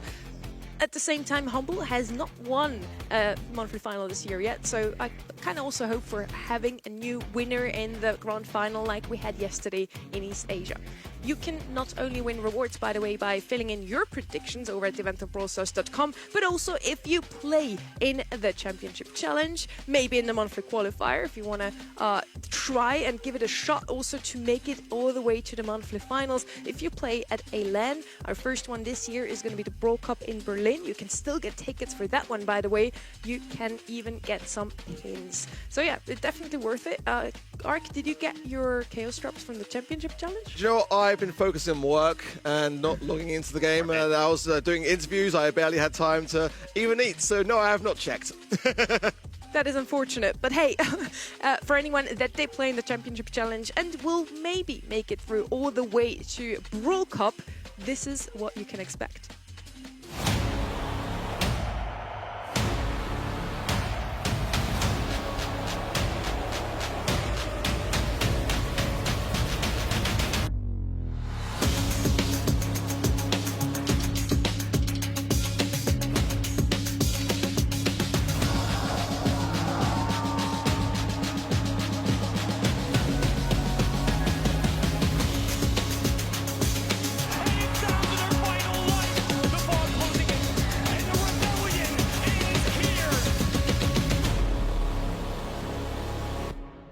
The Battle of the Regions on May 15th and 17th. Make sure to put that in your calendars. You can still get tickets. VIP tickets are unfortunately sold out, but we still have plenty of others for you. And you still get some goodies as well, Kenny. I love goodies. And let me say, too, on top of that. I love goodies. Look, as somebody that's doing a really good job of accumulating those goodies on event.brawlstars.com, I also want to earn them at the exclusive LAN events. I will definitely be watching. You know what? I like goodies. Any wires too, going on? That's very robotic and pre-rehearsed. I'm just being honest. I'm just keeping it a buck with you. I like goodies too. That was a good one. And I also like some good Brawl Stars. So let's head straight away into our semi-final number 1. It's going to be Foot Esports versus Team Heretics. And this is a battle that Team Heretics was hoping for. They were defeated last month, 3-1 against Humble in the semi-finals. In the quarterfinals. Now in the semi-finals, they get their revenge. Let's see if they can make it through today all the way to the grand finals. Yeah, I'm really excited for this one. I think Team Heretics are, even off the eye test just in the first one, in a better spot than they were a month ago. I think it's easy to write off that month number 1, the bad performance, if you will, at least in my personal opinion. I thought that they got smoked by Foot.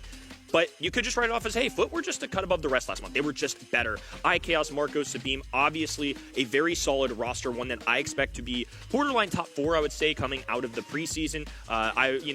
Throw those out the window a little bit because I thought SK Gaming were going to be more towards the top as well, but I thought this was a team that was going to compete with the Humbles of the world, and Foot, somebody that certainly caught me off guard coming into this. I mean, they came out swinging in month number 1.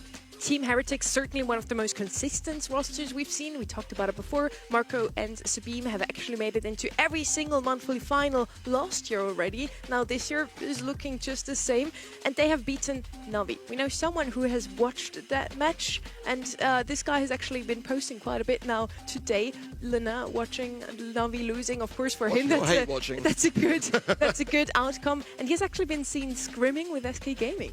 Yeah, I mean, I've noticed that they've been rotating each current member of SK Gaming around the kind of practice trials, I guess. I mean, it would make a lot of sense. I said even in the qualifiers in Spain LC's chat that something has to change with SK Gaming. It just has to change. It cannot continue this way. So he would make the ideal pickup, in my opinion. So on the one side, we have this Team Heretics, super consistent. On the other side, we have the current EMEA front runners. The team to beat this month is Foot Esports. Let's see what they drafted in the quarterfinals, Ken. Really curious to see how these go, too. I think today the global match bans, you're going to see Mortis and Glowy. Expect those a lot, especially in this second map pool as well. I'm going to be looking out for 2 different ones, Bull and Crow at the top of the list, too. Kit, somebody you saw them play on Layer Cake. They love these really quick assassin brawlers, ones with mobility and visibility. Mortis, Kit come to mind as kind of the play style of this roster. And then on the other side, Team Heretics, they had a bit of a longer series, so we see 5 drafts of them. Yeah, but some very varied brawlers, some good, interesting ideas. I feel like, you know, the reservation is they've been put through their paces a lot already. Today, Humble made things look a lot more straightforward in that regard. But, you know, certainly the heavy hitters aren't always getting shut down. We are seeing some Crow kind of escape through sometimes. We saw a bit of Mortis as well. So I'm looking to see specifically with those ones how it will fare. I mean, we have seen Team Heretics really seem to hate Crow, banned out 4 out of 5 times. Ems as well, 3 times banned out. Let's see if we're going to see some more of these 2 coming in. Now, never mind, Crow's actually going to be global banned in this one. That means that Bull's definitely going to get banned in every other map, so that's one that I was looking out for. I think with only 2 global bans at the other side doesn't end up getting rid of these top-tier brawlers. I think you've just got to do it. You saw, for example, with Semantic running Bull earlier, sometimes the brawler is just too good, and right now Bull is in the state of game where I feel like no matter what, don't let your enemy get it. If you don't have that first overall pick, don't play games with it, get rid of it. Now, this is a huge surprise to me. Heretics actually with 82% of the votes at home. There it is. Okay, Less I was going to say. of a surprise now. That makes a lot more sense. Foot Esports, the winners of the February monthly finals, of course, get the most votes from the people at home. With the global bans, I'm not surprised about the Glowy, the Crow, and the Ems. Ruffs was global banned by Heretics. Yeah, sometimes with global bans, I actually I'll stroke with that additional question of like how are teams approaching that, and you know it can be just one of those brawler picks that they just don't want to deal with. We're going to kick things off here in our semi-final number 1 on Hot Potato.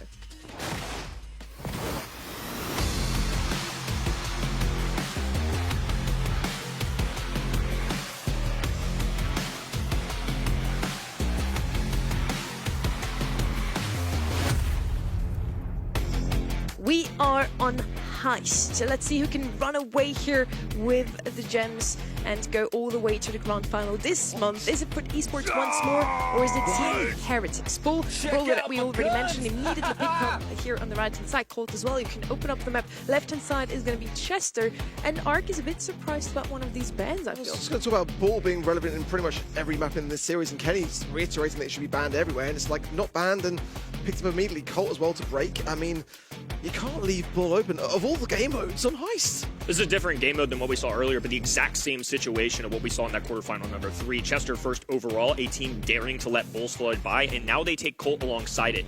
I entrust Bull no matter what. Even if the walls are broken down, if he's cycling enough supers, it's going to be fine. Foot even willing to double down on this. The only issue is, if they want to break down these walls, great. They're still facing down a Colt who is the best brawler in that situation of all 4 of the ones picked so far. Yeah, I really don't get that Griff pick either. They want to break open the map. It's already getting broken open by the Colt, and Colt has a bit more range outside of Griff's range. At the same time, though, they have two brawlers now that are pretty good against Bull, so maybe that was the plan all along. Leave Bull open, don't pick him up as first pick, and then pick two counters against him. Lily is going to be the last pick here.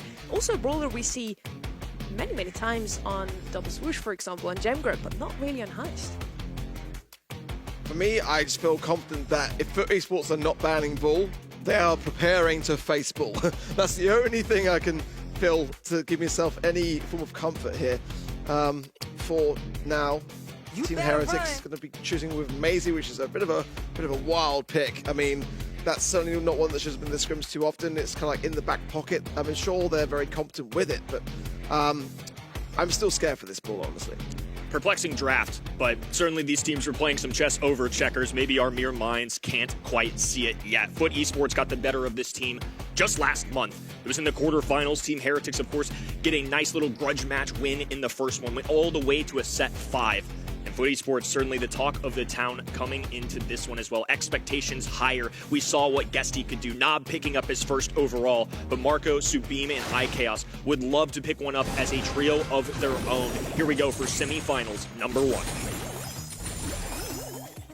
Alrighty, Marco trying to find some connections here onto Nob in the mid. Angel Boy going straight into the realm here, and look at the way the ball's mirroring him back to the safe. Angel Boy cannot find his way through Subime there. He's too savvy to it, and already low HP now. Forced back as Chaos here, tapping on this Colt, but back on defense. Not doing a great job on offense as well. I mean, double members there going down, and now Sabine just hiding in this grass. Going to be going one-on-one versus Angel Boy. Will disappear into the Shadow Realm. iChaos and Marco know this, though. Marco positioning himself just so they can align with where Angel Boy was going to be. Guesty with the few remaining shots. iChaos, though, doesn't quite complete the clip, and now on the bottom of the map, they're able to persevere, get a little damage. Well, Nob finds a nice connection there onto iChaos with the bomb. Now securing himself on the left-hand side. It's been a bit of a struggle here against the Chester for sure. Nob now has the hypercharge as well. Guesty moving forwards, gets to the crack of the safe. And it's so far, so good here for Esports, who are the healthier of safes. Foot completely content with just opening up this map. Another piggy bank going down, and now some rapid fire shots going down. And the left hand in from iChaos, a hypercharge. Oh, and a nice tag there too with 711 HP. Can creep by this left hand side. A few extra shots. Angel Boy with a super pierces, makes the connection, but it will be a Team Heretics by a smidge. The fact that they get through this next little layer is a big deal. Oh, the ball on the right hand side. I'm not sure what happened. He goes to the wall. He was just completely outnumbered, but I'm sure the hypercharge there was absolutely wasted there of Sabine. Angel Boy going on the assault, gets some damage under the safe, gives then Foot Esports a lead. Guesty with more follow-up shots and Nob as well. The connection there with the hypercharge, it won't crack the safe. That's good as well. The poison may will also last things out. It's going to give a nice lead for Foot Esports there by 5%. Good news for Team Heretics. Bull was essentially able to do it by himself to equal the amount of damage. Just 5% separating these two squads. Is Nob going to go against the anti-tank on that right-hand side. Marco just full on defense, shadowing Angel Boy as much as possible. The fact that they cycle in that super as well is just another added benefit. Sabine here in a tough spot now that Guesty's also got hypercharge. Angel Boy nice there on the left-hand side. It's going to put a ton of pressure here onto Heretics to be able to defend this. The hypercharge of Guesty comes straight back, and that's going to be another crack. There's going to be no time realistically here for any kind of response from Team Heretics. Going to try for it, but they still are short. Safe and confident there from Foot Esports, getting one on the board. Look closer than I think it was. I mean, only 4%, quote-unquote, at the end of the day, but keep in mind, there are layers to this heist safe, and just with little time built up, they had such a lead that it was inevitably going to be the same result. We were very nervous considering that the Bull went early, and like you said, I think Foot Esports are smart enough. They know that the Bull was available. They made the choice to let it go, so clearly they had a game plan for this. I'm assuming in Foot Esports' mind, this was a trap. They wanted the other team to take this. It worked out in game number 1, but again, I still have a ton of belief in this brawler. It doesn't have the easiest matchups necessarily, but I still think it's going to get its value one way or another. It's just kind of counterintuitive, isn't it? Because you're pairing it with the Colt, so you're looking to break certain sides to leave your ball open, but now with the Griff on the other side of the field for Esports, the whole map becomes open, and then you're really struggling to really land much value onto the safe. But like you say, I still think Brawl is one of the most dangerous brawlers in this meta. It cannot be underestimated now. Already some big safe damage in the early outset of this game though as well, as now for esports closing towards the 50% mark. Guesty getting a trade, very valuable with that. Sabine met with 2 brawlers. Nob, of course, getting the stun. It looked like there on the bottom of the screen while Marco tries to get a little chip damage. That's not Maisie's natural job, though. Just going to be looking to get some defense there. Sabine now rotating over to his left-hand side to make up for it. All 3 foot members on the defensive end. Oh, Angel Boy turning a quick defense into office, now rubbing up the middle of this map. Low HP, get a few chip shots, but most importantly, getting below that 50% threshold. Nice connection there with the Chester. Angel Boy still duking these shots from IKS, gets to the safe as well. Gets nice 4 shots there as well, creeping ever closer. Angel Boy is untouched, uncontested.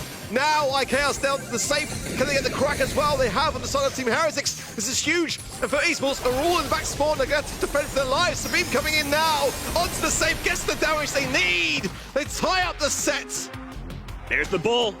And again, IKS on top of that, if you, to your point, if they open up the map, you got to make up for it elsewhere. Either Maisie has to be perfect on defense, IKS has to be winning in the range. They have to win one of those categories or else they're never going to put this whole composition together. In that game number 2, they relied much more on a base race. Bull was able to let loose because IKS and Maisie were doing better. It allowed for Bull to get to the other end. Sabine already escaping through here.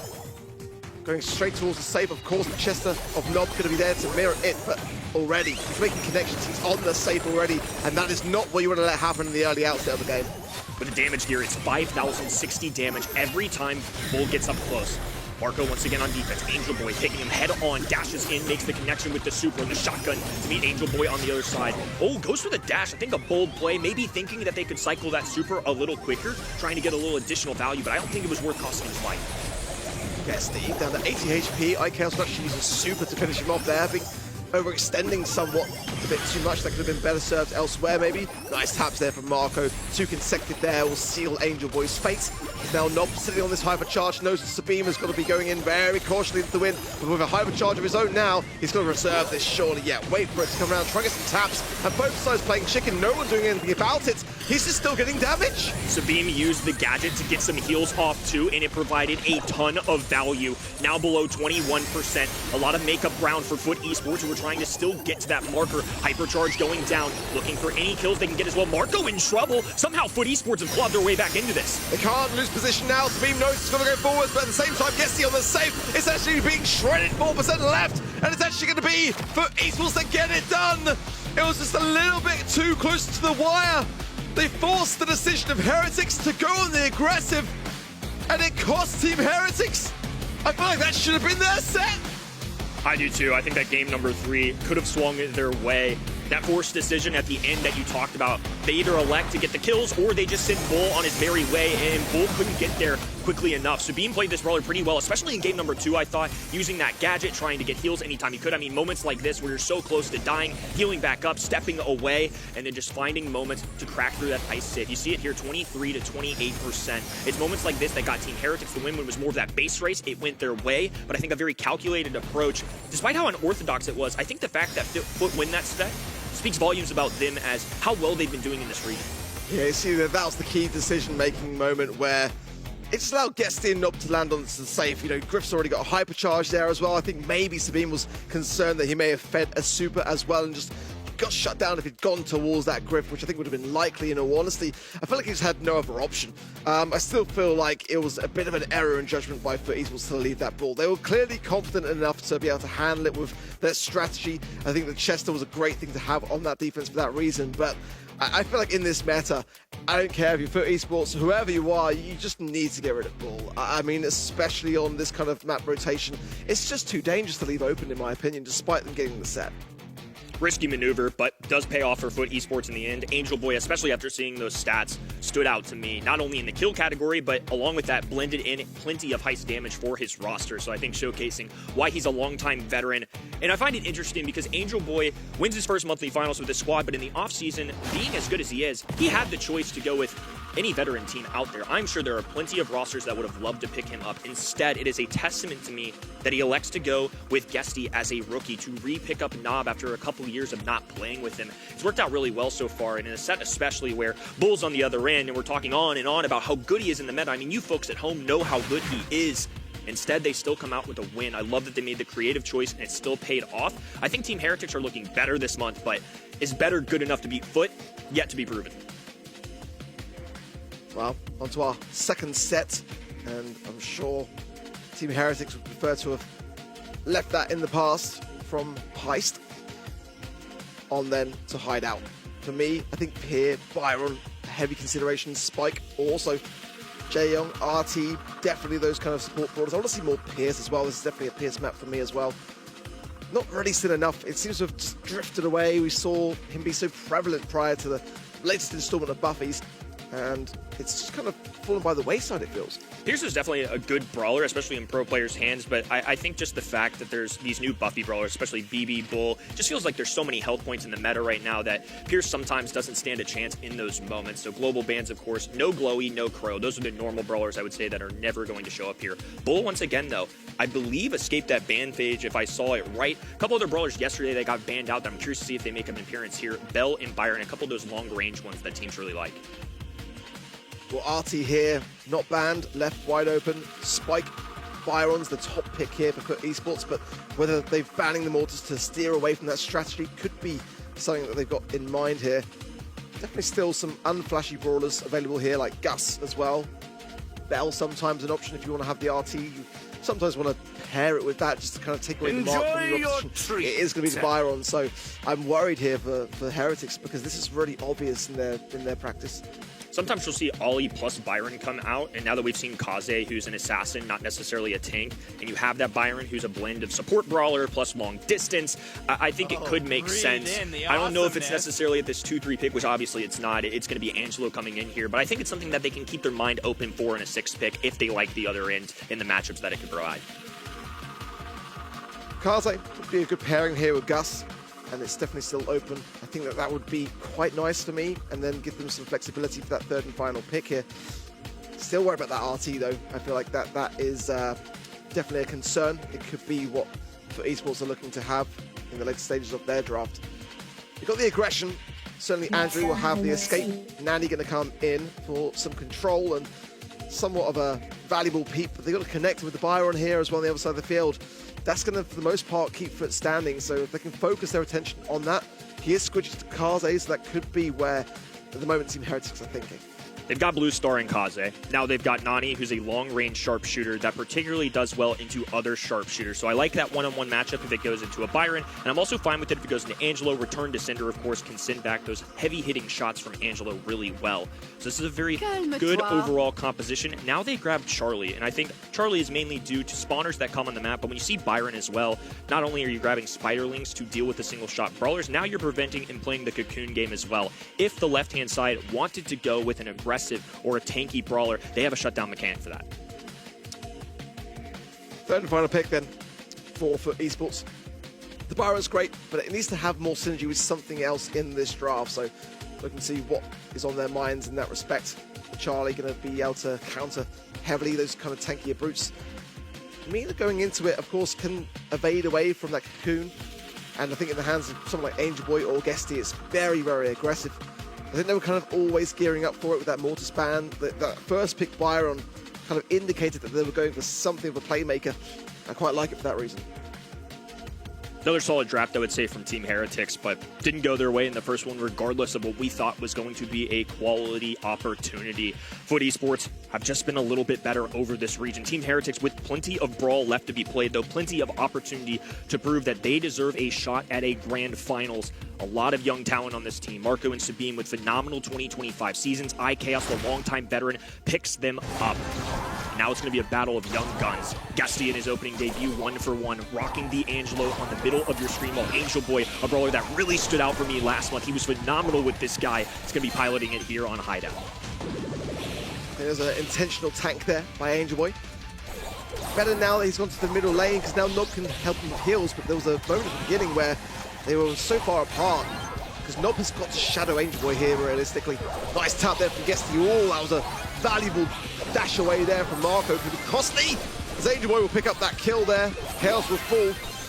Nob is still continuing the aggression here, getting some good taps for it, but that's going to be a poison trick down, and outstaying his welcome. Still surviving though in that mid. Right where he left off last month, Angel Boy still playing spectacularly with this brawler. Now they see some plays on the left-hand side for potential. Has a Hurricane available. There's Sabine though, dropping the Charlie Cocoon, making sure that they slow down the aggressive onslaught that Angel Boy can provide. Nob there, over the wall, Gonna lob up a little poison. This time it's going to be healing. Nani Peep sees this though. Angel Boy trying to make some contact before iChaos pops out. They abort. Know that they have to get out of harm's way before Angel Boy can pursue the kill. Nice there from Angel Boy, still duking around this. Guesty looking to get a piercing shot potentially here. No goes for Chaos. Return does send the gadget. Nicely timed there by iChaos. A tap return. Guesty now popping that Rage Gear coming through. Sabine on the left hand side has got Hypercharge. Finds Angel Boy as well. And now look at this when he comes back out straight into the hands of both Marco and Chaos. They secure it and get the lead for then Team Heretics. Here comes the Nani Pete from the back lines, and Marco still has the blue star in hand, so this is advantage Team Heretics all the way. Foot Esports have to find a kill in the next 10 seconds. Guesty flanking left-hand side, while Angel Boy works the right hand in. Marco there to cover for the teammates. Backs against the wall for Team Heretics, and the purple button pop doesn't make a difference. Foot Esports can't close out. Team Heretics will take game one. Yes, a few overextensions. I want to see more support there from the Byron as well. It was a tough game for Nob to try to find those healing shots, and in the way the map is as well, it's kind of tough to, you really got to go deep into that spawn side and be on a all-three player assault to really get the most out of the Byron here. It's kind of hard to get the line of sight. Woo, Marco nearly makes a whiff there. Was going for that blue star, just a misstep, but does end up clicking it just in the nick of time. But low HP will force Team Heretics all the way to their spawn side. Once again, Angel Boy throwing a kick, a dash away, easy dance move to secure that kill. This is where Nob can really thrive here, but now it's going to be a little bit cautious on this left-hand side. Just going to avoid the flank, get the pinch there between Guesty. He's struggling a little bit to land these shots. Nice there from Angel Boy, but the Spiderlings here. And of course, even the problem was being in the windmill. And look at that. Sabine survives now. Nice shot there from Guesty. It had to be done. They couldn't leave him standing, but Marco not finished yet. A sweep. Heretics now on fire. Definitely not what you want to see out of Foot Esports, especially for such a low HP brawler. They weren't able to secure that kill in time and allowed Team Heretics time to respond. Now they're up 4, one of the bigger leads we've seen in this entire set. Sabine already set up, has a super available. Spiderlings to deal with Angelo, the single shot brawler. Meanwhile, Kaze under heavy fire. This blue star is going to be swung. Chaos still reviving the right hand side. And now Marco going straight in for Nob for the jugular as well, getting back out, using it as well in the defense. Lovely stuff. Now Angel Boy can't really even aggress, can't even help his teammate there. He's got to wait for the Byron Hills to come through, and at the moment, Esports looking very shaky, although in terms of stars, not far behind. Nob and Angel Boy pairing on this right-hand side. Nob takes one to the face. Nani peeps straight to the dome. Will stay alive. Windmill going up for Angel Boy. They're going to play alongside him. They want the support brawler with Angel Boy, but he's not making enough contact. Has that super in the back pocket. Needs to use it, though. Guesty jumping right on him. What was that? Not great. Angel Boy trying to make up for lost time now. Marco down to 1,000 HP, but has got the hypercharge as well. Nob there, a nice gadget there. Does find Chaos. That's still going to put Foot behind by 3 stars, though. They need to find something. Marco here going to go on the aggressive, can afford to do so as well. The blue star still with Team Heretics, and they extend the lead even more. So it's going to be a set, a comfortable set of that, as Team Heretics will equalize things out. Foot Esports can bleed. Really impressive showing from Team Heretics, demonstrating growth from last month. The exact same matchup in the quarterfinals. And outside of the set that Team Heretics won, it never really felt like they were in it. This is the first time I've truly believed that Foot Esports are beatable. To be honest, though, I did feel like in the qualifiers that Navi might have been able to do it there, but you've got to remember, this is a team that have already beat that very team here today, Heretics, knocking out Navi in the quarterfinals. Maybe for Esports, just like a little bit lacking compared to last month, but we saw some 3-1s, not the end of the world. I think for Esports, we've got plenty of time to work out where this one went wrong. For me, it's tough to make Angelo work at the moment. I'm finding that Brawl has kind of just dropped off a little bit. It's still being trialed, it can get some great results. But it's just an assassination meta, it's a tanky meta, it's just really hard to make that one shot really pack the punch. Guess he's still leading his team in kills, but to your point, it just never really felt like it was an even fight. I felt like Team Heretics had a tinge more success throughout that, especially in game number 2. It really started to be a runaway. I think, once again, a really solid draft. They didn't have the 6th overall pick, so they had to make sure whatever the left-hand side went with, they were well equipped for. This is such a balanced roster. Nani can deal well with a long range from Angelo and Byron. In 1v1 situations, you favored that. That was a great Kaze game as well, and then Charlie, Spiderlings plus Cocoon brought them a ton of value. Even though Team Heretics lost that first set, again, we were kind of talking about the fact that Foot leave the bull available, Team Heretics making the no-brainer decision to go that very competitive one as well. I think the talk of the town all weekend has been these rosters of Zeta Division, the Foot Esports. Just because they won last month does not mean March is going to be copy and paste. And I think that's a lesson I'm certainly going to take away from yesterday. Despite that, I still pick Foot, but I just want to make that point out there. This isn't last month. These teams learn and grow. Let's see. Going into Hard Rock Mine then. A fresh draft. I'm looking for Heretics to maybe try and catch the Rico here. As we know, Chaos probably the best in this region, if not the world, on this very brawler, on this very map. Chester definitely going to have a very solid game here, no doubt about it. Bull as well, one that was not globally banned, that would absolutely thrive under these circumstances. I kind of want to see that brawler be valued higher here, and it's not banned out still. The Rico ban is there, however. Chester going to be left open. That could be what for esports are feeling like. Again, if they don't pick Bull here themselves, they're planning to defend against it. It's probably either Bull or very likely could be something like a Chester. This could be the exact same math that we've seen earlier today. You go anti-tank, anti-aggro early with that first overall, or you just lock in the best brawler in the game. My hands are on Chester already for esports. They clearly are not too worried about Bull, but in this particular map, it's definitely a bit more risky, I would say. Chester, yeah, it is going to be exactly that still. This is for esports has spent a lot of time looking to counter these big scary brawlers, and the question now is, are Team Heretics going to feed into it? Are they going to steer away from it? There's definitely still plenty of options here. They do kind of like the kind of 8-bit mid, which is a bit of an interesting choice. Ali here as well is a great map for her. I'm looking for those kind of like specific brawlers. We're on the same page. I was thinking 8-bit off the top of the dome too. It's been a popular brawler in East Asia and EMEA, and on top of that, I think if you went something like an 8-bit Bull, now you've got the range game, and you've just got so many health points. It almost forced this left-hand side to go hyper defense. And that's something that you want to be in Team Heretics. You want to be in control. Instead, they're going to go with Charlie. No qualms with this, really. I mean, again, we talked about it a lot, but Spiderlings are such a powerful tool. Cocoon, especially into an enemy gym carrier, can kind of spill those out as well. So having that mechanic in this game mode is very important. Yeah, Charlie, one of the highest win rates in scrims across the teams that are competing here today is 77%. So it is definitely tried and tested for the most part, and more often than not comes out with those goods. Could also potentially see a Lily here. Again, it's a very Filippo pick. Bull going to come through for Heretics. Yeah, it's scary, but I still feel like for esports have got the strategy to defend against it. Let's see how they feel. The Chester are going to have to mirror it, absolutely for sure. Still some other brawlers that could be a problematic thing to see here. It could be a kit coming through. There's a potential, but esports do like to cause problems with it. Ruff's ban out of the global bans definitely would make a lot of sense in this particular instance as well. But things like Cordelius, they're not out the question. They could deviate away from this.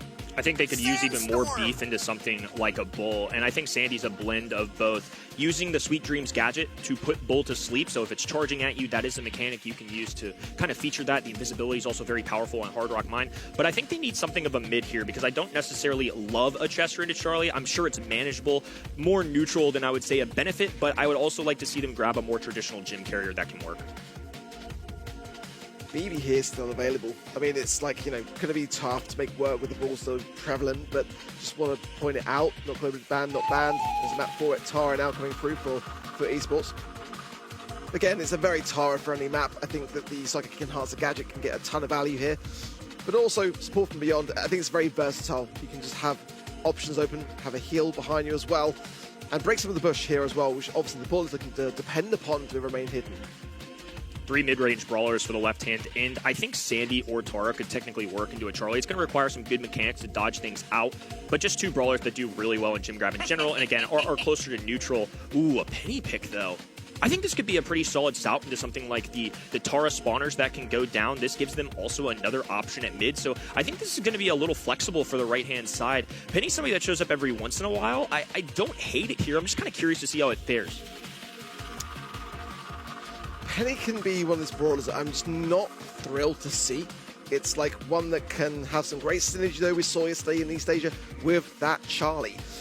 It's really quite a new thing that I've not really seen many people experiment with, but it does make a lot of sense to consider here. I'm just not overly thrilled by it. It's going to be Chester playing the mid. Something that's become more common. We've seen the Leons and Chesters of this world kind of go into these heavier tanky brawlers, but instead, though, they're going to have to deal with a Charlie. So Knob left-hand side, Angel Boy battling against Subin, but the better brawler gets the best of them early. Let's see. Marco does need to get that turret as quickly as possible, realistically here. Guess with the 3 grams, Angel Boy lurking, going to get a nice, easy takedown there with the gravity and assert his position as well. Spirit's going to be quite problematic here, not opting to have the healing shade as well, so they'll be gunning their way towards Heretics throughout the entire game. keeping my eye on Marco as well. I think Penny is going to have a tough time, especially now that Angel Boy already has a hypercharge super. That is a free frag for him. Chaos in the long range, left all alone. Guesty encircling him. It's a Foot Esports onslaught early. They're not running either the trusty Spyglass with Penny, which is the gadget which allows you to lock on with that cocoon, with the charge, the synergy at the back of it. They're running Salty Barrel. I'm just kind of surprised. It worked out so well yesterday for Crazy Raccoon, and they really championed it. They won the entire monthly final at the back of it. It just feels like they're a bit all over the place. Slow down onto Angel Boy due to the star power choice there. Sabine, low HP, can't dive in without dying. It's Foot Esports having their way in game number 1. Guesty can comfortably back down the lines. There are definitely some unusual choices in this draft. Marco on the Penny, certainly one of them kind of a double mid here. It just didn't feel like the squad had enough firepower to deal with Foot Esports. This is a team that is tough to beat already, and on top of that, you're just going to need a good draft. So still some convincing to do for me, Team Heretics, to see if there's any validity to this. I'm not feeling this at all, honestly. And if the games go that quick, you know, the Penny can't really get any value, can't get set up. I mean, that's kind of like, you're placing just a lot on that very brawler, and if you're not even going to get a mortar, I mean, what's the point, you know?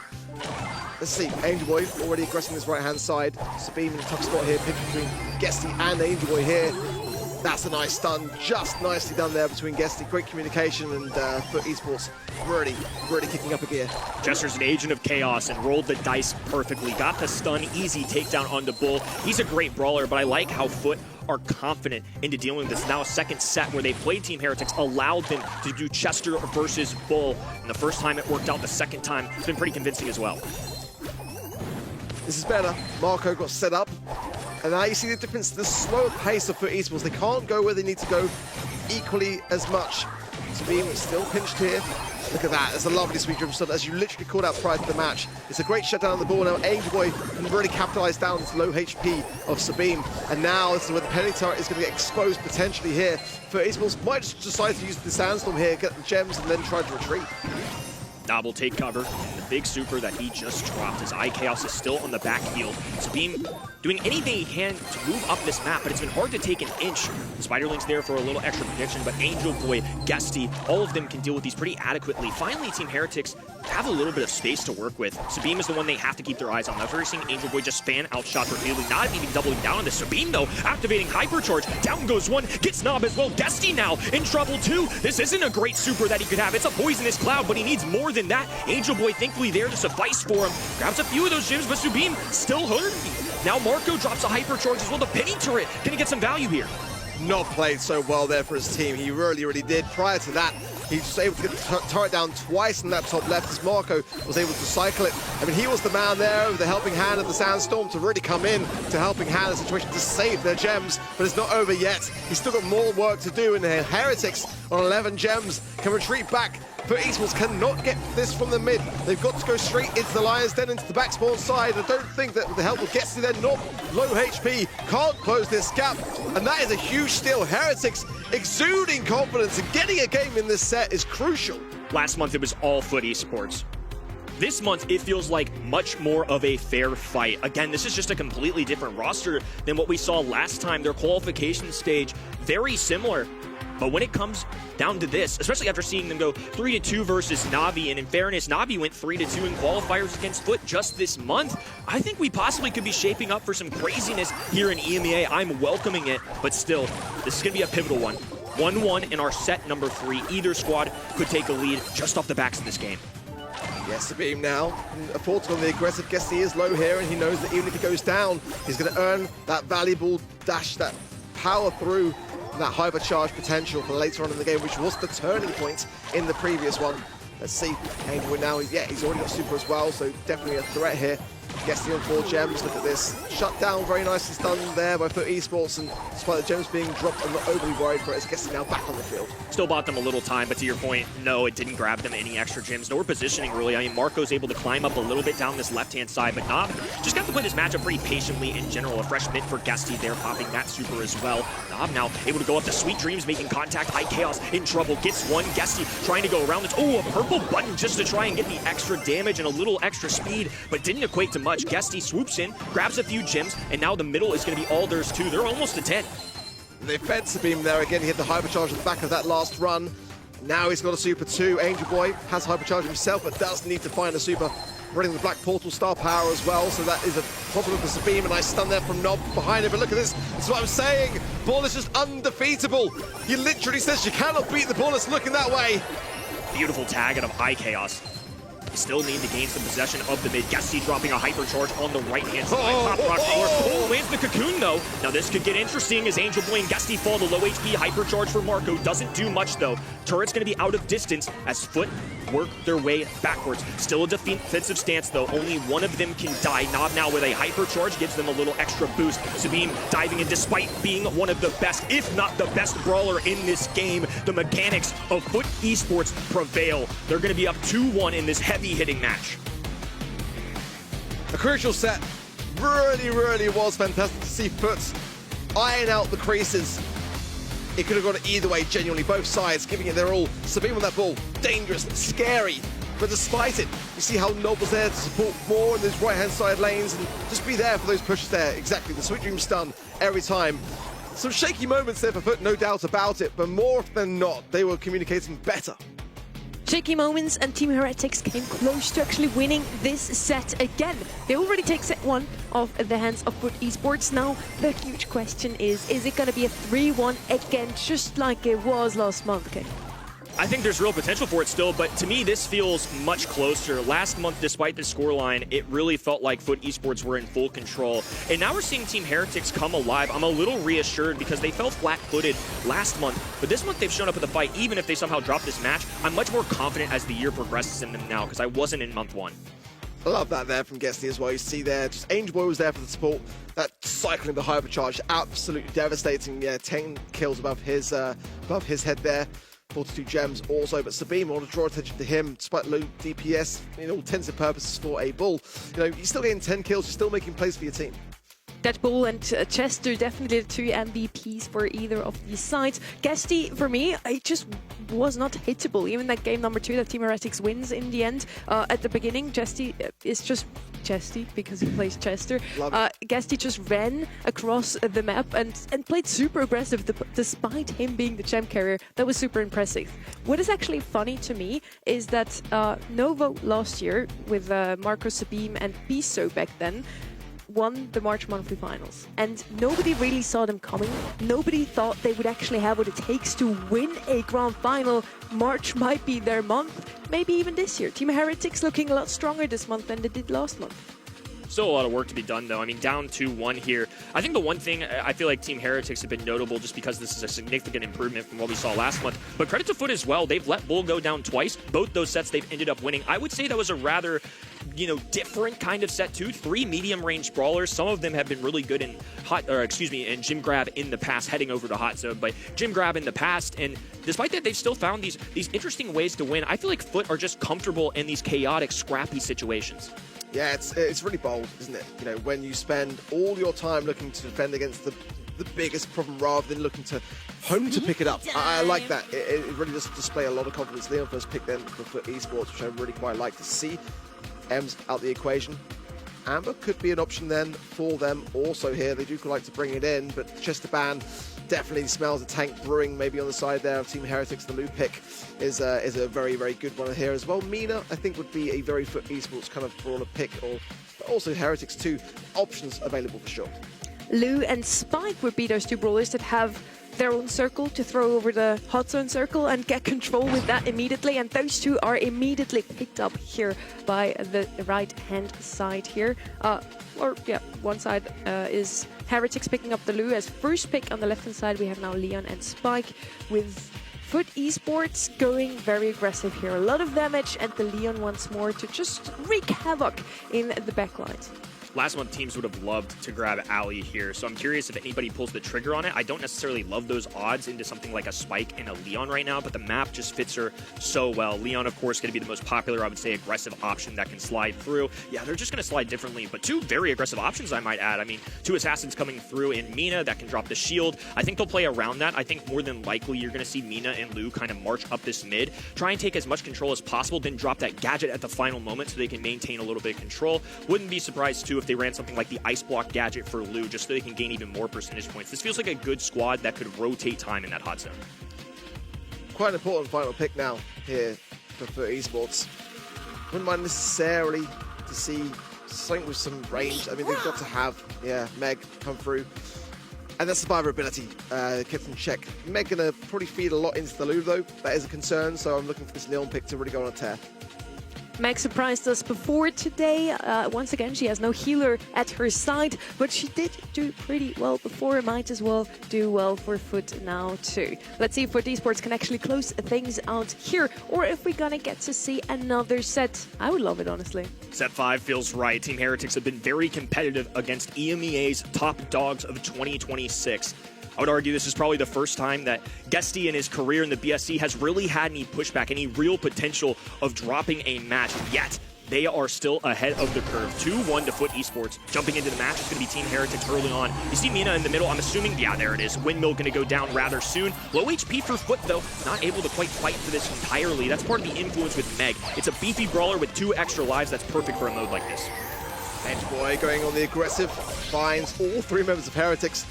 You're not going to come out of that one, I can tell you that for free. Sabine continuing the assault here on Guesty, looking to get back in mech, but wasting a lot of time now, finally getting back into the swing of things here. Sabine dancing around this, but surely going to be pinched out here and just go down. Guesty already out of mech.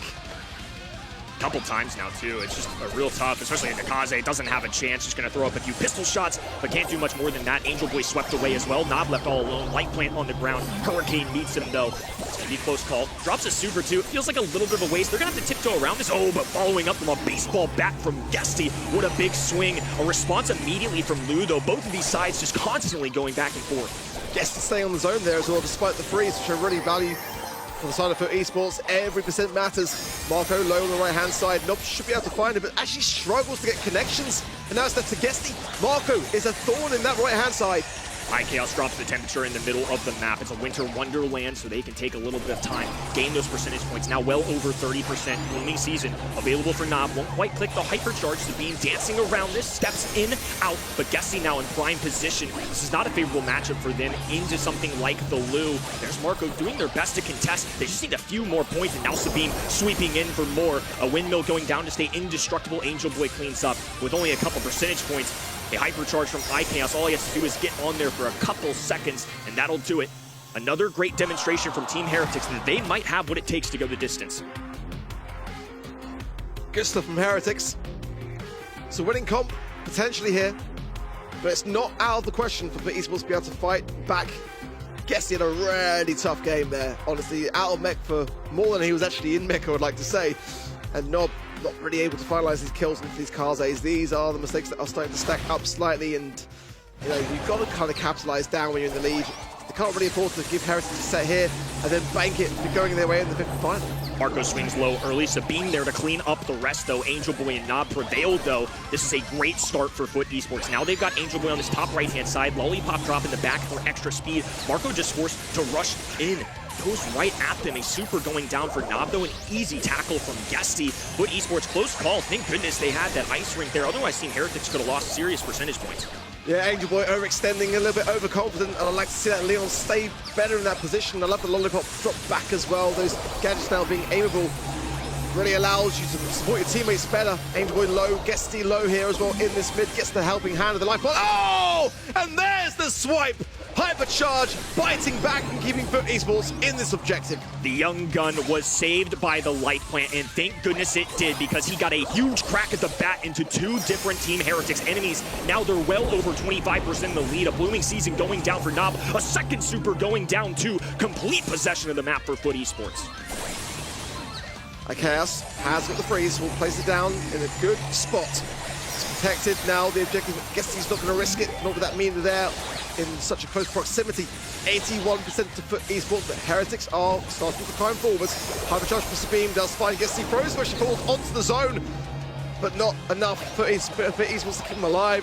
Nob now trying his best to the left-hand side, but throws the desperation super into the mid, and it's not going to cut it. Team Heretics have really taken advantage. Angel Boy had to sit out for a long time, dropped to 70 HP. Because of that, they have the numbers. They can maintain the mid. Guesty once again makes a wild swing and great contact. Now up to 90%. It's going to be a buzzer beater kind of finish. Sabine has to rush in. Marco staying alive. Nob falling low, 169, but will hold on for dear life. Foot Esports and yet another match point to go to their second grand finals of the year.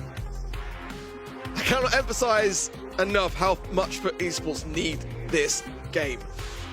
If it goes to a 5th and the draft just doesn't quite work out, it's going to be disastrous for FUT. But it's a close affair, it really is. I mean, that was down to the wire, and Guesty with some really nice hypercharges for me, really saved that last game. My advice, kill them while you can. Do not let Team Heretics get another one. To your point, you never know what happens when you go to a set 5. Guesty knocked out of the mech early, low HP, windmill going down for Sabim as Angel Boy is there to protect his teammate Guesty, looking for the extra P-shooter shots, low HP for him as well, and sometimes he finds the kill. Look at the rookie go. That was such a great shot. Oh, lovely life bomb there as well from Nob, just capitalizing down on this body blocking for Sabim, but Sabim not done yet. Really aggressive plays, now scooting over to that left-hand side, but it's FUT Esports now, approaching 50% now.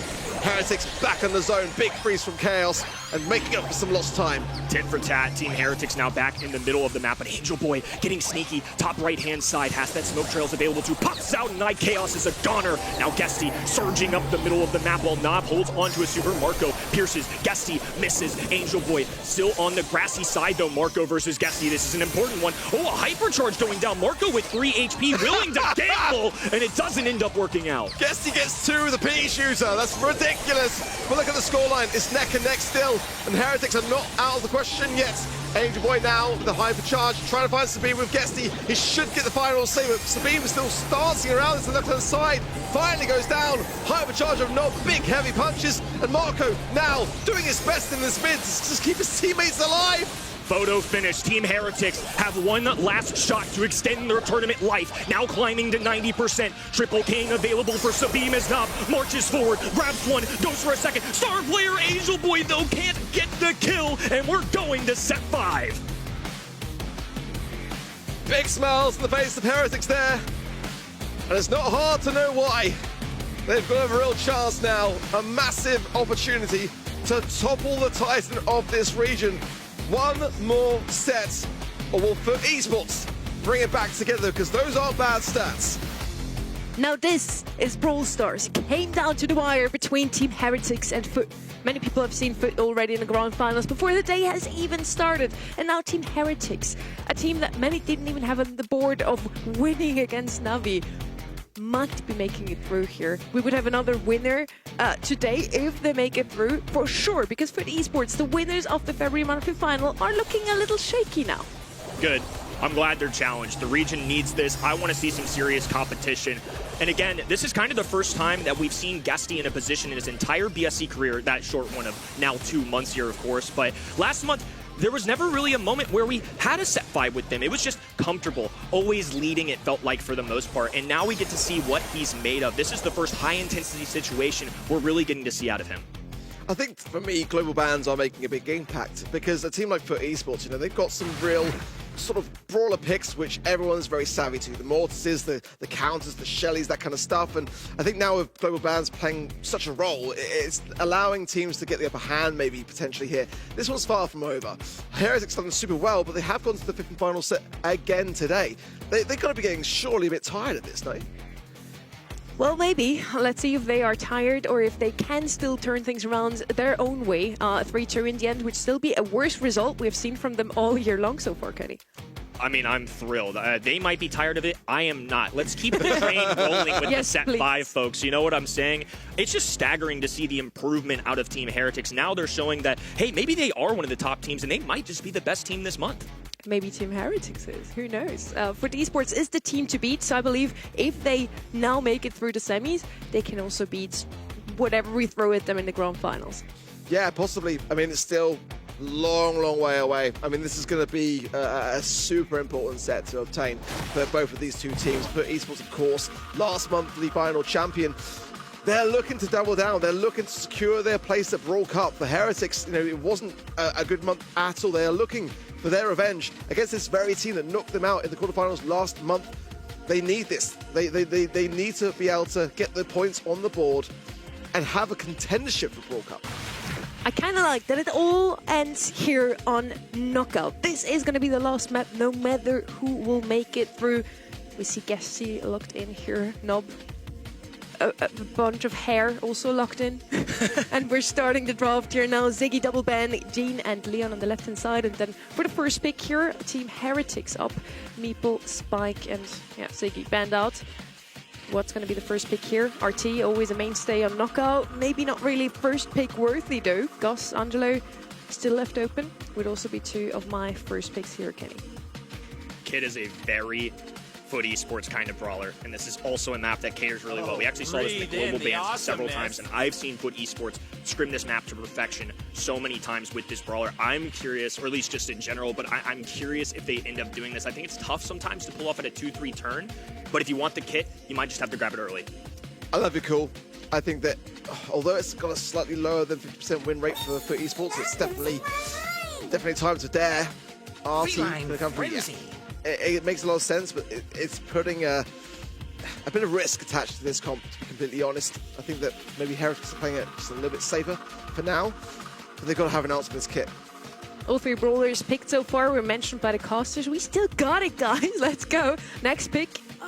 Maybe a Brock alongside D'Angelo to help opening up the map and give D'Angelo a bit more space to work around. They need something against the kit, like you already mentioned, Ark. Usually that would be Cordelius, but he just doesn't bring the range on an open map like this one. It's going to be Ollie instead, another aggressive brawler, and he is a little tankier, so it might be a bit better against the kit than something squishy. Maybe take the Byron here just to allow that Ollie to have more additional support. You've got to have some heals. Sometimes Barley for Heretics, but in this stage of the draft, it's really risky time to do that, especially now with the kit as well. You know, it's not really what you can afford to do. Let's see how they feel about things, but I like your shout with the Brock as well. I feel like that might also take away some coverage for the kit to be able to, be mobile, to use that cardboard box, squeak for control for Heretics. That is what they feel is going to be enough to make their way to the grand finals here today. Putting a lot of confidence in this brawler, and a reason I was so confident in the kit, the second you see RT, you shouted it out, Sonny, but a reason that RT can show up so much in this map is the defensive prowess it has too. Kit, when he dives in, if you pop an RT super, guess what? He's dealing with Jackie level damage immediately, so that's why I think they pair this on the 2-3 turn. If they're going to grab Kit, it's very important that they get that other element as well. Well, he can't do that if he gets hypnotized by the Ollie there. I think that was the idea behind it, to shut down that RT in the long run. Daryl is going to be the last pick here, a brawler we haven't seen all day. He's okay, I guess, in the meta. He doesn't have a buffy, doesn't have anything big to show off, but he's always been pretty good on Golden Gulch, can roll over that Watcher, brings in a lot of HP. So I think on the left-hand side here, FUT Esports really just wants to drag out the match as long as possible, because with Kit, RT and Daryl, they have the comp for the long run on Knockout. Heretics need to push this.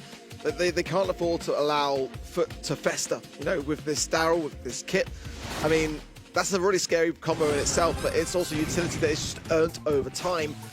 The Heretics, they've got to land these shots early. They've got to just continuously push. Scout with this squeak, Rurdy, but look at this already. Guesty just holding himself back, as is Angel Boy. If Nob goes down here as well, it's going to be a very, very tough position to leave his teammates in. Angel Boy already has got super. It's a bit cheesy, but for Team Heretics, they've got to hold firm. Serious mind games going down. They saw Angel Boy barely step out. Now they know where Guesty is as well. They're going to hop on the backstep Daryl and dive right on in. Makes contact with that wall, but Brixit doesn't actually go for any kills. They're trying to get the lobbing yarn shots of range up. Skates across the entire side of the water, but it's going to leave Daryl isolated. Marco now cutting off this right-hand side. I think Team Heretics are fully interested in making sure their teammates can't reunite. Big slice from Angel Boy, but a hyper hypnosis there from Speem, and that's going to cause Angel Boy to fall. Nob now in the middle of nowhere. They're really out of position here, and FUT Esports with an idea in their minds. But Heretics are just seeing through the strategy so far, so good for them. Guesty going to try and make a hero play here, jump away from my Chaos, and there's the hypnosis yet again. Guesty not out of the question, but now too low HP to contest it, and Team Heretics will take that round very successfully. Convincing first round from Team Heretics. They're not putting up with any of the invisibility shenanigans from Kit or Daryl just sitting idly by and charging up. This time they're going to rotate Guesty this time in the middle block of walls while Angel Boy has a super available. Nob, he said the same for them, and Team Heretics are going to push this. They're going for that more aggressive strategy that you mentioned. Oh, Nob caught lacking as well. Nearly went down. He's counting his lucky stars that he stays alive, but once again, he's being pressured a lot. They're just throwing Kit at him for heals. Yeah, literally just to keep him alive here, and it's not going to help too much. For Esports cannot create that amazing ability with the Kit bringing into the equation to force themselves back. It's just for Esports, just almost like waiting for the inevitable. That's what I was saying. They couldn't afford to take to a 50 final set and just hope for the best. They need to make some plays. Hypercharge for Guesty is key, but they need Angel Boy. They've also got to make some space. It's really not looking good. But Esports are not looking invincible like they did in February. Now Guesty on the back. Oh, and here he goes. Oh, hypnotized immediately. There's a little bit of heals that you get benefited from. Kit isn't enough to keep him alive. Yes, it is. 298. Chaos with a hype away, but now he's got the green fog closing in. Marco, the squishy brawler on the left-hand side, left all alone. Off to the fog he goes. Great response from FUT Esports. Despite the chaos, despite this untraditional draft, they're still finding a way to stay in it. It's really, really tough to see FUT Esports depend upon this idea so heavily, but that did work. But it is really the Kit plus the Daryl. These mind games they're preying on at the beginning. Once Heretics are savvy to it, then they're going to be under pressure yet again. Guesty looking towards getting that hypercharge again, and ideally for Nob to land some of these taps. If they can get this hypercharge for the RT, it will be the difference maker here. Full house of supers for FUT on the left-hand side. Meanwhile, Team Heretics have a hypercharge with Sabine, but no super alongside it. Chaos just charging up, trying to knock an arrow, make any contact, any kind of reveal where the enemy side is, greatly benefits them in this round 3. Again, Marco and Sabine cautious on this bottom right corner. They're not really sure what Angel Boy is, but now forced out of this bush. They know for sure. Piercing shot from Chaos, not going to find a connection. Guesty waiting to roll. Ideally, once the gas closes in, but it's still premature. It's forced to jump out now. They're going to be going into the top right-hand side here, but Sabine is there with the hypnosis. Chaos from the bottom as well. It's a 2v2 now. Chaos now popping down the poison as well. Good connections into Nob. Nob drops the legs. Should find Chaos here, and Angel on the right. But Esports get it done. It's the game, but they are not done yet. Heretics have got every opportunity, every chance of taking this the distance. Just when they looked knocked down, they're right back up.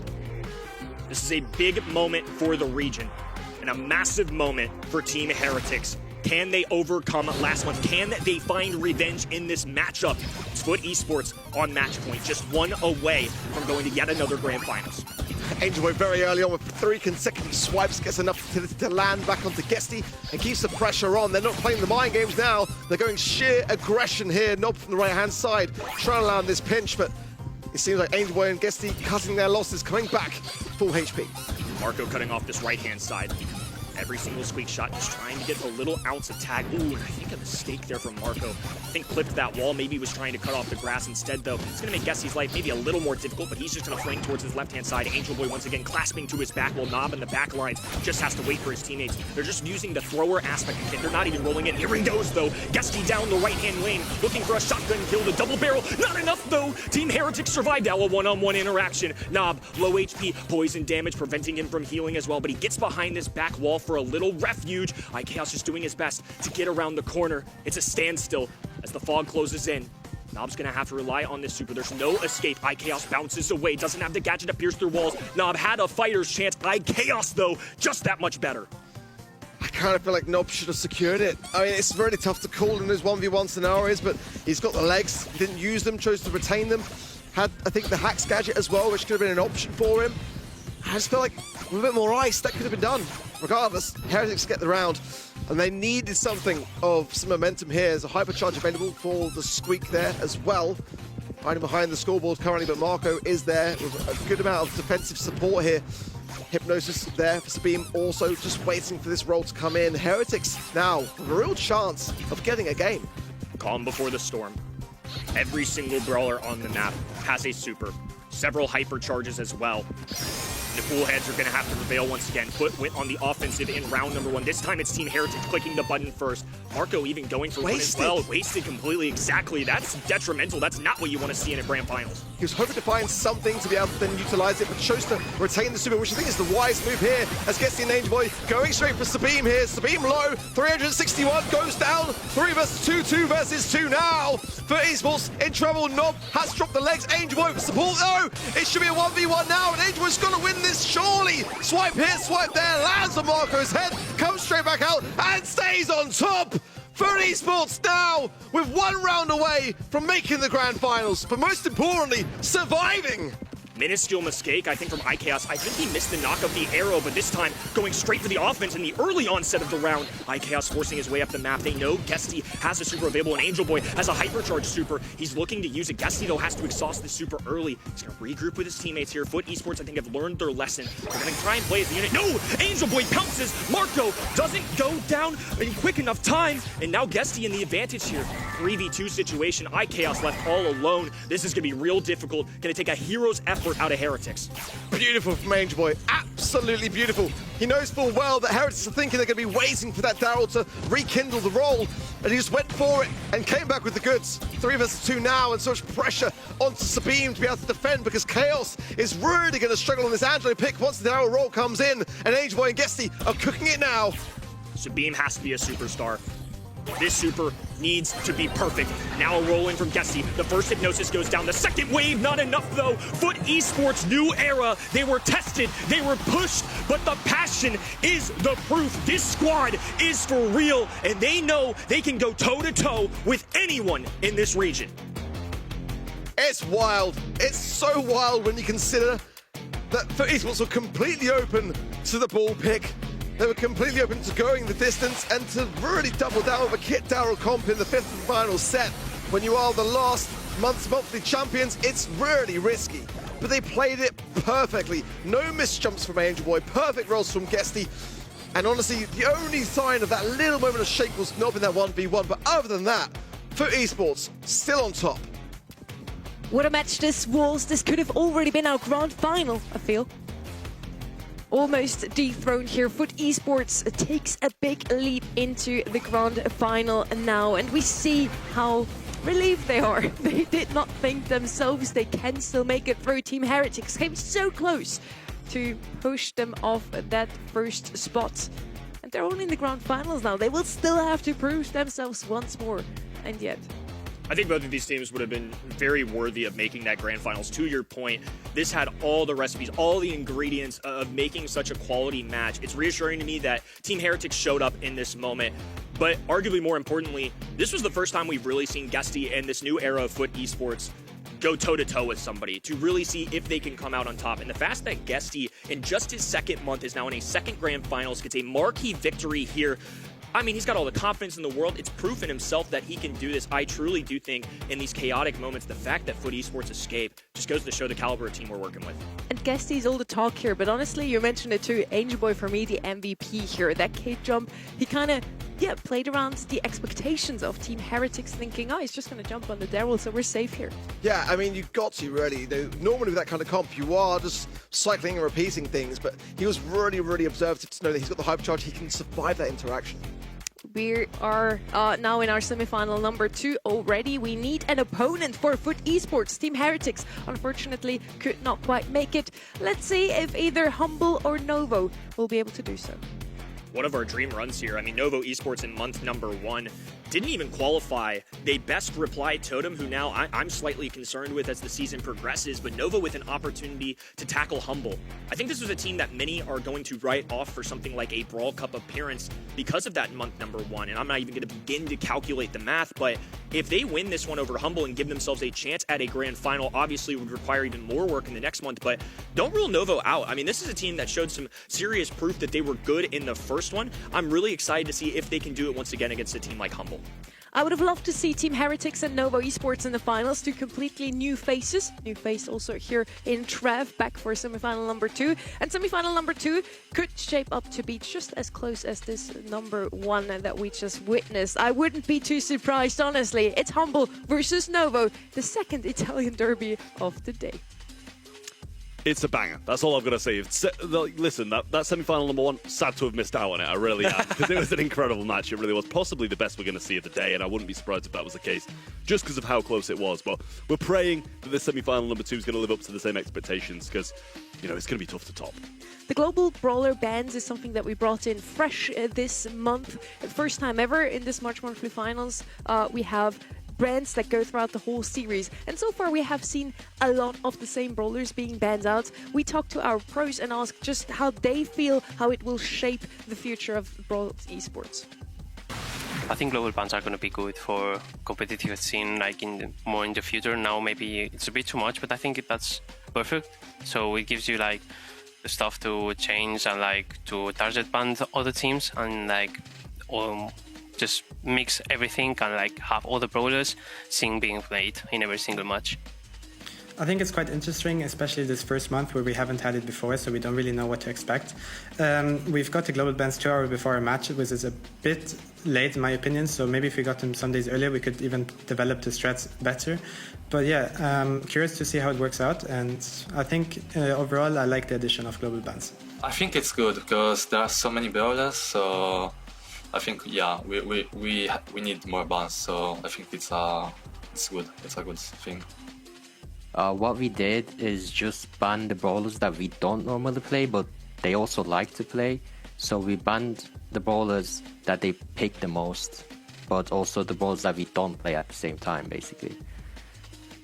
It also gives us some more to talk about here on the show. Yesterday we had completely different global bans in East Asia than we have here. Chloe, for example, banned out, I think, every single match so far. Yes, 5 times. And in East Asia, he wasn't banned a single time.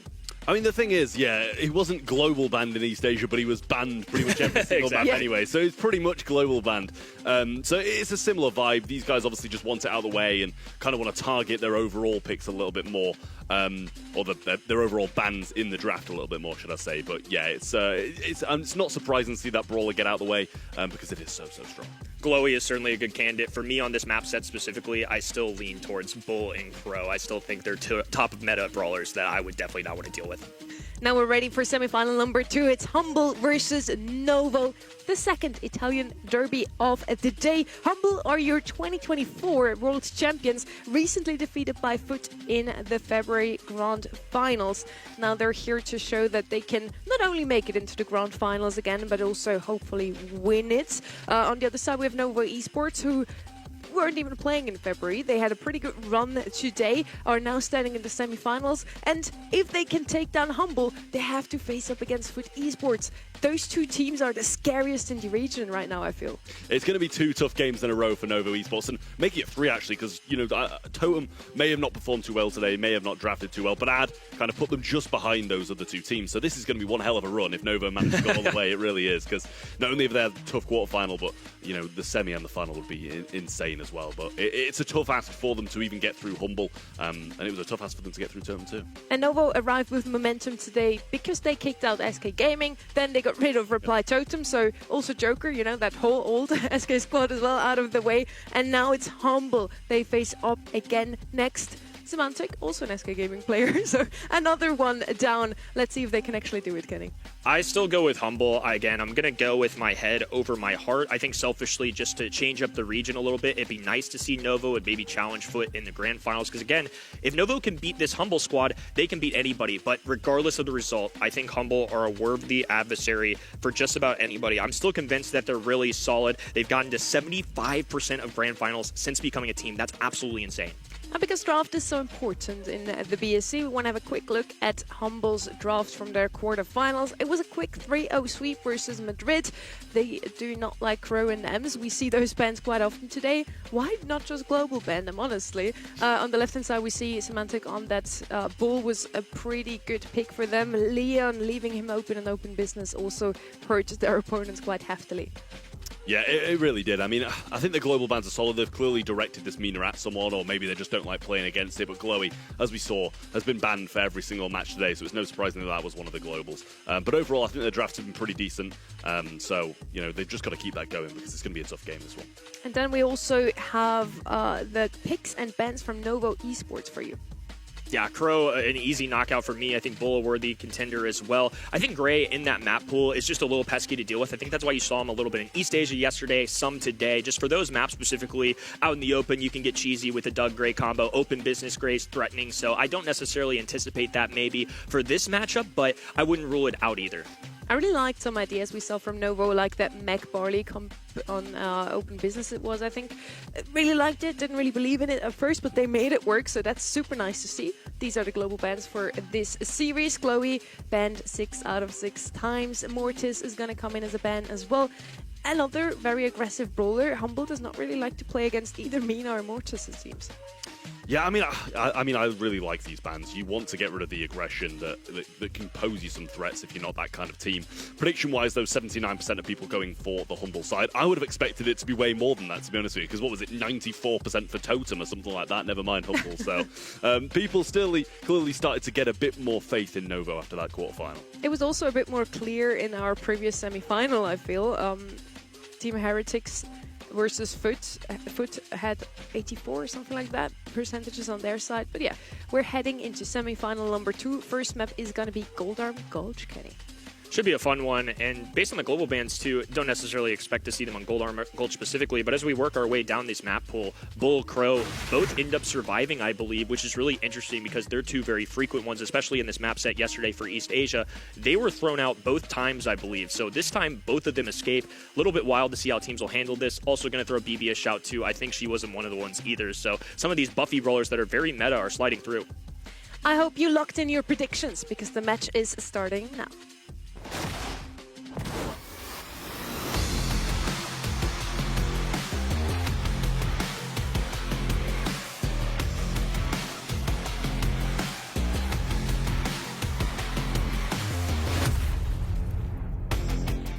Humble versus Novo. Can Novo keep their run going, or is the experienced Humble gonna stop them here? Humble, of course, this is their 3rd year playing together. That's a lot of time in Brawl Stars. Meeple on the right-hand side as the first pick on the Goldarm Gulch. Something we see, let's say, not too often, but it can definitely work. Yeah, it pops up here and there.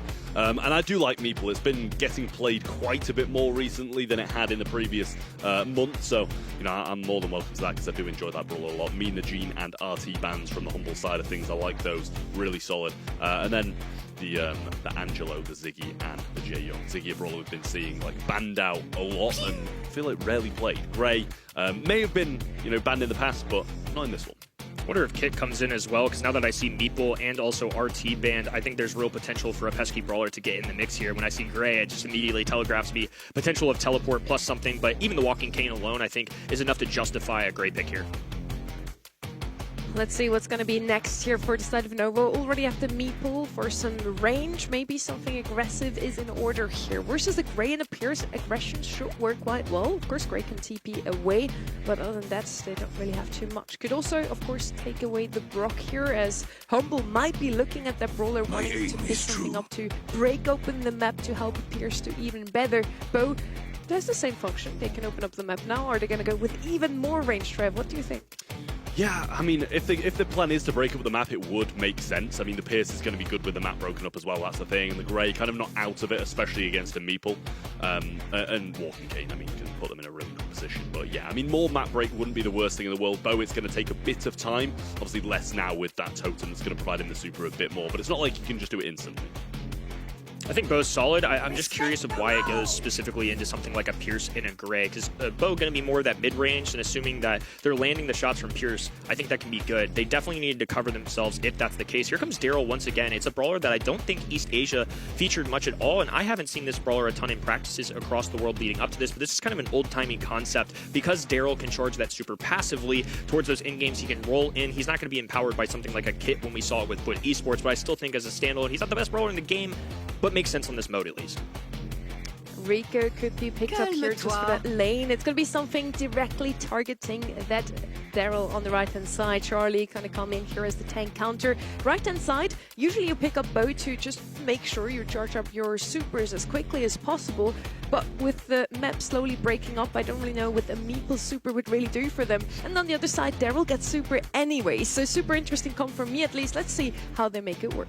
Yeah, it's going to be interesting to see. It really is. I think Bo, you know, you're going to be playing for those mines in the late game, trying to just trip people up, have, you know, someone accidentally go over a mine. You know, Ark's been saying, I don't know how pros are falling over mines, but we saw Tensai do it about 10 times in one game yesterday. He's a world champion, so I don't think that's something we can really be saying that much anymore. If Tensai can trip over a mine, I'm allowed to trip over a mine. Sorry, ranked randoms. Lukey already off in the middle of the map alongside Boss, tearing open this right-hand side grass. It's going to gain a little visibility as Semantic juggles his way up this right-hand side, inching his way forward. The bow shot's going down from the distance. I'm sure part of the influence for this pick, too, is the extra vision that you can get from him.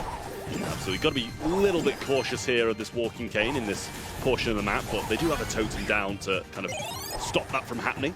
Little gadget comes in with the Meeple's Mansion to block off Boss's pathway, and that just kind of gets rid of some more of that grass. So they're going to be able to sneak back and forward down that left-hand side from this point. Nice roll coming in from Filippo. You'd have thought Boss would have accounted for that a bit more. Luki going for the ammo.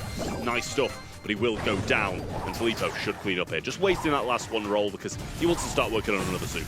Yeah, great call as well. Just a veteran decision there just to ensure that they can work towards that next round. He's even got a hypercharge already stowed away too. So Meow will cut off this map, and Semantic knows he's a goner. He's just going to back off into the green's fog, concede to the next round. Unfortunately for him, won't get a super for his troubles, and Terry won't either. Just looking for any extra shots they can get, but that means that Filippo's going to be that much closer to already having a roll ready to go. Yeah, it just seemed like a massive oversight there from Boss. You know, with knowing Daryl's there with the roll, putting yourself alone in that situation is definitely not going to be the play.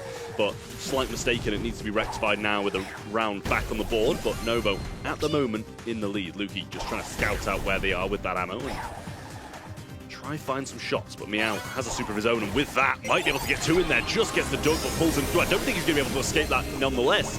And Semantic, trying to survive, doesn't again. Novo absolutely walking over them at the moment, but Luki's starting to do something now, and Meow realizes that he can just go for this, because, I mean, it's a 3v1, and if they win it, then the game's over. Of all sharpshooters, Luki, of course, with all the ammo that he can replenish, it helps, but into something like Filippo, that's a Daryl with so much HP to boast, I don't think there was a real chance there. Novo Esports doing a good job of playing the mind games, I called them too. You could tell that Charlie on the top left-hand side of that map was just extinguishing ammo, just looking for anybody, trying to figure out where the other roster was, and then all of a sudden, pop! Here comes Daryl rolling down the middle of the map. The walking cane was connected from Boss, but it still wasn't enough to deal with the onslaught that was coming in from that red roster. Beautifully executed, I would say, from Novo Esports. I mean, I just think that we need to see more from Humble. I feel like there was a few mistakes and bad positioning here and there, rather than, you know, not saying it was bad by Novo by any means, but they're taking advantage of these slight mistakes from Humble. Nice shots coming in now, though. He is slowed and trying to get that finished off. Meow goes in for the cover, but will fall. And a shot with the super, tanked by the bow totem, so won't be getting the ammo back for that. But good control in mid, and the 3v2 is not something that you'd expect Humble to lose. First time we've seen Humble with an advantage for one of these rounds. They definitely need it. Weren't very convincing in that opening one, just not very Humble-like, but still, of course, a lot of set left to be played, a lot of proof. I think there's validity in this draft. Oh, and the mechanics, of course, once again, Boss making contact, opening up this as well, and that's a bigger deal than you might think. That's one less spot for Filippo to hide in this next round, because Daryl especially loves getting in the grass, burrowing down, and just waiting for a moment to strike. Some great shots towards Hypercharge there for Boss as well. You know, when they pinned him in, and he can't go back to the spawn because he's feeding Luki a super, he can't go up because he's feeding Boss a super. Just a really difficult position for Filippo to be in. And in the end, Boss had the super already, so it shouldn't be too far from a hypercharge now. Got to be cautious of Meow throwing out this gadget, though, because Terry, with mines on top of it as well, can really punish you for being pinned in. Semantic, once again, doing his due diligence, scouting out that left-hand side, walk all the way up the skinny line of grass, so therefore knows, especially with that wall break up top, that Filippo has to be on this right-side grass alongside his teammates. So Novo just dodging out shots. They do have Filippo super on that right-hand side that you can see. Terry, of course, can drop mines too, but I think they're just being patient. It's very clear that Novo want this in-game.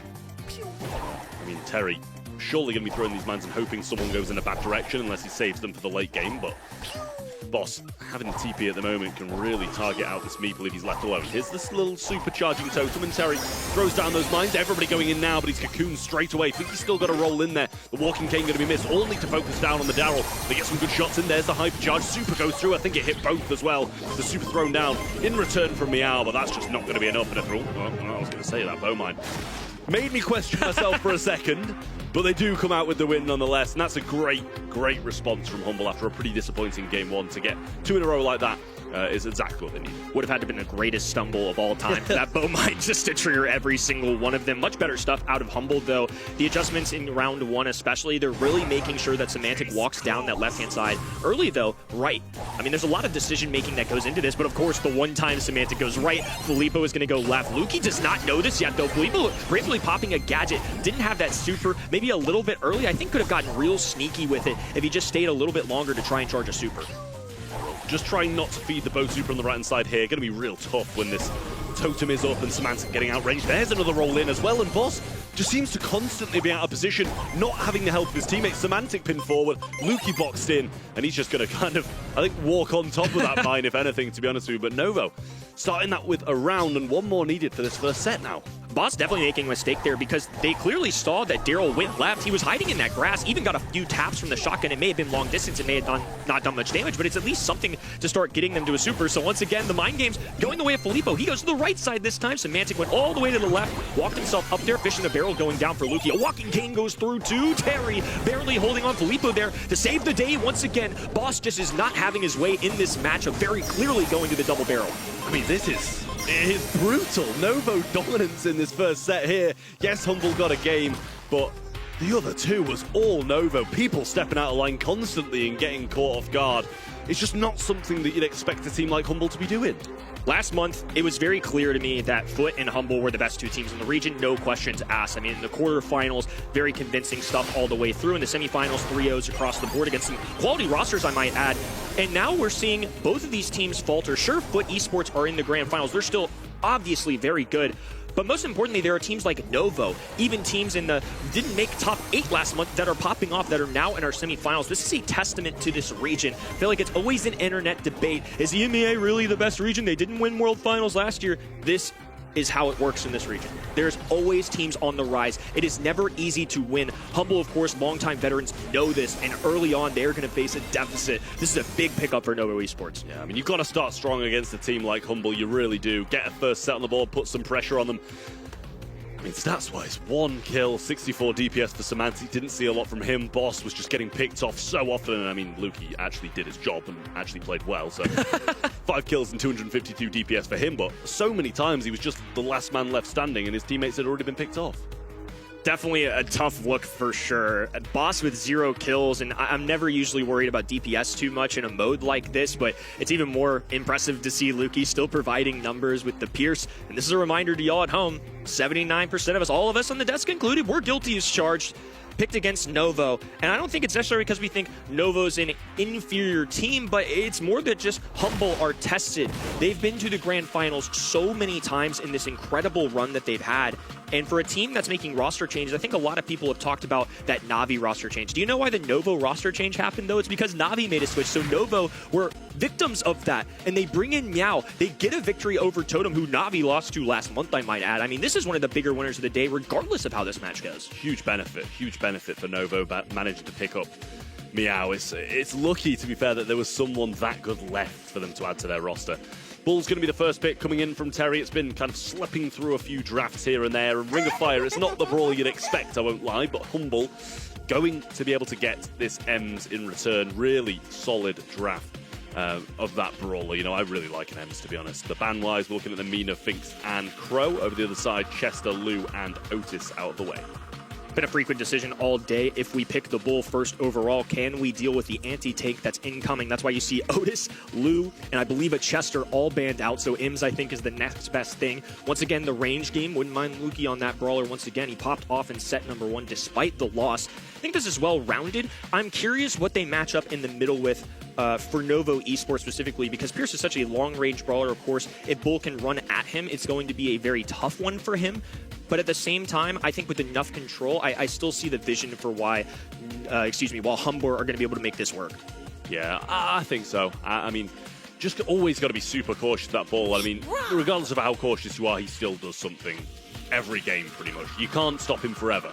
Meg's going to come in, and I just love the fact you and I were just laughing about how many kills he was actually getting with just the little gun in the last one. It's delightful. Yeah, but they bring it back. Novo going to show up with that brawler, and we've questioned it a few times in Hot Zone, and it's paid off a couple of times as well.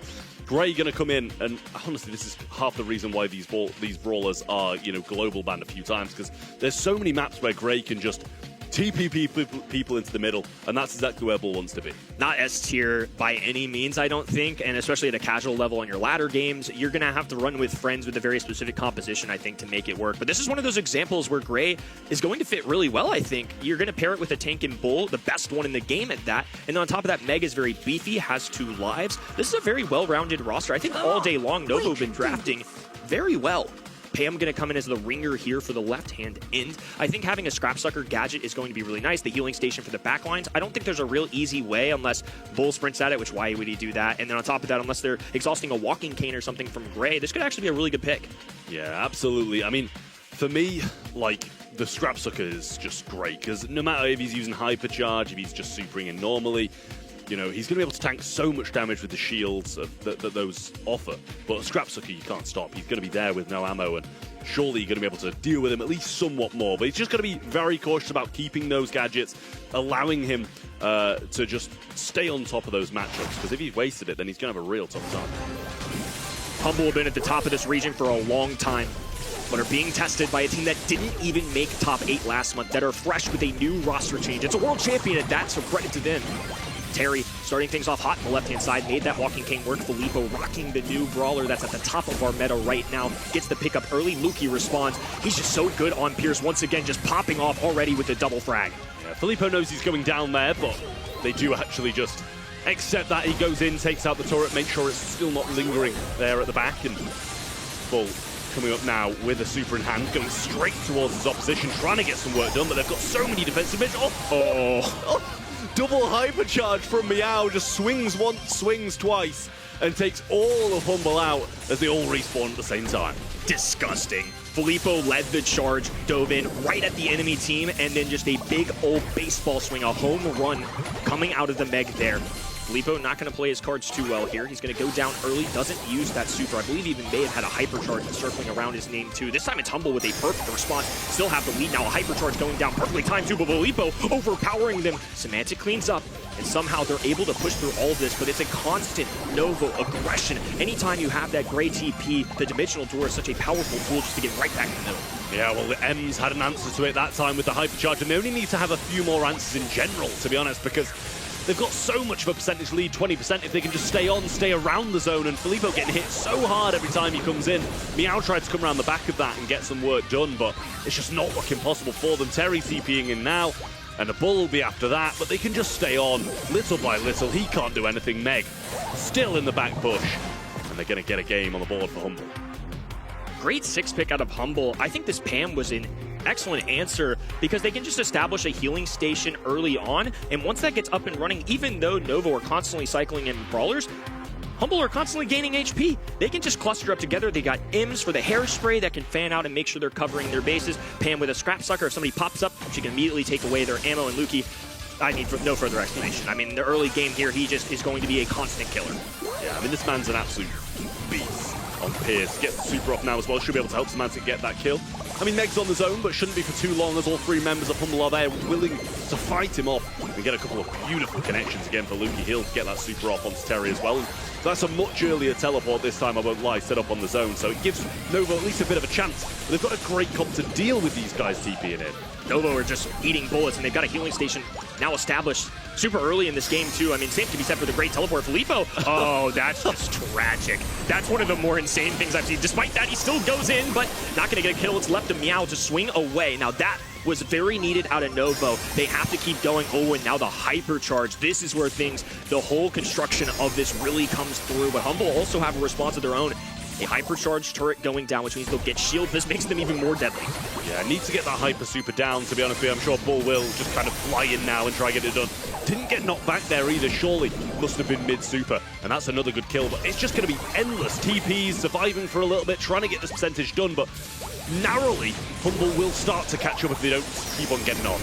Novo's barbaric composition is going to have to just punch its way through, because otherwise Humble are going to keep cycling healing stations, rotating brawlers up to their faces. Here comes Filippo once again, immediately stopped in his tracks, goes down instantly. Oh, this is just great stuff out of Humble. This 6-pick answer of the Pam is just constantly providing for them. Bull trying to do what he can, but he can't do a lot. Goes down again, and another healing station established. That's going to be close. Can he get the supers off? Gets 1, gets 2. Boss still really low, but stays on for now. And Semantic doesn't even need to join him.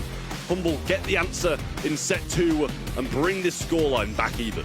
I respect the strategy coming out of Novo, but Humble were just ready for it. I think anytime you see Bull escape the ban stage, these teams clearly have a thought of how they are going to answer it. Love that they still go for the Pierce, and once again, Luki played excellently, but I think the team as a whole was really playing around each other. There was no individualism here. Luki was landing his shots, Semantic was making sure that he fanned out shots to get that healing station. The earlier he gets that, the more he can match with Terry. Meow was even getting some great hypercharge team wipes, but it was going to take about 3 more of those if they wanted to win that set. I mean, for me, I don't really respect the Novo comps. You're not a great guy. You're a tried and true, just old-timey. Let's get some area control and win our lane. Kenny, you know me so well. You know me so well. Let's actually have a good fight instead of just TPing in 50 times and hoping for the best.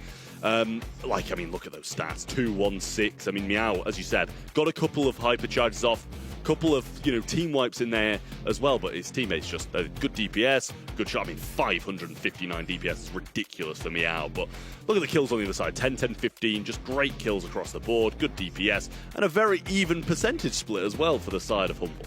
That percentage split, too, it's so even because I think it's a reflection that all 3 of them were basically in the middle of the hot zone. If they were all in it together, they were winning, and when they weren't, they just came back up. The second they could deploy a healing station, they get back in the mix. 716 DPS, by the way. I mean, that's a stat farmer, if you will, kind of composition against the other team, but nonetheless, for a sharpshooter to have that level of numbers, that's pretty unreal. Yeah, it is crazy. It really is.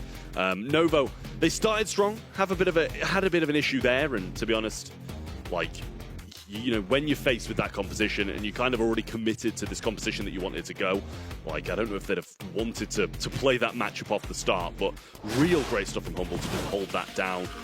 Endless PAM supers, endless M supers, and the TPs really weren't doing enough. We're on to Gem Grab in Hard Drop Mine up next, something that should be a bit more to my liking, Kenny. No Leon, no Spike, no Glowy. Those are ones I'm looking out for from the global ban stage. I mean, sometimes you see Mortis come in here, but I don't necessarily think it's the top tier choice. Chester more what I'm looking for. Anti-tank off the rip. Something we've seen all day long, whether it's in East Asia yesterday as well. It just makes too much sense to me. I think equipping yourself with a safe selection first overall. Chester has been that for a lot of teams today. By the time it's all said and done, when our grand finals are over, wouldn't surprise me if he was the top brawler pick of the day. Yeah, nor me at this point. I really like this brawler, how versatile he is. Ban-wise, I mean, I like it as well. Novo definitely not wanting to face that ends again, let's be real. And I can't blame them for that either. Janet going to come through as the mid. I think it's a really solid mid. It's seen less here than it is on Double Swoosh or something like that, but still really solid nonetheless. Can do a good job against those aggros, the jump away, the flight as well. It's just really well-rounded to stay alive in these kind of situations. So second pick is theirs as well. Expecting them to just take something, pretty versatile, like a Spike or something. Not a Spike ban, but along those lines of the versatility we've been seeing all day. A lot of the popular lanes have been removed from the equation, whether through global bans or the regular bans. Yeah. Chester already gone, no Rico, no Ruffs, Spike out of the way, Leon no good, so they're just going to go ahead and grab a tank here. Lily, one of the better ones, especially in this game mode. It's mostly due to the access to the Shadow Realm. You can either use a gadget to disappear, or most importantly, save that hypercharge super for a final moment. There's just always potential to win a game when you have Lily, because if you make contact with the enemy's side, you can grab those gems and immediately disappear. It's a phenomenal and very unique side to her kit. Well, BB is going to be the brawler of choice from Humble, and I like that a lot. It's going to be difficult for Lily to get those kills onto her when she's going to be popping, healing that's healing per second half of the damage that Lily's doing. So, you've got to pick those situations as a Lily really well. When you know you can get those kills, and the same against the Chester as well. When he's throwing out 5 pieces of ammo, it's that's going to be a big hit to the face if you TP in on that. So, really going to have to measure his opportunities, make sure he has gadgets, hypercharges, and single out these brawlers. Still, I'd say missing a mid for me. This Humble comp. You can, I guess, play Chester there, but Sandy's going to be the one coming down, and I think they're just hoping to have control of the opponent's bush. It's more normalized. I think there's only 2 ways that the right-hand side really wins this. It's either Lily has to be a pop-off player, or they have to be able to win these lanes individually, and I still feel like they need a little anti-tank. I definitely don't think Janet's that, and Filippo, of course, one-on-one versus BB. It's probably fine, but I don't really see advantage. Court's the only one off the top of my head that's been a popular option that comes through as that quote-unquote anti-tank, but I don't know if it's a perfect answer. It's not necessarily fun to play against Sandy or Chester. Yeah, it's definitely not. It really isn't. Otis, it's another one of those kind of mid-range brawlers that can do a decent job against the majority of people. Going to be decent against the BB as well. Should be able to cycle a lot of supers, get some good hypercharges. But this, I think, for me, this comp that Novo's got, it's going to be really hard for them to break out of spawn if they get stuck there. Endless Sandy supers off you know, a couple of the brawlers, it's going to be difficult. They're going to need control. They need Lily to do a good pop-off here, and I feel like it's going to be a tough job for Lily to do. They're going to demand a lot of that, Lily. I'm right there with you. If Lily plays well, things are probably going good for Novo, and if things are going bad, Lily has to essentially be perfect, because you're going to have to either make that pop-off play with the hypercharge or the super, use that combination with the gadget just to get the job done. 1-1 overall, though. Despite all of this, despite not being seen as one of the top-tier teams, especially after a blunder last month, Novo are still very much in this. Let's start things off a little sneaky. Filippo down this right-hand side. Just going to see what happens here. A little sandstorm. Oh, nice contact with the Sweet Dreams. They're able to make it work. Yeah, I was going to say, it seemed like Lukey kind of just swapping sides with the Lily down that bottom, but he did come back to help out his team. Yeah, with 5 gems off the start, nothing that Humble at the moment can really keep hold of. They get the kill, and that's just feeding Boss a lot of super, in my opinion. Meow there and forced to jump away. It leaves him a little bit susceptible to Lukey, but I'm sure he'll be fairly close to super if he's using a gadget like that. Little super being used there by Filippo as well. And somehow he clipped the back of Lukey's knock. I thought he was aiming the other way. Oh, a vitamin booster kept him alive a little bit longer, and this tandem of Semantic and Boss have been able to answer Filippo every time they've dove in. Now Filippo popping out, has that hypercharge super, but needs to be careful. A big mistake that pros oftentimes make is they use it and they call their shot too early. Filippo, if he's going to extinguish his hypercharge, has to make it count. Just going to be going for a regular one right now. Lukey's still staying alive, and of course, that baseball bat going to be a great tool. One of the better brawlers in this meta. They are bullying Filippo in that bottom left-hand corner. Yeah, that was a really nice kill, and they managed to get a lot of these gems back as well. Pretty much, well, it's tied actually with Boss picking up that 6th one now. Super and a hypercharge still available for Filippo, but Boss going to go down, and Filippo just misses that because his teammate has just killed him. Terry there as well, but Lukey's muted out, but he lands straight on top of him. I don't think he's got a gadget to be able to get away. Lukey needs to find that hit, but doesn't even go for it. Super's backwards, and Filippo needs to survive, but not anymore as Terry gets one from mid. They're going to need 2 kills. Oh, and Terry just leaking down this right-hand side. They have to be really careful. Lukey with 3 gems on his head, healing up. They get the kill. Nicely done by Novo. What a heist from them. Such a powerful start from Humble. And somehow, Novo are still able to grab that game. There were even mistakes from Lily, and not a great start from her either. She was dying a lot, but KD is not what you're looking for out of this brawler. You just have to be good for one play, the final play of the game. Yeah, I mean, she literally missed a hypercharge that she was holding for the majority of the game, really waiting for the best moment to use it, and then just didn't end up getting any use of it at all. Otis versus BB off the start's not really going to be BB's favorite matchup. And Boss needs to try and scout out Filippo here. Doesn't see him yet, but now finds him with that shot. Should be a pinch down between Semantic and Boss, but unnecessary for Semantic to move off his mark as Boss cleans that one up and gets a good amount of supercharge early. Filippo dies, but keep in mind, Lily has a ring around her which charges that super, so she's got to be pretty close to it, especially if she encroaches a little bit further. Boss, though, he's just a menace, man. Just a great player overall, able to get that kill, looks for a Sweet Dreams, misses this time. Meow up in the skies now, flies over Semantic, trying to reveal where Boss is to give Terry an easier time, but Terry going to struggle with this. Not a wall-peeking kind of brawler. Lukey's done a good job of following Filippo there, and he'll get pinched down by Boss, who gets a super in turn. And Meow doing a great job of just running straight at them, getting the kills, but at the moment he's got no gems to even protect, so he can be that aggressive. 9 gems now to 0, and Novo started well in this first game, but ever since, really haven't been putting on a good show. Tall order for Filippo, who has charged a super. Lukey swings that baseball bat, takes a crack at a second one as well. A bubblegum bounce will eliminate them, and it's Humble encircling their foe. Filippo has to go with a gadget here early, disappears, and going to have to back down. Meow with a super available. If he goes to the sky, not going to do a ton of damage. Terry throwing out a fat splatter just to try and reveal where the enemy team is. Meow in the skies finally, but Semantic way too healthy to get anything done. A nice match there from Humble in this set. I mean, that was great from Humble, it really was. Really solid stuff. You know, that's kind of what we expected from them off the start. I was thinking that Lily was going to struggle even more than she did in that first game. She had a few moments here and there, but BB in the second seemed to ignore a little bit more and allow the Sandy to focus down on that Lily and get a lot of supers off the back of it. And so many supers Boss did get, but not only that, but Semantic just had so many gems so early on, and Novo really didn't get a look in at the spawn. Boss hugging this corner, waiting for Filippo. They know it's inevitable. It's going to be a matchup they face with several tags there. Filippo flashed that super, don't think quite got it up, so I think he'll have that recharge and be ready to go. 4 gems then for Novo Esports. Getting a lot more this time. I think Filippo must have supered in there or caught him off guard in the bush. Couldn't quite see. But Semantic gets the super of his own, trying to fight back through this mid, and the heal it will be, but he gets peppered down so hard there by the Otis. Filippo throws out another super and gets nothing back from it again. Seems to be a risk taker with these supers, and it doesn't seem to be paying off. That was completely blind, and he was already low damage anyways. I don't know what he expected to do. I don't think that was going to be a kill regardless. Hypercharge for Meow, so going to take off and have complete control of how to navigate the skies. Semantic left all alone as Luki does work on the top left-hand side. Look at the bounce there. Filippo picks them up, disappears, but Luki is waiting. They have the mute button ready to go. Finally, they get one onto Luki at a pivotal moment, but regardless, Humble have now taken over complete control of the grassy area by the spawn side. This is exactly where Luki wants to be. I mean, that bubble was just non-stop killing people at that point. He got, I think, 2 kills in there just with the bubble. Terry round the side.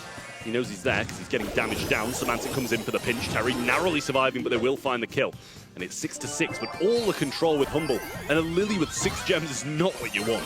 Need a bounce back from Filippo. He hasn't been the best with these supers so far. The decision-making has been questionable, to say the best. There's a kill for them. Meow has a super available. Terry with a hypercharge. Luki rendered useless. Can't even make a strike against any of the enemy's side. Finally, Nova with a semblance of control. Great way to reclaim those gems, though. And now, Semantic getting some shots in. Super available as well. Boss gets the kill. And now it's 9-7. If he can just get this next one from the mid, they will be able to start the count. And it won't be able to be stopped, but what a super in from Filippo. Great stuff from him and the gadget straight out. But they managed to recover the majority of the gems. It flips slightly in favor of Novo Esports, and that one will start the count for them. But they've got to stay central. There's the 1-2 punch we were looking for. Filippo making it count. Still 10 gems, though. The mid fight is important. Hypercharge going down the right-hand side. It's going to completely cut off Filippo as he gets closer and closer to another gadget. There goes that 10-10 situation. Tense moment in the mid here. Meow also has a super saved up, so if they grab a gem, they can get off. Boss matching. Oh, this is not a good takedown, though. Terry has the advantage. They've now muted Luki as well. They're looking for a kill. Luki can't respond. Now a bat splatter on the ground. Can't go anywhere. Meow picks these up, has a super available, and I think knows that they can take off towards the skies. With 12 seconds to go, Humble have to rush quickly. It's going to require a kill. No more luxury of going to the mid. That's a good roll of the dice from Semantic, but Novo being pinched in this top right-hand side corner. Meow in the sky, leaves the teammate all alone. It'll all work out. It was sloppy, but nonetheless, a Novo set. I mean, what a set that was as well. They just had so many ways to escape at the end there with the Janet flight, the Lily gadget. Everything they needed was right there for them. And it's incredible from Novo. Being able to take, even a set of Humble's incredible. Being 2-1 up is a big, big thing for them. And they need to take advantage of this situation and stop Humble before they can answer back. Novo Esports with an advantage here. Again, this is the second semi-final in a row. It's just shocking when you see in comparison to last month that Foot and Humble, while there were some decent moments, were mostly able to roll over their opponents in this stage. It was a 2-legged race. And now Team Heretics coming alive. Novo Esports doing the exact same. Wouldn't surprise me if we still went to set 5. But once again, instead of 2 worthy teams last month, it really feels like there are 4 teams well equipped to go to the grand finals.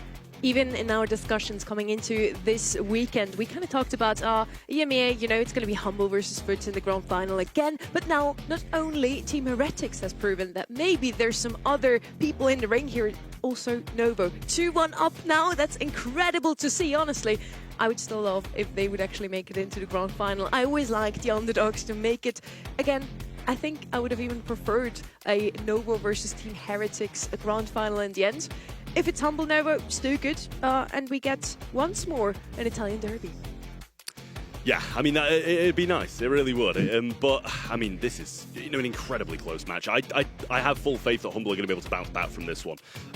Because they are the massive favourites coming into this. They've been putting on a decent job. I just feel they're making a few mistakes here and there that they shouldn't be making. And I think that was shown perfectly in the knockout to start with. But after that, Novo have been just so good. They're drafting really well. They've made a few plays here and there with that Lily that were slightly questionable. But after that, he played an absolute blinder. Let's see if they can do it again. Hideout is going to be the next map. Humble on the brink of being extinguished here and knocked out of the contention to make it into the grand final. Foot Esports is just waiting there, and they are probably hoping Novo makes it through. They also want another opponent than last month themselves. Hideout, always a good map for Gene, I feel. That's definitely a good pick on this one. For the first time ever, I feel like Ziggy could be a good pick here, and he's actually not banned out. He's been banned out 9 times, never picked up. So on the maps where he's actually good, he's usually bad.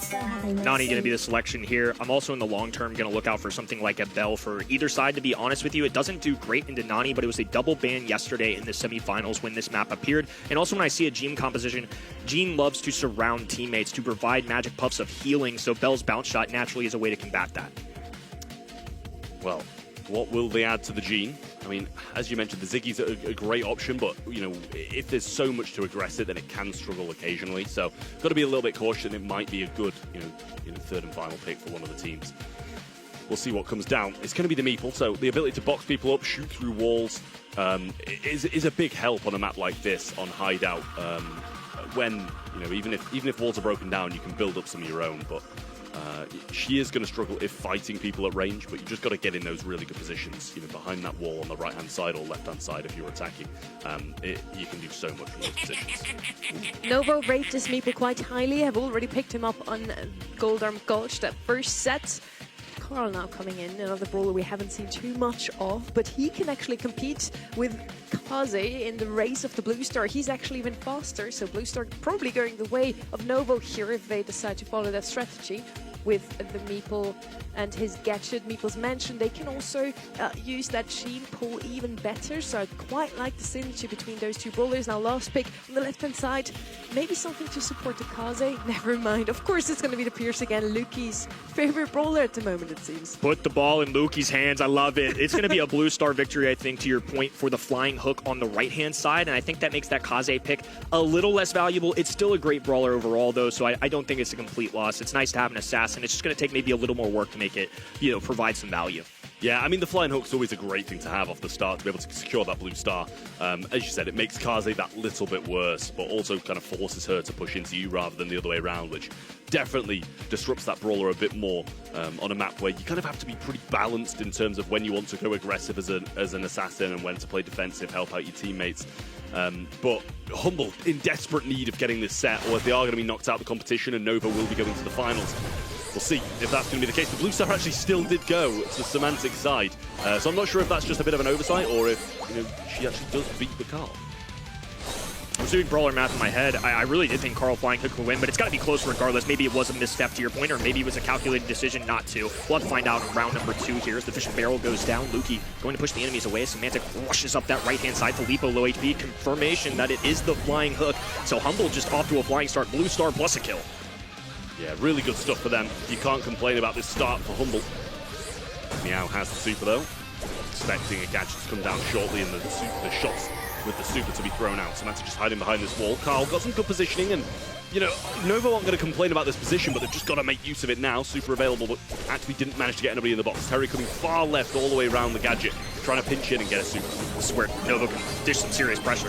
Vengeful Spirits going down. Semantic with a nice dodge. Filippo, though, rushing in. A bounce back there. Now low HP for them as the super will make contact. Luki once again providing for this roster. Hypercharge going down for Meeple as Meow can walk through walls. Luki has no chance in that interaction, especially as a sharpshooter. Going to be low HP. Oh, and now 7 stars adding up. Nova are taking the lead. They have to be careful because Meow's the man with it. And Terry, a great one to carry that Blue Star, somebody that's going to keep the distance. Oh, I did not expect that. That was definitely a mistake.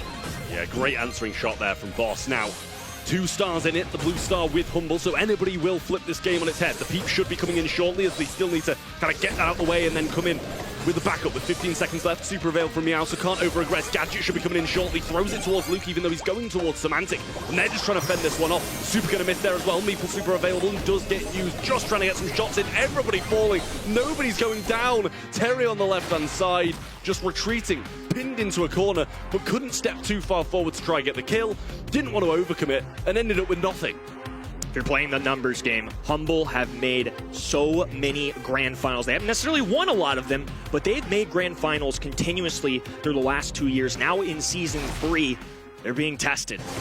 Something in common with their adversary, Foot Esports, on the other side. Semantic this time grabbing the Blue Star once again. It is seemingly that Kaze wins that interaction, and they desperately need it. Every little inch they can get, they need. Novo Esports are a much better foe than I think they anticipated. Gadget's there for Meow, but it really doesn't do too much unless he's got a super or someone to back him up, and Filippo just obviously not going to choose to go and flying up towards that with this super that he's managed to secure pretty early on, to be fair. Bear in mind, this is match point, and Humble got a lot of answering to do. Luki getting peppered down by the Gene shots now, and slowly running back to spawn. Pretty similar situation as to what we had the last time, but Novo Esports, as soon as they got that Meeple Super, just walked on in. Humble in a defensive stance. Nice swipe there from Semantic to dodge to the right-hand side. The mobility is one of Kaze's best features. Meow pressing against this wall. I think that's a dangerous thing unless Gene can get a super or something along that to follow up. Oh, there comes Filippo flying in. The tailspin to get out too. And now the heals coming out of Terry. What a great synergy coming out of this composition. Yeah, they're going to be very happy to have those heals. Terry with the super as well. A minute on the clock, so we've burned half the game down already. Kaze super goes in, but Meow just stopping that right-hand side from progressing with a really nice Meeple's Mansion. Super for Luki, but Terry going for the pull, can't quite find it. He's going to be so low, Peep coming in, and he's going to have to be forced to tank that. Heals coming in from Terry, and Filippo just trying to stay alive, but that super surely sees its demise, and Meow so low too. Gotta expect Luki to make those shots. Too good of a player. Novo had to have understood that when their backs are against the wall and there's that much pressure onto them, that the sharpshooter is going to win that battle. And now he's got the blue star on top of that. That has to be the main man that they're looking out for. Well, hypercharge for Boss is going to be really difficult to push into. Might even choose to not use that super and give up any ground whilst he's kind of static in the back spawn. Hypercharge ready to go for Carl, and that's going to be a really dangerous flying hook. Vengeful Spirit connects on the left-hand side for Luki. They're going to probably be looking at him boxing Semantic, but nobody's got the super to be able to tie that one off. They get the shots in, just going back. The blue star is going to decide this Humble's way, and I thought, surely Novo do the maths on that. That's not changing the game, and they focus on the wrong man. That wasn't great awareness. I was thinking this might have been the match right there. All they had to do, I think, was flank and then commit to the other brawlers. They had one trapped, give themselves a 3v2 advantage. Now they have a head start to the other two. Easier said than done. It's easy couch Brawl Stars from me, but to your point, the math just didn't click there. Even if that was their choice to go for the kill, they made the wrong one. They should have focused a different strategy. Absolutely. I mean, you know, I agree. He's kind of boxed up. Just go for a different brawler. I mean, he's got Flying Hulk Protective Pirouette, so he was going in, going to be able to tank a good amount of that Pierce super as well, but just chose to turn back. Wrong choice from Novo, and that can cost them in this game. Semantic takes a shot to the face, but Blue Star went their way once more, giving them the lead early on. Boss operating on the right-hand side, wide open lane. It's going to be a swap over to Filippo, knowing that Meow can't keep up the distance. Another cube castle going down, but Luki tiptoe around it on that left-hand side. Semantic, of course, in the mid. For 3 straight games, has had that blue star, and it's been swung a few times, but especially as an aggressive brawler, it's nice that he can grab it, but now he has to play much more defensively, and I think Semantic would rather go on the offense. Daggers coming out, Nani Peep up the map. It's going to be somewhere off of our screen, looking to make a blow, and there it is. Gene taking some damage, but not enough for a kill by any means. Yeah, just knocked him forward. I think he was probably hoping his teammates in Luki and Semantic were a little bit further progressed there to be able to get the pinch of the kill. Vengeful Spirit comes out, just makes a connection with Luki, but doesn't force him to back off at all, but just pops that gadget, gets a little bit of ammo back, but now ran out. He will have to retreat all the way back to spawn, and that gives Novo a bit of ground to gain. No kills being exchanged yet. Very timid from both of these sides, but it's Novo encroaching, getting closer and closer. And now Terry flashing that super. Oh, but Luki just a little bit better. The shell on the ground for the extra tag, and all of a sudden, Novo Esports positioning has gone to disastrous. Meeple left all alone. He's juking for his life out here, but the fish and barrel goes through. They're taking shots for him as well. Humble coming alive in set 4. They're going to need this pull now, or it's going to be dragged to set number 5. Actually going to need a couple of kills, no matter who they go for here as well. Meow, super in hand, but can't get any further forward. Terry just being kept back. Kaze super on top of him as well. He's going to surely be able to get that kill down the bottom, but Meow trying to find one, bounce back from the return to sender, and Terry accepts defeat as Humble going to drag this one to a set 5. What a match. These semifinals have been a treat. Foot Esports and Humble being challenged on all sides, EMEA rising throughout the ranks.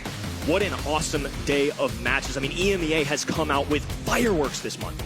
I'm really loving what we're getting delivered today. Both semi-finals go all the way. Both of them could have been our grand finals too.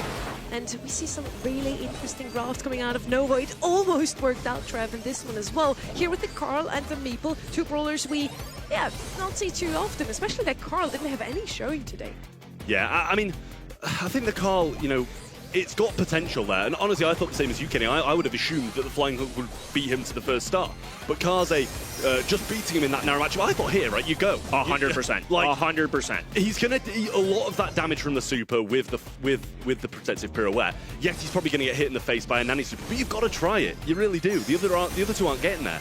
Again, it's easy. I'm backseat brawling a little bit, right? But I can do simple math. And, you know, in these big plays, in these moments where there's 15 seconds on the clock, there's a shot clock in front of your face, you know you have to make a big-time play. I think it's easy to let something like that go. So I'm not going to absolutely attack them for it, but it's those little mistakes that might just cost them a shot at the grand finals.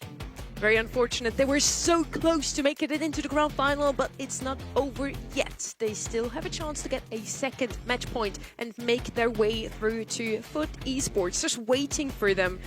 And again, I think FUT Esports will probably be happy if Novo will make it through. It would be a new opponent compared to the February monthly finals. And on paper, Novo is still looking a bit shakier than Humble, but from what we've seen in the semi-final, Humble is just that shaky. I mean, it's just back and forward. I feel like one's been shaky, the other's been shaky, one's been shaky, the other's been shaky for the sets that they've won. So now it's just a question of who's going to be able to come into the set number 5 with the least shaky hand and get this win done. I mean, it's going to be a big thing for Novo to get some massive amount of points on the board after a very disappointing first month of not qualifying. Humble are going to want to get as many points as they can because they've actually got a possibility of getting to this Brawl Cup. So it's a big thing for both of these teams, but I think for Humble, it's huge for their Brawl Cup thing, but Novo need to get points on the board for later in the year. I do want to point out once more here as well that yesterday we set up the narrative of we don't really have many South Korean players in the game. It's all about Japan in East Asia. Terry moves over to EMEA and is actually making it through to the semi-finals. He's almost in the grand final, even in a region like this one, even in EMEA. I'm going to take a gander here that this is going to be a tough matchup. I mean, this set 5 is very important. Semantic going to be taking charge here. And this roster, a very good one. I think what's plagued them in their history is going to be getting to those grand finals and then winning them. But right now, to already have this battle early on, I think it's confidence for me in Novo Esports as we progress throughout the year. But on top of that, it's now a challenge for the entire region. I mean, I think it's reshaping what I really imagined. You talked about it earlier. Humble and FUT were the top 2 teams, it seemed, coming into this in terms of watching scrims. EMEA is easily the one I watched the most of, and I still came to the same conclusion. And yet on game day, we're getting something entirely different.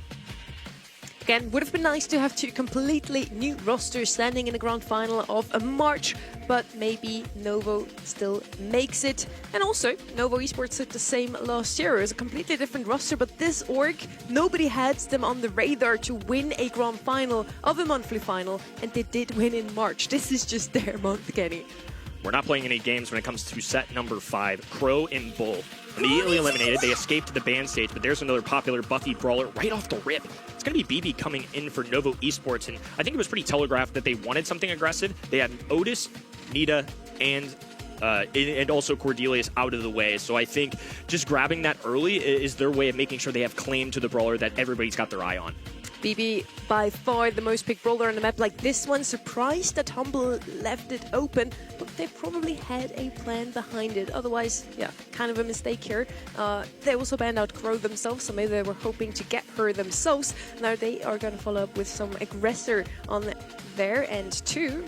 It's going to be Kaze, maybe paired with Ruffs is something we see quite often here, or they pick up something to that usually would counter out that Kaze Spike. Usually the pick, but he's global banned. What would you go with, Trev? Yeah, I mean, I actually don't mind the rush out at all because I think Kaze's a lot more capable out in the open than a BB would be. RT for me is a really solid role as well. Just being able to get, obviously because it's heist, it's more aggressive. You're going to be people's faces more. You're going to be able to get more super hypercharged charge. And that's going to do a lot of work. For me, I think the hypercharge is what wins games for Humble here. The hypercharge, also what we've seen quite recently, RT just leave his legs behind on your own save, go ahead and attack the opponent's save. He can both defend and attack at the same time. That's a super neat strategy, I feel. I'm wondering if Ziggy finally shows up here when it matters, because escape the ban stage, the only thing I'm looking out for is if anybody shows any signs of wall break, because otherwise, EMEA pros especially have taken advantage of the buff out of him. It doesn't necessarily seem like an intuitive heist-safe brawler, and there's a lot of aggression coming on that right-hand side, so it may stray them off it, but the area control it has is so good. He's definitely taking a step in the right direction and back up a pro tier list because of the recent balance change. So I'm curious if this is finally when we get to see the guy. I feel like they now have two options. Either they break open the map, Colt is super strong thanks to his buffies, or they go with Rico, is what I wanted to say. They're going to go with Charlie. They really want to defend that Kaze, and Humble still technically has the option to go with something aggressive themselves. Now seeing, though, that they're definitely not going to break open the map on that right-hand side, Humble could now pick up the Rico. You should have just said, oh, I really think they're going to go Charlie as it was coming up, because it would have timed perfectly. I'm not going to cheat. So no cheating. But no, I like that. I really do like that Novo draft. I think BB is a bit of an oversight to leave open here, no matter what you're going to be able to play against it. It's just so good through the grass, around the sides, really solid. And she doesn't need to predict. She doesn't need to cheat. She gets it right anyway. And Rico comes in as the last pick for Humble, and I do like that as well. The control that these guys should have should be really solid. Yeah, I was doubling down on it too. I think Rico is a clear pick there, especially with no wall break going down. Sure, as a squishy brawler, it's not necessarily in a one-on-one interaction up close going to do well into some of these other enemies, but nonetheless, it's still going to get so much high save damage. You thought that too? You should have said so then. I couldn't say it out loud if you were talking. All right, guys, let's not argue. It's me clicking. It's the last set between those two teams, Novo versus Humble. Only one of these Italian orcs will make it into the grand finals for Novo. It's the first monthly final of the year. They even qualify, and they're so close to making it all the way. Just one more for both of these teams, and what seems to be a pretty decent start for Humble as they just 1% off getting that first crack. Yet to do it now, though. And this could be, in turn, a bit of a good spot for Novo to be in. Nice cocoon there, but instantly back out of it, and Meow gets obliterated by Lukey. And they should surely get this crack done now. You'd expect just one Rico shot or something to get it. And they do. Filippo going to fall as well, and Meow swinging into nothing. And a hypercharge already, but he gets dealt with so fast. Hypercharge early, like you said, but it was completely useless. I mean, just a little bit of damage coming out of it. The good news for them, though, is they are a crack ahead on this high save. They've already gone down that 75% for Lipo, using a tailspin just to try and gain some space here. Meow cleans up on that top side as well, and Novo need to make a surge here. Have an opportunity with that BB hypercharge. Now the vitamin booster coming in as well. They get a takedown. Semantic, not going to love that interaction. Tries to climb his way up towards Terry, but a cocoon will shut him down. Yeah, he's going to want to use this hypercharge bubble, and there's more people around. Maybe try and get a bit of an angle to bounce it back on someone else. Semantic just going up, trying to get that crack done at the same time, and Nova will do theirs successfully. Boss one shot, but Meow doesn't want to be anywhere near him. They're going to get another crack down here with a few more swings from Meow. Great stuff, and Terry joining them up top as well. Lukey will fall. Cocoon, unfortunately for Novo, is going to be missed, but they're flying. Bubblegum bounce doesn't quite make contact with that high save, and now Humble with an opportunity. Filippo doing the best that he can, but 12% still not enough to suffice. Yeah, a few more bubbles will do that though. Bounce down the mid a couple of times, back and forward. Meow just pushing on. Gets a decent knockback, I think, in there, but they will survive. They're going to try and get this crack down. They really need to stop them from doing just that, though. Cocoon going to keep Semantic alive. They get the crack. Can he defend? Waits a hypercharge, and Lukey's going to throw a super on safe. Shot through from Filippo. Boss really low, and he falls. They need to get up now, and the bubble sent down mid. Meow throws one up. Semantic trying to creep his way down the left-hand side. Tailspin. Only one shot available, though. Bottom of the map. BB trying to go down. There's the gadget from Filippo. It's going to be a tight race. There's one. He needs one more tag and should get it. Yes, he does. 5% the separator, and Novo Esports are on match point. Such a close game, and just a couple more swipes from Semantic in that situation up top would have got the job done. But Novo defend well and keep themselves ahead. Match point for them, and what an upset this would be if it gets done. We're all expecting Humble to get to the finals at the start of the day to face off against Foot, but will it be Novo? Possible Berlin spots on the line, and Humble could be a lot scarier for them if they don't find a way to win 2 straight games. Humble with an early elimination. They're going to let Semantic loose on this top-hand side. Novo making a complete choice. All offense, willing to make that trade, is now 1150s, raining down on the high save. It took him a really long time to get rid of Kaze, though. I don't know if those worth the trade-off. Yeah, really nice work from Filippo there, I will say. Baited out that RT super and forced him to put his legs really far back, but not really, defending the safe too much at all. Terry getting beaten down now. Filippo trying to take that head-on matchup against Boss, and that's never going to go in his favor. Terry doing a great job. Actually earns himself a hypercharge, but Humble have got quite the lead in terms of percentage. And they're only 4 percentage points away from getting that 50% marker. Every layer of this high save counts. Hypercharge for Filippo. Oh, that was not good decision-making. There's been a few sets here today where Filippo's a fantastic player, but between the Lily and this Carl, just feels like a lot of purple buttons have been wasted. Yeah, lovely little cocoon there from Terry as well. Just a miss swipe there for Meow, though. He really needs to hunt down Semantic now. Hypercharge up top, and that's going to get the crack.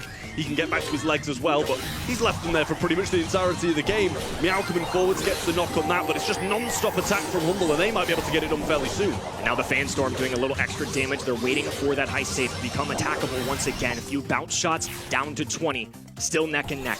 If it's anything like game number 1, this is going to be another buzzer beater. Boss establishing himself for a little bit of defense here as all 3 Humble members cluster up. Filippo this time makes the hypercharge count. Will dwindle Semantic down.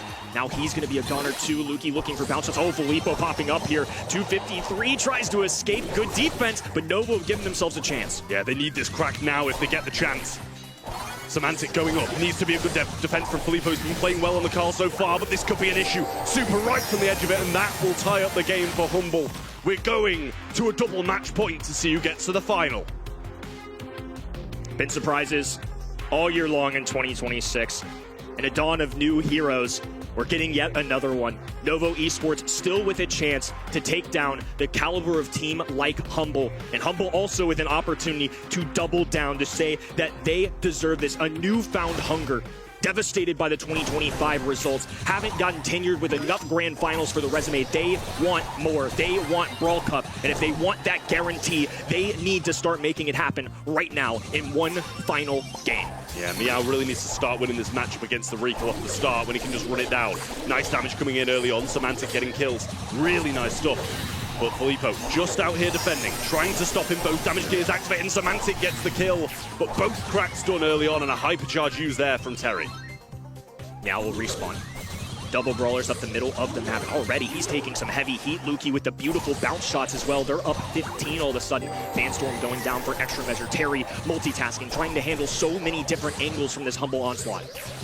Filippo with the super in hand. There's the Cocoon. Might give him a chance to get this kill or go up. He's going to choose to just leave and go. There's the second crack for Humble, but Filippo going to do more of the same down the bottom. They've still got some defensive measures going. Meow should be able to get the kill on Semantic. Needs to before he gets this super. And that's going to be yet another crack. 25 to 50 around. Boss defending well, but Terry, can he do it on his own? Lukey getting all the remaining shots that he can. Filippo forced back. Novo have to be perfect the rest of the way. Need a lot of offense here as Semantic dashes to the right-hand side. They're going to be distracted. A Cocoon going down as well. Fanstorm trickling it away. And the Grand Finals Grinders once again make it in a thriller matchup. We're getting a repeat of February monthly finals. It's match number 2 coming up. Foot versus Humble once again. I mean, I think the reaction to that camera is just going to show you the difference between these two teams, to be honest. One, it's a sign of relief for winning and getting to the Grand Finals. If Novo had have won, they'd have been jumping out their seats in, celebration. These guys expect to be there. Novo, a huge underdog, and have put on a great show for us today in the semi-final number 2. Both semi-finals have been incredible, to put it lightly. Really great Brawl Stars, it absolutely is. But Novo just cut short by Humble, and I mean, you've got to feel for him, but Humble deserving of the win in the end.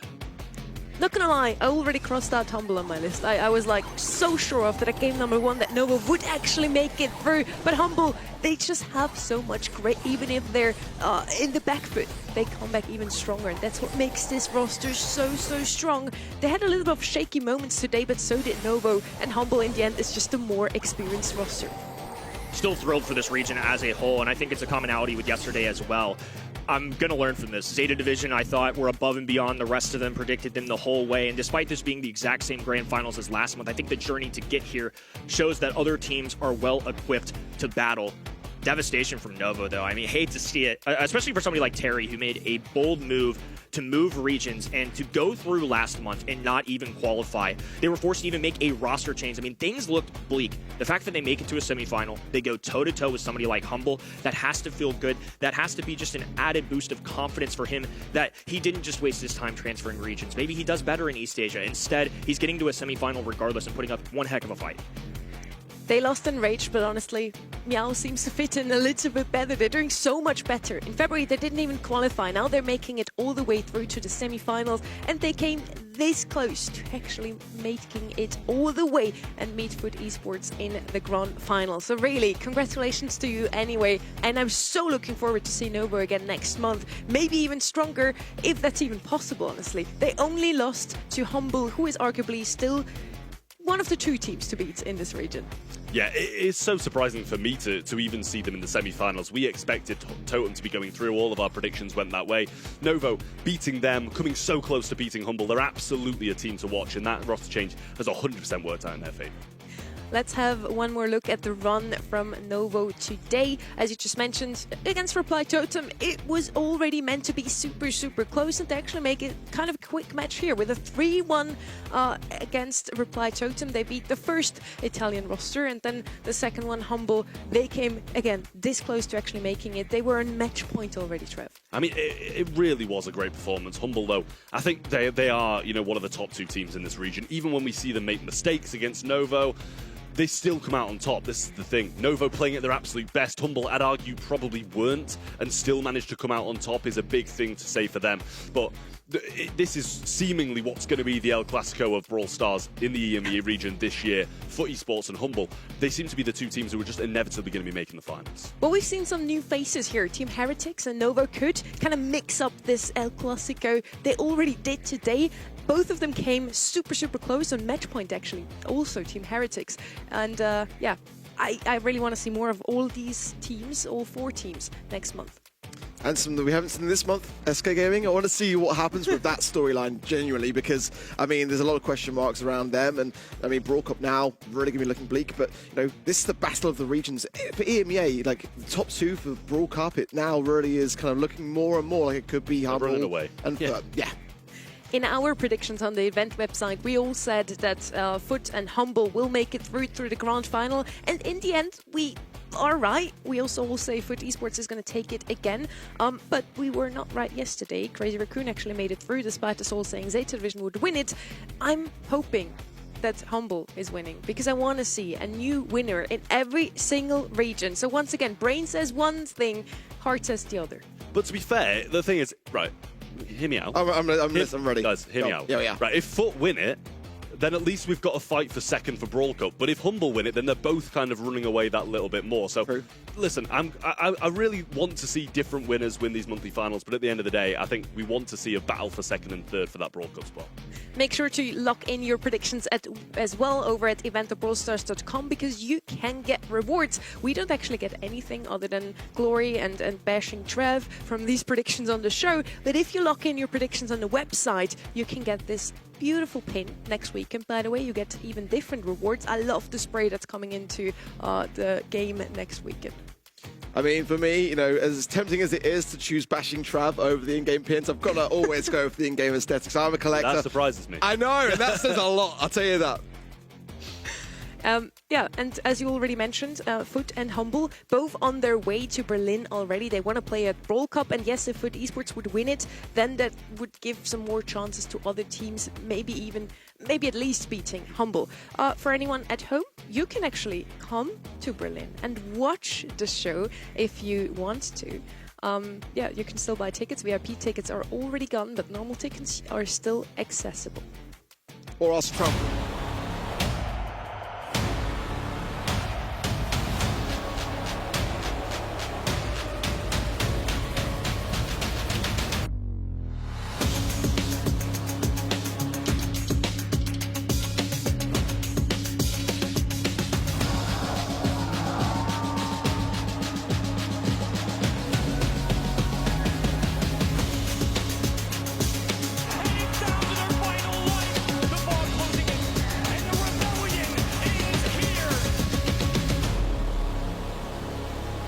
May 15th and 17th, make sure to get those tickets and to put that in your calendars. You can also watch from home if you're not in the area, of course. We would just love to see your faces as well as these teams. This is the official seeding for the Brawl Cup, the first LAN event of the year, Trev. Yeah, I mean, as I said yesterday, there's a lot to take in here. So, take a screenshot, really take it in, see where your favorite teams are going to be placed through that group stage and through the playoffs as well. It's going to be a really, really amazing event. Obviously, the first standalone Brawl Cup that we're going to have in Brawl Stars, and it's going to be an absolute banger. So, as Sonny said, get your tickets, get there. You can watch online, but it's going to be more fun in person. And as we've seen on the seeding, on the graphic, only 2 of the teams in EMEA can actually make it through to the Brawl Cup in Berlin this May. And for anyone in the area, we get some exciting news. Celebrating Brawl Cup with us in Berlin is going to be Duckstock, coming live from Star Park. It's free hot dogs for everyone and protein power, as one of his voice lines says as well. There will be special guests and prizes for people attending, and you can make sure to participate. Again, it's April 4th in Berlin. So if you're in the area, make sure to drop by, get a hot dog. And if you want more infos in general, also about this event, you can follow us on our socials. We want to not wait too much longer now. We know you're all waiting for the grand finals of the EMEA March monthly finals. And yet again, it's Foot Esports versus Humble. Trev, do you feel like Humble or Foot will take it today? I've said Foot, and I'm going to stick by it. Humble just looked a little bit shaky to me. Like, the fact that they can look shaky and still get through to the grand final is a big thing to say for their roster. But against a team like Foot Esports, they're not going to give you the same liberties as a team like Novo are. And you're going to have to be on your absolute best to beat this roster. But both teams have been put through their paces. Foot Esports going to the 5th and final set with Heretics.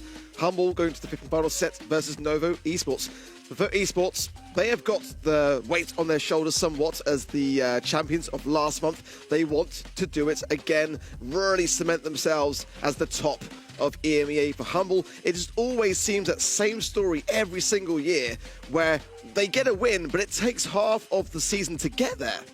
And Guesty in that Foot roster has been getting a lot of attention lately. He's been in every conversation. Let's have a look at the stats so far in his monthly final performance. He played his very first monthly final in his life in February, and he immediately won that one.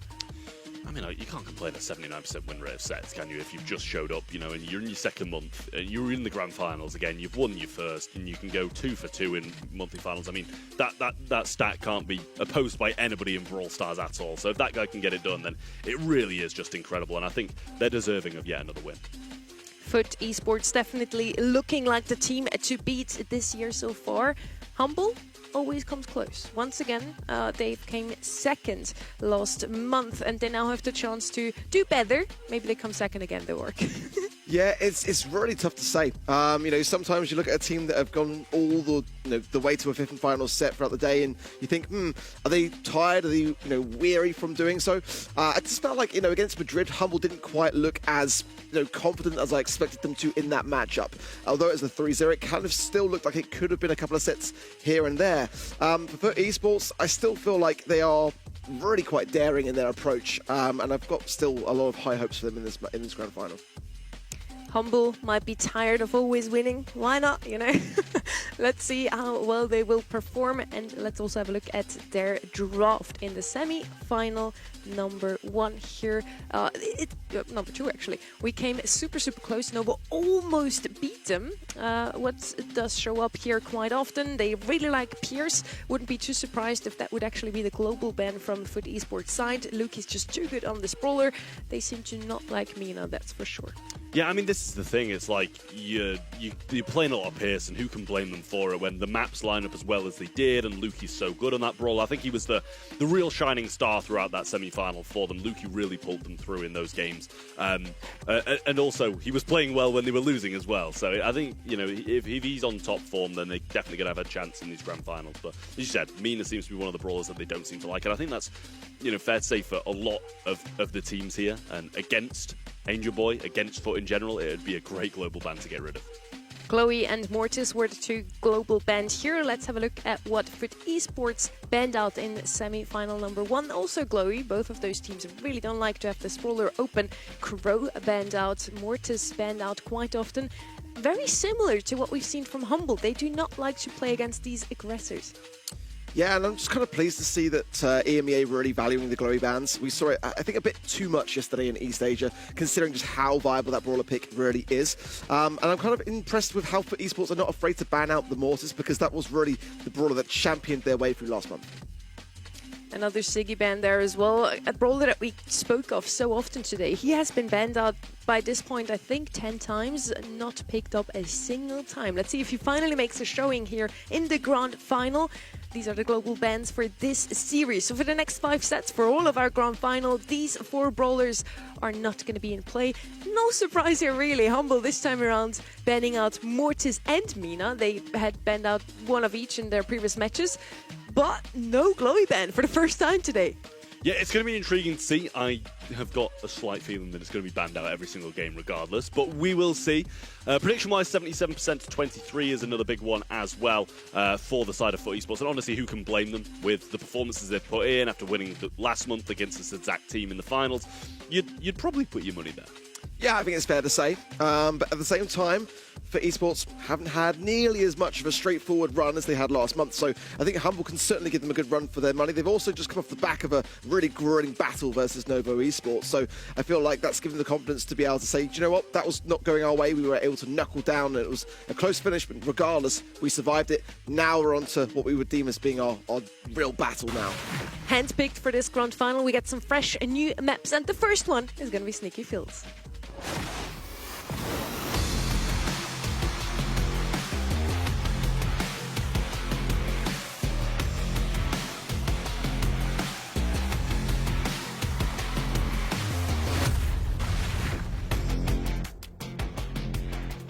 Humble versus FUT Esports, our grand final of the day. I can't have a déjà vu, not gonna lie. February looked exactly the same. In the end, FUT Esports came out on top in a 3-1 series. Let's see if Humble at least can take 2 sets this time. Yeah, I mean, I've got a feeling that it is going to be another close one because these two teams have both had a bit of a hiccup in the semi-finals, but Humble, I think, just stumbled that little bit more. Bull going to come through as the first pick then, and no surprise there. If it does slip through the ban phase, then it's probably going to be picked pretty early on, and it's very good on Sneaky Fields. So no complaints from me with that first pick. Nita in return has been one of the more consistent answers that we've been having to Bull with just endless bruises coming down. Yeah, but is it the best? I mean, it would be the worst to double down with the Gale, honestly, at this point. They've got the agility now, the Max coming through, but the Otis is banned, the Shelly is banned. They've really kind of got limited options to tackle this Bull, and they can really 3 versus 1. So despite FUT's ability to be able to handle it so well earlier today against Heretics, I don't know how solid I am on this particular map with those bushes still standing.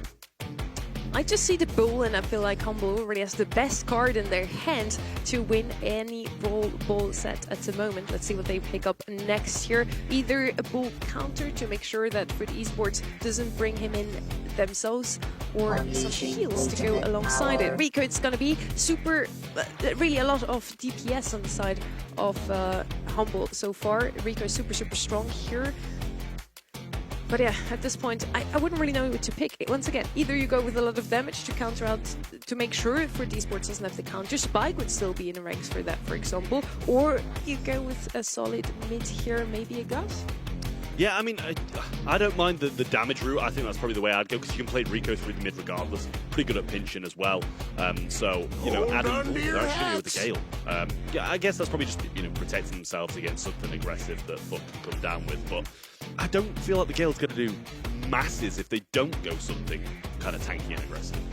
I think they just want it away from FUT. It's as simple as that, because that was my concern. And I did kind of wonder whether Humble might choose to run this down completely, like a BB or a Frank, and just, you know, Anita's not going to do too much until Bruce, and with the Max as well, you know, Ruff's going to come through. That was what I thought Humble might have picked up on their side, but having that break, of course, going to be quite crucial to being able to deflate away from what the ball can bring to the table.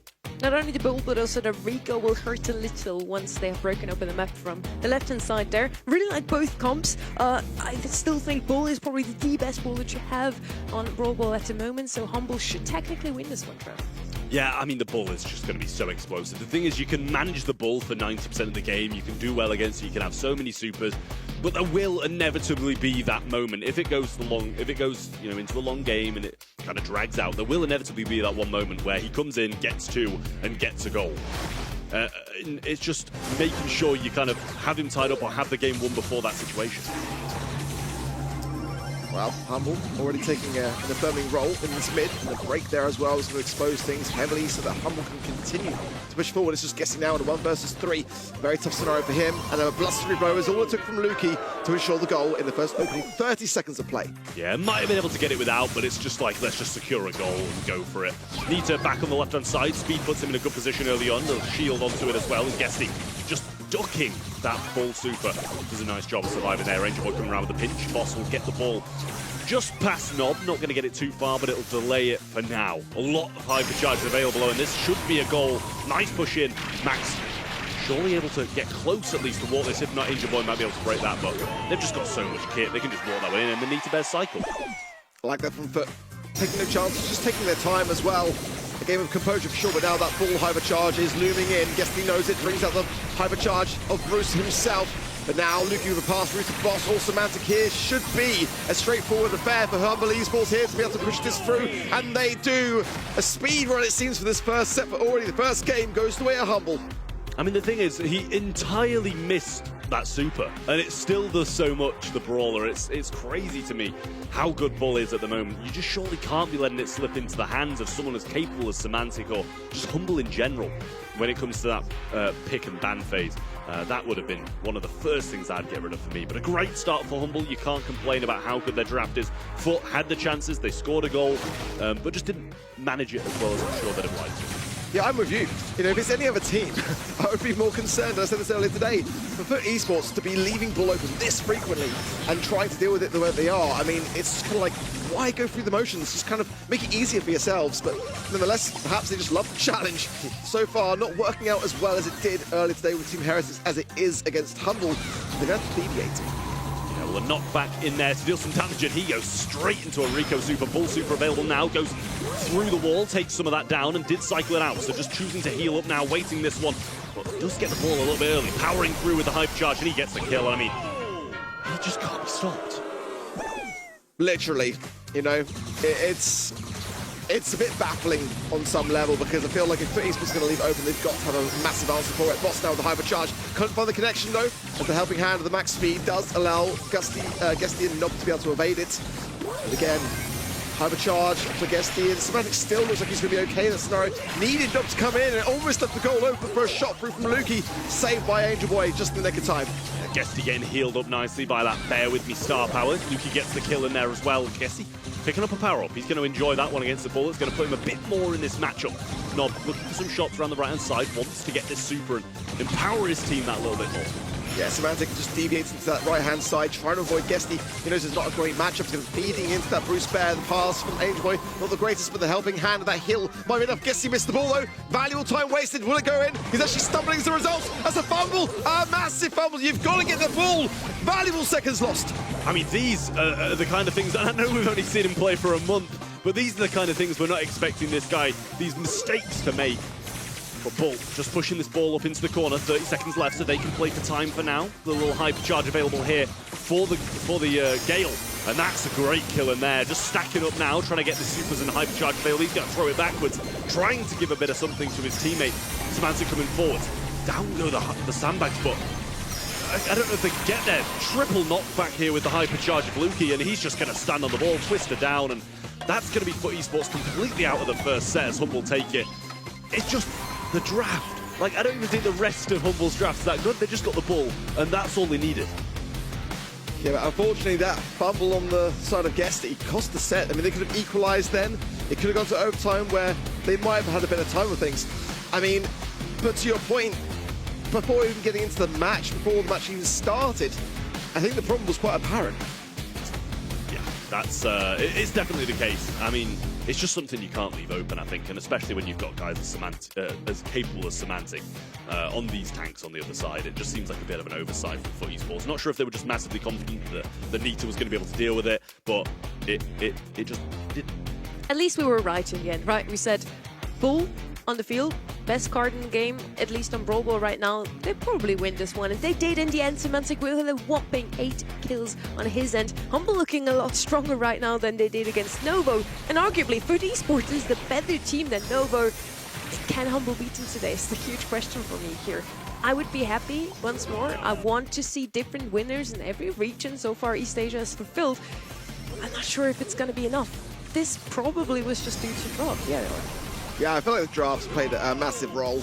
I feel like the curse of Humble, though, could equally be a deciding factor in this grand final still. I mean, again, that's the moment for me. It doesn't seem like much, but there is, if he was able to get that ball immediately upon the pixel, time to get that ball in. The left-hand side was open. I think that's the goal. I just can't see, you know. To me, he didn't even seem that close to the ball. Like, it didn't even seem like it was like a tiniest bit that he was waiting. Yeah. It seemed a fair distance from the ball, in my opinion. Well, let's see how they will do on Dueling Beetles. Another quite closed-off map, a lot of bushes, a lot of walls. Not the best maps for Luki usually. He loves to play those snipers. We talked about it before. Pierce is his #1 pick brawler today. What are they going to play here, Org? I mean, for me, I feel like if you were, paying half attention to what we saw in the semi-finals, you can't afford to leave that Pierce open. It is just absolutely disgusting in the hands of Humble here. Particularly Beatles, you've got to see that ball ban. Chester as well is definitely up there as a consideration. Gale, jump pad, we've seen some cheese from that already today, but it's definitely on the horizons. But Ziggy, I think that brawler, for me, Fink's probably the biggest deciding factor. And, Humble are a team that absolutely know just how important that brawler is. They didn't ban it. That's really surprising for me. It's a first pick worthy every single time. What I was looking forward to, or out for, was actually that Chloe ban, because has been global banned every single round apart from our grand finals today, and now he's just banned out in the regular bans. I don't think we're going to see him today. Finks is going to be that first pick here. One of the best bowlers in hot zone. His slowing zone just makes it so you can dodge those shots quite easily while still collecting percentages for your own team. Right-hand side now. I usually would shout for Lou or Spike at this point, but both of them have been banned out. Another really good bowler at the moment in the meta, of course, is going to be Chester. He's so good against tanks and assassins, and we are in the meta of tanks and assassins, so it makes a lot of sense to pick him up here. Yeah, I mean, it just seems like he's decent against everything. Like, he's never going to be completely out the matchup. Hypercharge, super good, super easy to cycle. You can throw down a couple of those at once if you just catch like 1.5 people in it. I mean, I'm hoping they've got an answer for it this time, Mark. That's all I need to say. The thing is, if you see that Chester come up and ball's not banned, you're thinking it's the next follow-up pick. There's just no way around it. And there are some options here. There's still time. They could go for a wall break kind of concept and idea, but I think Gale could be problematic, if they want to just choose this opportunity to pick it. And I kind of feel like that is the play for me. There are other options. I mean, Kenji could come in, but against the ball, it's going to be really tough to make that kind of brawler work now. Ruff's going to come in for Foot. Always a good brawler to have, has the wall break potential. I mean, for me, it's just feeling like, again, Foot Esports have got to answer this bull, and they're leaving it unbanned, so I need to see more. We need to see an answer from them, but it's the same exact strategy they had before, leaving Bull open, because they seem to have answers to it. Gale would definitely be one of those. I kind of would pick him now. Let's see what they have come up with. On the right-hand side, we actually haven't seen Poco that often today, and I feel like that would fit right into that right-hand side roster here. Otis picked up on the left-hand side now for Foot Esports. We have at least one tank counter there, but is it gonna be enough to stop that Bull? Yeah, I mean, the thing is, for me, any healer is going to be fine here. Gray's still available as well if you just want to TP that ball straight into the mid. We saw Novo trying to do that on a bit more of an open map with a lot more counters, and it still almost worked. So it might be something that they do choose to go for. I do like the Poco shout. I think it's just so easy to be able to throw those heals out and not really miss any of them. Stop the effect as well. Yeah, there you go. Good shout from Sunny yet again. Seeming to be very on the draft today. And yeah, I like this comp from Humble again. I mean, they've got some answers for it for the side of Foot, but I don't know if they've got enough. Otis for me definitely is a very, very strong answer for Bull, especially with the hypercharge, that additional stun, that time in which you're able to really land the shots, and at close range, Bull can't just charge into you. It is a real concern. The Otis is a fantastic brawler pick from Esports. I was still with Sunny, maybe considering that Gale would have been an option, especially with the slow on this map. It's really quite devastating for your teammates to be able to be allowed that additional time to land your shots. But at least they've got something of an answer which I'm kind of happier with, and not being able to mirror Semantic here could go a long way. Yeah, especially if he's just firmly on that side and staying with him. You've got to try keep Luki away from him, though, because he's going to be able to provide some extra heals. Gesty, super low early on, but they're going to be able to pick up Boss before he can get anywhere near. Keeping Poco low with that Fat Splatter as well. And, I mean, I don't think they could ask for a better start. Yeah, really, really solid. I'm sure Guesty as well will be looking to break here, and will do so on the team side at the bottom left here, which I don't necessarily mind with the Finks as well, and gives them some flexibility to come back into the map. They have lost a bit of control, narrowly edging towards that 50% mark. Semantic, another super in hand here, but just backing up, waiting for his Poco to re-establish it himself, but just didn't really heal him too much there. He does go down. Boss going to throw a super towards the mid, break a bit of the grass, but how in control FUT Esports have been? They're already 20% ahead, and that's a fair amount, don't get me wrong, but it feels like it should be way more. Yeah, hyper charges all over the place, the rough supply drops. Every single member of FUT Esports now souped up, but Nob there of a big miss, and can't really afford to do that. The Otis pick being so good, but now look how quickly the ball is going down. And this is what I'm saying. When sometimes FUT leave the ball open, they get it right. They choose to accomplish. So far for me, I just don't see what Semantic can do at this point in time. Everyone is souped up. But often, I mean, look at that. That's ridiculous. I mean, to be fair, Lukey didn't even heal him. I don't think I've seen Lukey heal him once throughout that game, to be honest. So, I mean, I don't know if he's not getting the chances, because they are getting absolutely bullied. Semantic, yeah, Semantic's getting destroyed every time he goes anywhere near them. But I actually don't know that I saw a single heal throughout that game, which does worry me a little bit, considering that it's Poco. Good job is to heal, not get the damage, yeah. It's not really the biggest of damage dealers, is it? But ultimately, I think that where things went well for Esports there was just the original setup. Those starting moments, really getting that utility down the break from Guesty, and they get that yet again. And this is the problem. Semantic can't secure that kill. Aidboy is there, TP in, bish bash bosh, 3 members down and put back on the zone. That might be the most English thing I've ever heard, but I loved it. Humble trying to get back into the middle now.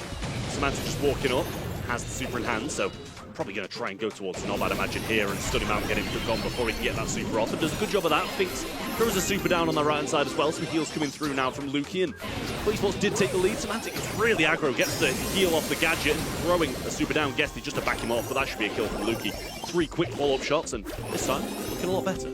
Heal to boss, but could be maybe lined up against Semantic, although Semantic does heal regardless. The mute is there and he falls quite swiftly. So what the idea is for Humble really is to keep these kill cycles coming in, because if those rough supply drops continue to linger on those brawlers for FUT Esports side, then it's going to be from bad to worse. Nob's got one, but they were able to take care of aim. We're going on super aggressive here, top right. Yeah, going to come back to nowhere. That wasn't great. Yeah, it seemed overly aggressive at that. Hypercharge coming out. Oh, he just used the gadget and completely got rid of the hypercharge, I think. Lovely stuff there from Lukey. And now, back on the zone, Humble. After that first game, I was thinking they were down and out of this set, but they're more in it than ever. 75%, just over for the side of Humble. Not even 50 for FUT, and they're just respawn cycling and running up. Yeah, not with hypercharge, but I mean, in this corner here, he's got to find a space to heal. That's quite crucial, taking care of Lukey there. No heal popped off boss. Low HP now as well. Semantic with the hypercharge. Muted out. 5% on the zone. Now for Esports gather on it, but I mean, realistically here, they got to defend for their lives. I mean, he's got a super as well. This should surely just be, a bit of help from Poco. Chest around the side. Semantic just hypers on. Gets a couple kills. I mean, there you go. That's exactly what they needed to happen.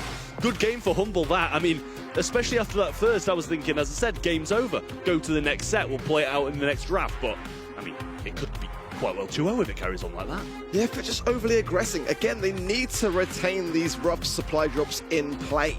The player goes down, it has to reset, and then it just has to continuously cycle over again. And Semantic knows that. He's going really aggressive.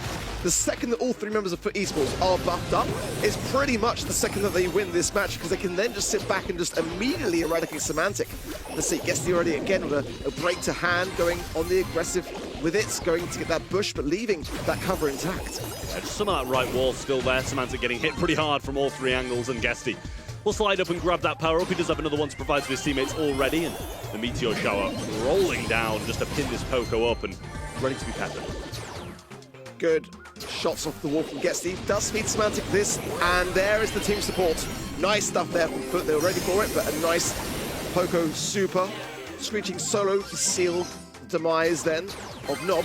He's having a real tough time despite playing this Otis in this match, so he needs that supply drop, gets the hypercharge. That should go a long way for him. Nice shots from Lukey. Should be able to get a heal and damage through here, and does. Keep Semantic alive and in the mix, and now Boss coming back up as well. They're in a good position once more. Take the percentage lead. Guesty getting hit down and low. Angel Boy about half HP, and Guesty still not back in the fight. Let's see.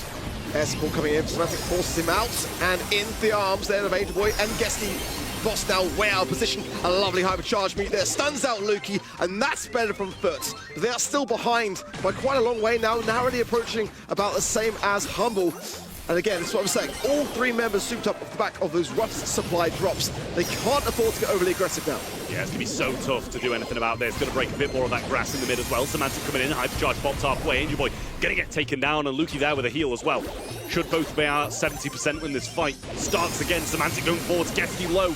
Doesn't quite go down, but he's pinned back in spawn and can't go up. Good kill in there from Nob as well. That's going to allow them to push back into this mid, but Semantic survived for so long there. He really did, but then Lukey will fall swiftly after. And this is valuable time for esports, especially if they can find Boston this time as well.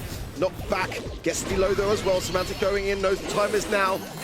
The tuning, protect the tuner's gadget there from Lukey to ensure the stun is not nearly going to linger as long as Semantic now, who's flanking his right-hand side. Huge from Boss. Hypercharge the chest, as we know, devastating. Angel Boy poisoned, but able to survive.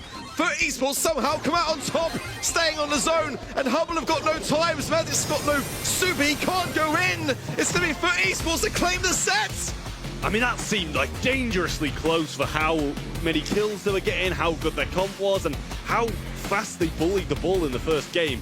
It seemed like way too close for that kind of draft. But at the end of the day, Semantic did a great job. Lukey coming through with some good gadgets to be able to get those mutes off the ball and stuff like that. It really was a great gameplay from both of these teams, but it's just FUT Esports just managed them so well.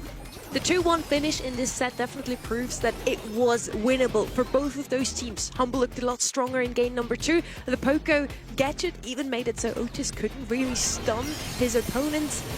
But somehow FUT Esports turned things around in that game number 3, or? Yeah, it's like, again, I'm so conflicted because when I see the ball left open and then we saw in Heist, it was just so devastating against FUT Esports. In this set, it worked out well for them, despite the Otis pick. I like the idea of the Poco. It didn't really kind of do as much as I was expecting, honestly. I mean, that is a really powerful gadget. Look at Nob. I thought he was having a tough game, but in fact, he got 18 kills. I'm not sure that he was just kind of kill stealing there or that he was going to town, but I think that he had his work cut out from either way. Gesty also with 516 DPS. Maybe Otis was better than Gale in the end. Maybe they do know ball and we don't. What is actually super interesting to me, FUT Esports is leaving ball more open way more often than any other team so far. Team Heretics made it super close against FUT Esports. They picked up ball twice. Guess if they lost or won these 2 sets. They've only lost to it from that first set that I can remember, but every time they played with Heretics, they left it open and were able to still get the win. So, I mean, they seem to have an answer for it more often than not. That's the thing, and I kind of feel okay with that. It still feels a risk to me, though. It is! It always feels like a risk to leave that brawler open, but they are managing it well, don't get me wrong, and, if that's their game plan, then, it's worked so far. They seem to know exactly what to do against him because, as you just said, they win more often than not if they play against a bull. So maybe you don't want to pick a bull against FUT Esports. That's the huge mistake. At least it's what made Team Heretics lose in the end. Let's see on our next map how it's gonna go. I'm super excited to see, a super close final. And so far, it's on a 1-1, so that's exactly what we want to have. Yeah, I mean, we want this to be close. After 2 semi-finals that were both going to 3-2, incredible games, we don't want a walkover of a grand final. We want it to be close, and especially between these 2 teams, because it just looks to me like these are going to be the 2 front runners this year.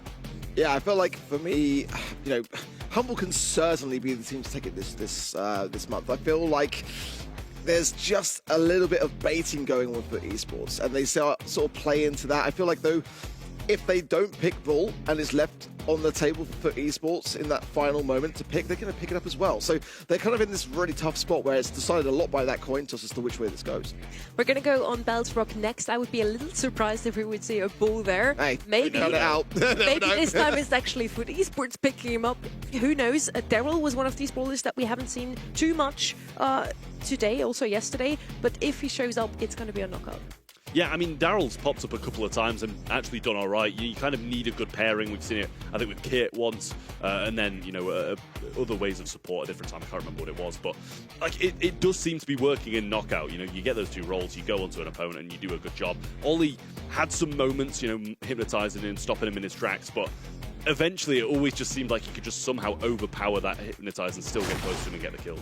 You know, Ark, as strong as these buffy brawlers are at the moment, maybe you don't need buffies necessarily to be good in the meta. Proven by Mina, Daryl, as we mentioned. There are many brawlers that are really good right now, Chester as well, who don't have their buffies yet. That's actually quite nice to see. Yeah, RT as well, big one for me that, you know, is just really causing problems. Banned out though. I like to see that from Humble, as well as the Ziggy, the Kit, I think, as we already discussed, the Rico, as well as the Glowy and the Leon. Really good bans for me all round. Angelo potentially open here. I feel like the Gus as well could play a vital role. You know, it's with the Mina ban not necessarily going to carry as much weight here to come through, but Humble makes a ton of sense here as well. Gene, of course, pretty flexible, could come through as well as brawlers like Byron in the right kind of pairing.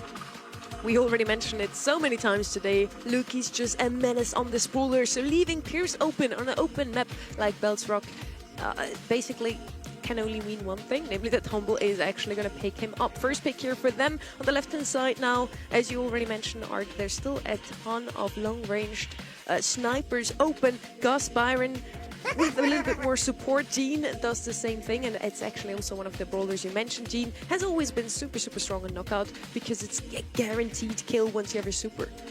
Yeah, well, we think that sometimes, and it quite often goes the other way. Either you miss it or they kind of get just destroyed. I think we saw a Gene pull earlier into it, like, it was with a Shelly next to him and he still managed to die. So we'll see if that's the case. Ruff's going to come in here as well. I like that combination, especially because a Ruff's into a Gene placed in the sandbag is going to be able to tank so many of those pulls. So I like that as a pairing, and it definitely leaves a good amount open for a third pick to round it out. Let's see how Humble feel about this. It's definitely a good starting hand, but often you kind of see that kind of PSP paired with a Ziggy, which is banned out by themselves. So let's see which way we want to take this. Certainly, I mean, Grey is a possibility here. I mean, it's not really been... Whoa, okay, that's... I mean, you kind of want to pair it now with the Grey, realistically, here, because, I mean, if you leave that one open, then that's a real problem if FUT Esports do pick it up. But Sprout can be great. I mean, it's not a bad brawler, but at this stage in the drops, it's definitely a risk. Could combine it here with Ollie as well to have something for the long game. RT usually my pick, but he's banned out here. Ollie is something that also has shown up quite often today. On the left-hand side then, Brock would be my pick. You want to open up the map against the Sprouts, and if they do pick up an aggressive brawler here on the right side, they don't, then Brock would definitely be the play. Still think Brock would be quite good, but now into Byron and Pierce, it's a bit too much range, so maybe they go with the thrower themselves. I mean, yeah, they can do. I also just wouldn't mind kind of running it down with something either as well. Just try and swarm the low DPS of the Byron and Sprout. Pierce can do a decent job, to be fair, against some of those more aggressive units when there's so much ammo down, super cycle, gadget, everything kind of just falls. But Brock is the pick. They're going to break up some of this map, and you can't blame them for it. Yes, they're going to struggle against the Byron and Pierce at range, but at the same time, the Sprout should struggle a bit more, going to be able to play some of his own walls, and the Unbreakables obviously remain here too. I'll be honest, I'm not convinced they punished enough on this Sprout, but I mean, let's see how this will fare. But I mean, it's just a brawler which can get a ton of value.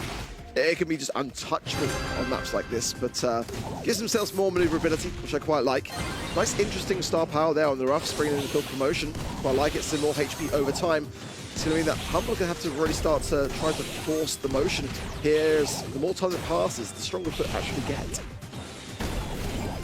It was an instant wall break from Guessing. Gets hit by that slow though, and that could have been deadly if Nob didn't back him up there and stop the Pierce from progressing up the map.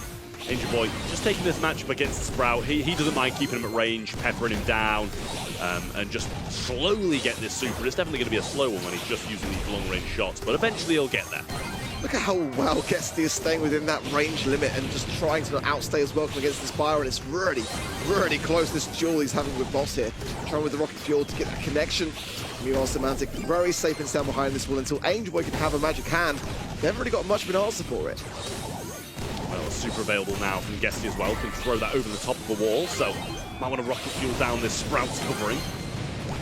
Bounced back by a Meteor. Byron coming in, goes for the splash, actually misses it, but Guesty super misses over the top as well. He's not going to burn down, still a 2v2. Pull comes in onto Luki, and Semantic throws a wall. The two of them need to try and avoid this and let the gas burn him, but it's actually Angel Boy will just go around the flank and get a really nice kill. Good move there.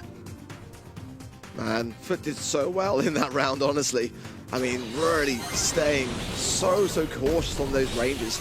Guessing now the top break, the rocket fuel onto that wall means that the Sprout is going to be a little bit more delicate and exposed.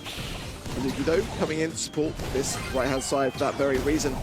The Ruff's air support will make Humble have to separate themselves out. Continuous breaks from Guest, trying to give himself the best chance. Magic Hand pull, a Sprout wall, but Semantic and Humble come out on top as quickly as that. It's a 3 versus 1. Yeah, well, as I said, sometimes the pulls can definitely hurt you a little bit, and I think that was one of the cases. Semantic, I think he got it super whilst he was being pulled in, so it was a little bit unfortunate for him, obviously, as well, but super nice there. Gets the wall down and blocks that one off, so still, obviously, one more round to go, but a little bit more break coming in from Gessie, and he has the Hyper Super in his hand. I feel like that will be something which, when the buffy comes to Gene, that will be addressed. I feel like the amount of times that it can be detrimental to actually the very thing that you're trying to earn in terms of that utility. Let's see now, can Humble secure this? Hypercharge from Gestie does connect really nicely onto Boss, but Boss able to heal himself so well at the back of things. Gestie low on the left-hand side is forced to heal. Boss trying to find the connections and does so as well. Going to keep him that way. Tough spot now for Foot Esports. Hypercharging just to get the extra pace and try to evade some of these Sprout shots. There's the super from both the Sprout and the Pierce to try and get him down, but he actually evaded them both quite nicely. Burning now, and that's a lovely splash coming in. Gestie should fall, and some Angel Boy does on the right. Nob left all alone, and Semantic will come and deal with him quite quickly. There's the first game of Knockout going Humble's way, and I think deservedly so with how they played it. Yeah, Boss honestly is doing so well in this match. I mean, dancing on that left-hand side lane with Gestie more often than not, but that was just disgusting towards the end, and keeps the pressure on, especially with the gas coming in. You know, what can you do? You haven't got the time to heal, and everyone just dropped like flies. On the side then of Foot, some learnings to take in, and this Brock, despite breaking so much of the map, is just not really doing that much. Gestie finds a couple of nice shots early on onto Boss here, and Nob, he's been having a bit of a difficult time. Yes, he helps his teammates, powers them up, but at the same time, like, he's got range on no one. Even when the map's broken up, Sprout's going to probably do a better in a 1v1 matchup against him. So, you know, he's not been having the best time at all. Byron down to one shot there, and Gestie just going to break that little cactus within the unbreakable walls. I think it gives them a bit of a better little peek, but it must do something to favour Foot Esports. Well, Foot with a better start for me, really pushing deep and pushing back Boss on that left-hand side, and Gestie's going to be really scrutinised with Luki now helping hand things, and there you go, the magic puffs on the G really are needed there from Angel Boy to keep him alive. In the meanwhile, that right-hand side lane is lost by Foot Esports. Nob will fall. Now Humble should make this easy pickings, and there you go, it is just rinse and repeat. Nothing Angel Boy can do now. I mean, it's just the Ruffs can do nothing no matter what. Like, he's just hung out to dry. Yes, it's a 2v1, but it's not like Foot are winning the other 2v1, so there must be some level of a pinch in there. But Nob just constantly left on his own. When it's like this, it's like, he can't outrace the Pierce, can't outrace the Sprout, he's going to get pinched in. It's just so hard for Foot to do anything here.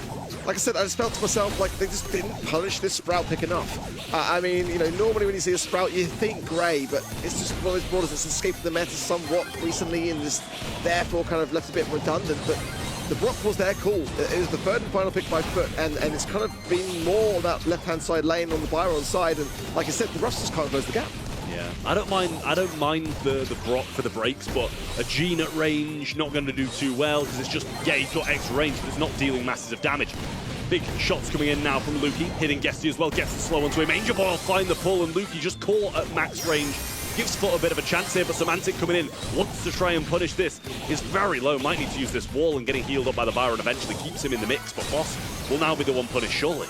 Nice there from Nob, and ideally they want to be able to give as much over to the map, yeah, in terms of breakage as they can.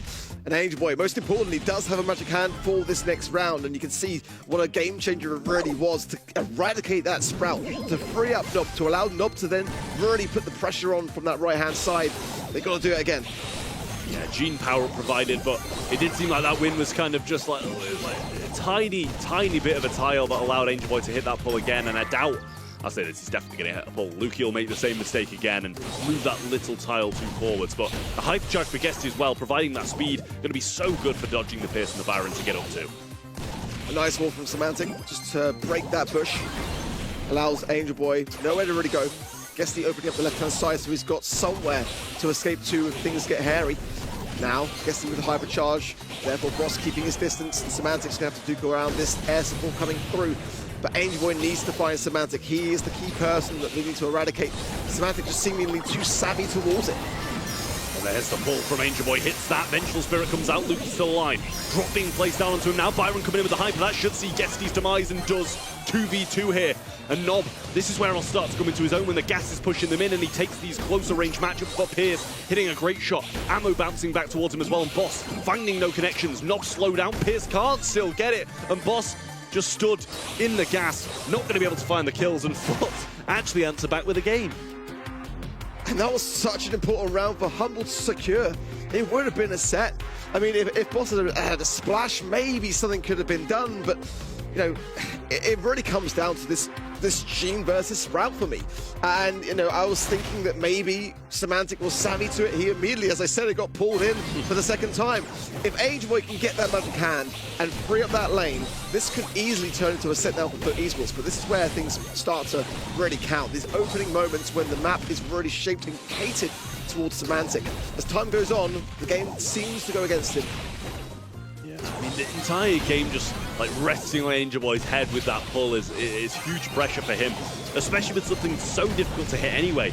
Knowing you've got to make that connection makes it even harder. A few walls coming down here and there now. Gesti going to be brought to one shot, and he does have a splash, but he knows if Boss comes to his range, he will be able to take him down. Healed up a little bit, but followed up with the rocket fuel again. Gesti, got to be so cautious. I mean, Boss has been tapping away, pushing himself forwards, has got the rocket rain, but there's also a splash hill available for Boss. Pops the gadget as well in the arm. Let's see now as Nob scrutinized here. One wrong move, and he would go down, depending upon these magic puffs, but the gas now coming in will force the hand of Foot Esports here. Humble are in a good position now with Lukey piercing through these walls. The Sprout falls, Semantic falls. It's 2v1 now, and Angel Boy and Nob are in a fantastic spot, but it's not impossible for Lukey. Regardless, he will fall, and that is the round going the way of Foot. Yeah, Angel Boy picked up the super along the way as well, which is going to be a big, big help.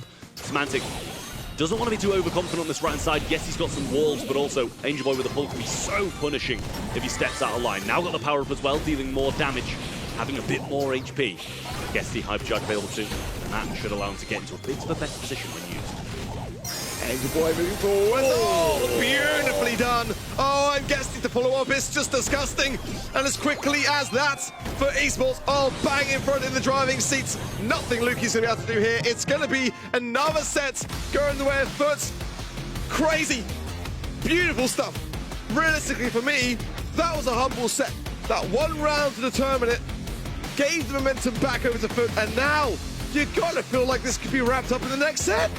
I mean, for me, that was just absolutely crazy. What a pull from Angel Boy, max range, and he hit a couple of those as well. Lukey at max range, Semantic at max range, it just changes the tides of the match. They had full position in Humble in that game as well, and it's just so quickly flipped on its head. Really nice stuff. But Humble, they played a decent game too, but a couple of missteps just cost them so much. Foot Esports takes the lead here, 2-1 overall so far, but once again, it just proves that Foot Esports is not as far ahead anymore. Super, super close games here. They took this set in a 2-1 series in the end, and against Team Heretics, it was kind of the same. Heretics at least won a game in each of the sets that Foot won in the end. Yeah, it's now really a tough situation for Humble because I felt like they probably themselves thought like that was going to go their way. I mean, look at that. I mean, as soon as Angel Boy initiated things with that magic hand, I mean, everything else just followed. But, you know, being one round away and then just coming short, I mean, and rightly so, Foot punished them. Look at Angel Boy, 10 kills. 10 kills on that Gene pick. I mean, and it's a Brawl which does not pack any DPS really, nothing to write home about at least. So honestly, that was quite an amazing game from him. So back-to-back win here from Foot Esports. They take 2 sets in a row. Again though, both of those sets have been won in a 2-1 series. Humble at least took some games off of their hands. In the last monthly final, it was a 3-1 overall. Trev, your call here. Is it going to be a 3-on for Foot again? Or does it mean these close matches that Humble still can turn things around at this point?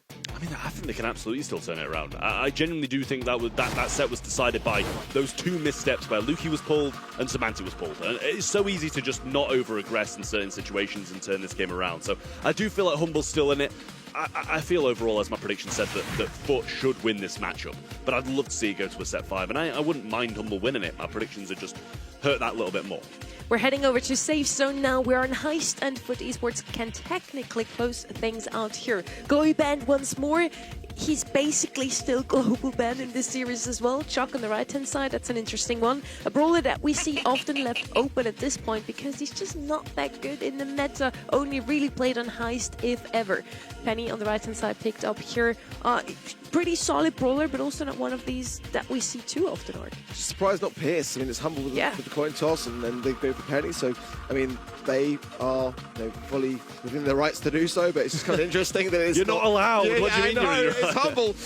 But here, Eve can have a very good game. I'm kind of worried as well for the prospect of the Kaze, the Melody, the Chuck being banned. It opens up a lot of possibility. There it is as well for Foot Esports. It's just so dangerous. You know, it's kind of disgusting, really. But Eve making a bit of a comeback in moments like this. It's kind of interesting to see that EMEA have been favouring it more. So especially with the Angelo ban, it does provide some options. But I feel for me, you know, I didn't like the Colette we saw yesterday here. It's possible now with the amount of bans that we're starting to see. But I'm really kind of looking for this Pierce next. Yeah, I mean, Pierce is a great shout for me. It's surprising. Like, a Penny is fine for me. I don't mind it massively. But first pick, that surprises me. Byron comes in then to provide some heals. And when you've got something as aggressive as the Kaze and still an option to go aggressive again for the third, I don't mind the Byron. So I think that's a pretty solid pick overall from them. Can't really fault for it, but, you know, I think there's, you know, still better mids. I like a Bell, I like a Pierce, those kind of brawlers who are just a bit more versatile. We threw a lot of names in the mix here already. Pierce and Melody definitely waiting for them to be picked up next year by the side of Humble. Again, Pierce just the brawler for them today. Maybe Carl could also make a showing. Pretty good on a Heist overall. Spike, but yeah, so far they're following the script arc. Yeah, I mean, I'm just wondering whether they go for the Melody here, because if they don't, then kind of the Byron, Kaze and Melody is a nice pairing as a trio. Yeah, they kind of have to. Otherwise, the Byron can just heal the Melody forwards and the Kaze and just like spend the whole time behind those two brawlers. So I'm not sure that was kind of Humble wanting to establish themselves with the brawler pick or just take it out of the hands of Foot. Yeah, I mean, I think the Melody's it's a good brawler no matter what you pair it with. You don't necessarily need the heals, I don't think, for it to work. A hypercharge, a gadget, get the shield, and you can rain down so much on safe. But it would have been nice to pair with this more aggressive composition. We're going to see the Amber, who's going to be able to track that Melody a little bit better, have the same effect as well with those dancing flames, to be able to maybe take her in that 1v1 situation to have the kind of same effect with a bit of a different animation. Amber's definitely an interesting one. We haven't seen her today yet, I think. On Heist specifically, she's picked up not that often, but has a whopping 86% win rate over the last week of scrims. I know scrims don't really matter, but hey, there I go. No. Throwing People around say they don't matter, but they absolutely matter. They matter, but Actually, not to the extent anybody thinks. Actually, it's just Trav saying they don't matter, so there's that. But yeah, Amber, an interesting one for me. I'm super excited for this next round. I'm kind of hoping for Humble to take this. I want to see some more of those two teams. Well, into the game we go. Kaze instantly dashing up and switching forms to get a bit more range, pinching his knob, trying to find those vital connections. Guesty playing on the right-hand side, not pushing up just yet, just trying to keep Semantic back and limit the feeding. Well, let's see, Angel Boy looking to try to get some value on this left-hand side. Knob now scooting around into that mid-area, finds Boss as well. Each side playing quite passively to open things up. I think that's okay in the circumstances. Semantic looking to really establish that turret early on, and Angel with some great taps here as well. Now he's a real threat. Yeah, he probably will go down here, and Boss going forward to try and get some damage onto the safe, and a good amount of that as well. Might be able to get this crack here, and surely will, and does just there. Semantic throws out a few shots, gets some splashes, but unfortunately for him, Angel Boy was invulnerable, and so was the safe. Semantic on the left-hand side, dancing with Guesty. It's going to be a trade. It's that close. And now, Angel Boy trying to make this moment count as everyone's fallen, allows them to get into a position, lands the fan storm, bang on the safe, and now scooting forward as well to try to get even more damage. Goes down quickly though, Humble was savvy to it. Yeah, Guesty gets a burn on safe as well. Couple of follow-up shots from Nob, should be able to get this first crack down, but at the moment hasn't gone for it. Boss dancing in and out with those dashes, and a lovely Pierce super or clean up the other two. Brilliant from Lukey once more, and they're going to add some more damage to the save. Shouldn't be able to get the second crack just yet, but with the penny turret, it might just trickle down. This is the thing with this penny turret, is like the safety's cracking and the turret can effectively do it for you. Boss low HP, does not use the hypercharge. That was the correct move. He was going to fall regardless. Now, guess he burns this right hand side. I think it might have been better to maybe leave it and force Semantic into the mid, but regardless, now for esports take a bit more control in the mid until that moment where Angel Boy fell. Yeah, a couple of hyper supers coming in now with Semantic and Boss dashing forwards. They get a couple of kills, and that safe is quickly falling down. Angel Boy going really aggressive, but I think this is just defeat waiting to happen for FUT Esports at the moment. Penny turret still unsafe. The fiery damage burning down, and Boss alive on the left-hand side to add more to it as well. Yeah, nothing that FUT Esports can do now, not now that the penny turret is fully locked in its hypercharged state. And this one is done and dusted for this first game. No questions asked. Really, really strong performance here from Humble. And this penny pick that we kind of questioned coming in, really, really paying off in that sense. Again, that trusty spyglass gadget that they're able to then lock onto the safe with, it can just cause so much damage. Absolutely, it really is like a great thing to have. They did a good job off the start not feeding it, I feel. Like, it took a while for Penny to get the turret, but as soon as she got control, got the turret, it became really difficult for FUT to do anything about. Angel Boy cycled a few fan storms here and there, but there was just way too much damage so early on from Humble. Angel Boy, found nothing but a salty barrel to the face there. Really quick moves them from Semantic, and Guesty now all alone. Not going to be able to do too much there. Pops a Dancing Flame gadget for a bit of desperation, in my opinion, but not able to advance forwards as FUT Esports really struggling now to crack through Humble. Yeah, they got that turret down, but Semantic probably shouldn't be too far off another one at this point. Damage-wise, it's only 2% done. Boss dashing forwards now actually just goes for the kills and some control instead. Guesty will fall. And now the damage should start coming down. Penny turret there, Lukey on the mid, and Boss waiting in the wing to try and get some damage as well. This is really, really good from Humble. This turret doing so much of the work, and Esports need to get out of this spawn, but they're too low to do so. Angel Boy falls, Nob can't do much at all in position. Finalized by Lukey there, and again, it's the same story, rinse and repeat. Turret locked on, allowing that safe damage to crack and putting the pressure onto FUT. It's like the best kind of form of chuck. It's so much better in terms of control, and it's more reliable. Yeah, I mean, Semantic getting beaten down, but this turret's still doing so much. There's the burn. Doesn't find anything on safe, but should bring Lukey quite low.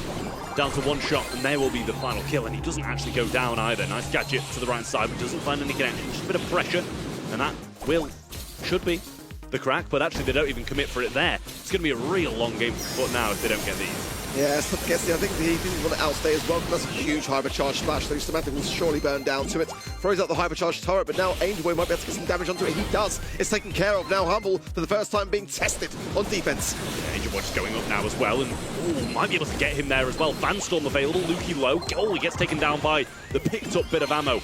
And Guesty gets a couple of heals in the back, but here's the hypercharge from Boss. That should clean him up, but nicely traded, I will say. 25 seconds on the clock and still a chance for FUT. Oh, it's a little bit premature there, but Nob might be able to get some damage done with a burn up. He's 187 HP. He can't push it anymore, and this safe is really quite teetering. Now there's some damage to get it through that crack, but they've still not equalized Humble. They've got to continuously go here. Angel Boy now getting super the fan stop. Oh, he stops Boss, but he's not going to be able to stop him for long enough for the entirety of Humble to go in and get the damage that they need. This one is going all the way to a fifth and final set. I mean, he almost caught him. He almost did, but there was just no teammates there to be able to get the remainder of the damage when he did, and he went down regardless. Really good from Humble, I will say. A great, great draft, it really is. I don't think there was many issues that I had with that. FUT had the chances in the second game, but I don't think there was a time where Humble won't have felt in control of that outcome. So many 3-2s today. We definitely get our money's worth. This is the grand final. Worthy of a grand final. Humble take this set, and that first pick, Penny, actually pays off. We did not really think that she would be this good, but yeah, they did a phenomenal job on them. Boss also super, super strong in that Melody. On the other side, I did not love the Ember. I'm not sold on that pick. Yeah, I mean, I can't blame you for it. It didn't seem to do massive amounts. It had a few moments here and there, but a lot of the Byron's heals being wasted on Guesty for no real kind of reward either, I'd say. I mean, Amber can be picked up in North America quite a lot in this very map, but to me, it's a poor man's Melody. It's not really going to do much. I mean, the Melody is by far the more superior pick, and you can see that on Boss's head. 10 takedowns, 14 for Lukey. We, again, were so much expecting that as the first brawler pickup, and they had the guts to leave it until the late stages of the draft. I mean, for all intents and purposes, FUT Esports could have snapped it up. They didn't. Yeah, and look at the save damage of Semantic. That was just a perfect composition play by them. In their hands, Luki on their Pierce. It's going to be even better. Penny for the save damage and the other two just for control, for the kills. Super, super well executed, well drafted. Humble is looking much stronger than in the semi-finals, at least. And this is the thing. I feel like every 3-2 today has just been so back and forward. It hasn't been one team running away with it and then coming back with a reverse sweep. It's been a really balanced 3-2, 2-2 though. I mean, it will be a 3-2, but I still think anybody can win it. It just really depends on this draft, because it seems like the drafts have been deciding this matchup so far because they're so evenly skilled. Yeah, for me, for this next map as well, Shooting Star really wide open. You know, I mean, it's going to be a tough thing to see, you know, if it goes one-sided, actually. And for FUT Esports, definitely going to be feeling this pressure now. But they have been here before today against Heretics, as have Humble versus Novo. So, you know, both teams really put through their paces, and you can just feel it. The energy in EMEA has been elevated this month, and like everyone's been really, you know, pushing that sort of boundary and keeping FUT on their toes. We get 4 3-2s today. I'm just so happy. EMEA is truly delivering. Now they would deliver even more if Humble would actually win it all. And we have a new winner this month. Still my secret wish. It's not that secret, I guess. My very often mentioned wish of this month. We're going to be on Shooting Star, an old classic. Whenever I think Brawl esports, I think of this map. Chloe's going to be banned out once more, so it's now confirmed. We will not see him played out a single time in EMEA today. It's saddening. It really is. Pierce going to come in then, and no surprise, then I think we can guess who will be playing that. Luki has been popping off on it all day long, so would not surprise me if he gets that brawler once more. Expecting the long range here, not saying that anything too aggressive's ruled out, but the competitive on this map has definitely moved on from its like 2022 long range sharpshooter face-off. I was just surprised it wasn't banned, honestly. I mean, if they hadn't have done, they could have shared that Gene ban. I mean, I just don't know whether Gene is the best of bans. I think that maybe for me, if I'm FUT Esports, Pierce is the bigger concerns. Angela going to come in. But also, they're going to be Jae Young left open. Could be potentially an option here as well. Let's see. Bell, I'm open to it. I mean, seeing some good results, but it's kind of a map that's so open anyway that you're just able to kind of have more space to maneuver. Cars, they can still be viable on this particular map as well. Brothers like Max can certainly come in and really throw the handle on things. We saw already Zeta running down with, you know, BB and Max. I mean, it's kind of wild, but it can work. Angelo versus Pierce. We have 2 snipers already on the field. Byron coming in, another sniper here, but also giving some heals to his teammates. Not really sure what they're going to play in the mid so far. Usually that's either a thrower or something with a bit more aggression, something to pick up the blue spar. Carl, Kaze, Kenji would be some of those picks. Let's see what's it going to be in the end. Of course, Gene always an option here, but he's banned out. Maybe RT, usually picked alongside a Gene to give him a bit more damage with his spray shot. Let's see what's it going to be. It's going to be Kaze, so blue star for the side of Humble so far. Yeah, I mean, that's how it seems, and I like the Kaze as well, because it has the ability to throw out the fan storm, kind of disrupt where people are shooting. The dash you're going to be able to have with the other super, and the damage along with it as well. It's just really versatile when you switch in forms on a map like this, and you're able to hunt down these one-shot brawlers of Angelo and Byron. You're not going to have that much DPS against you either, at least at close range. So we'll see what they round that out with. Won't be surprised if it's going to be something long-range again, because they're going to need it to face off against the Byron and Angelo. Yeah. That's improved. I'm surprised it wasn't RT, honestly. I mean, that's definitely kind of where I'm looking at for esports now. Especially against Kaze. Yeah, I mean, you kind of need something that's going to be able to just amplify those shots and be a threat in that regard. I mean, I wouldn't even mind necessarily Bell just to be able to mark her up, but I think changing forms can be an issue with that. Jae Young going to come in, and I mentioned that from the beginning. It's going to be very good for support. I mean, you've got double hill there with a helping hand of the Byron, but is it a bit overboard? It's going to have some versatility with the speed also. The Weekend Warrior gadget certainly going to really cause an issue for that Kaze if they want to go in on the assassination attempt. I mean, pretty much you're a goner if you try it. Yeah, I think just trying to keep the mobility up in general is maybe their game plan. Because Jae Young surely got to be able to provide those slipstreams, get away from the Kaze, because it does seem like they're lacking quite a lot of DPS overall in general. As you said, the Weekend Warrior is going to be able to do it at times, but they should really time it. So he's kind of in recharge of that gadget when they do go in. But this is a big draft and a risky one for a pretty decisive set. I think for Humble especially, you know, considering that they've always suffered the curse and rarely getting a monthly final win, I mean, ever at this stage of the season. It's always left until the final moments, so they know what it would mean to claim this set and really cement themselves back on top in EMEA. Let's see now, it's a pretty good start for esports here. Guess he's not outstaying his welcome. Nice tap there as well onto Lukey into the mid. So far, so good, but just the blue star still, and that lies with Humble. Well, at least Semantic knows he's got the jump now and not the piercing shot, so feels pretty safe behind this wall for the most part, dashing in and switching forms now, trying to get a few shots and a bit of super off Guesty, but the heals from Nob and Angel Boy are just going to keep him in the mix no matter what. Nob needs to be very careful because Guesty's luck really depends upon these heals coming through. Nice Master Fletcher away again for Guesty. Has got super as well, but these heals, yeah, Nob look great. Staying out in the middle, you can see it coming a mile away. He needs to get around that wall, needs to just not outstay his welcome, and as a result, Humboldt still in their lead. I mean, I think Angel Boy tried to help him out there, but actually ended up standing behind him and got him hit by both of those shots. So, a bit unfortunate in the end. A nice jump away yet again from Guesty. And a shield with Boss. Guesty gets the kill eventually on Semantic with a burning down, thanks to being in that super. Angel Boy should die here and does, though. Pierce super seemingly wasted, but the lead length. Boss low here. Can't really be much helping hand, so Nob, as a result, pushing himself to his left-hand side. Nice gadget as well, going to smash heal himself. Nice from him, but still the Gus stays standing. Semantic though falls on the right-hand side, and Angel Boy and Guesty trying to get away. Angel Boy down to 110. It's going to require body blocking as well. The blue star for esports who are on the run. Nob low on the left-hand side. Semantic knows it's going to be going aggressive, but it's Lukey that secures on the right, and there's no time for a response from Foot Esports. It's match point for Humble. Did he need to be that high up?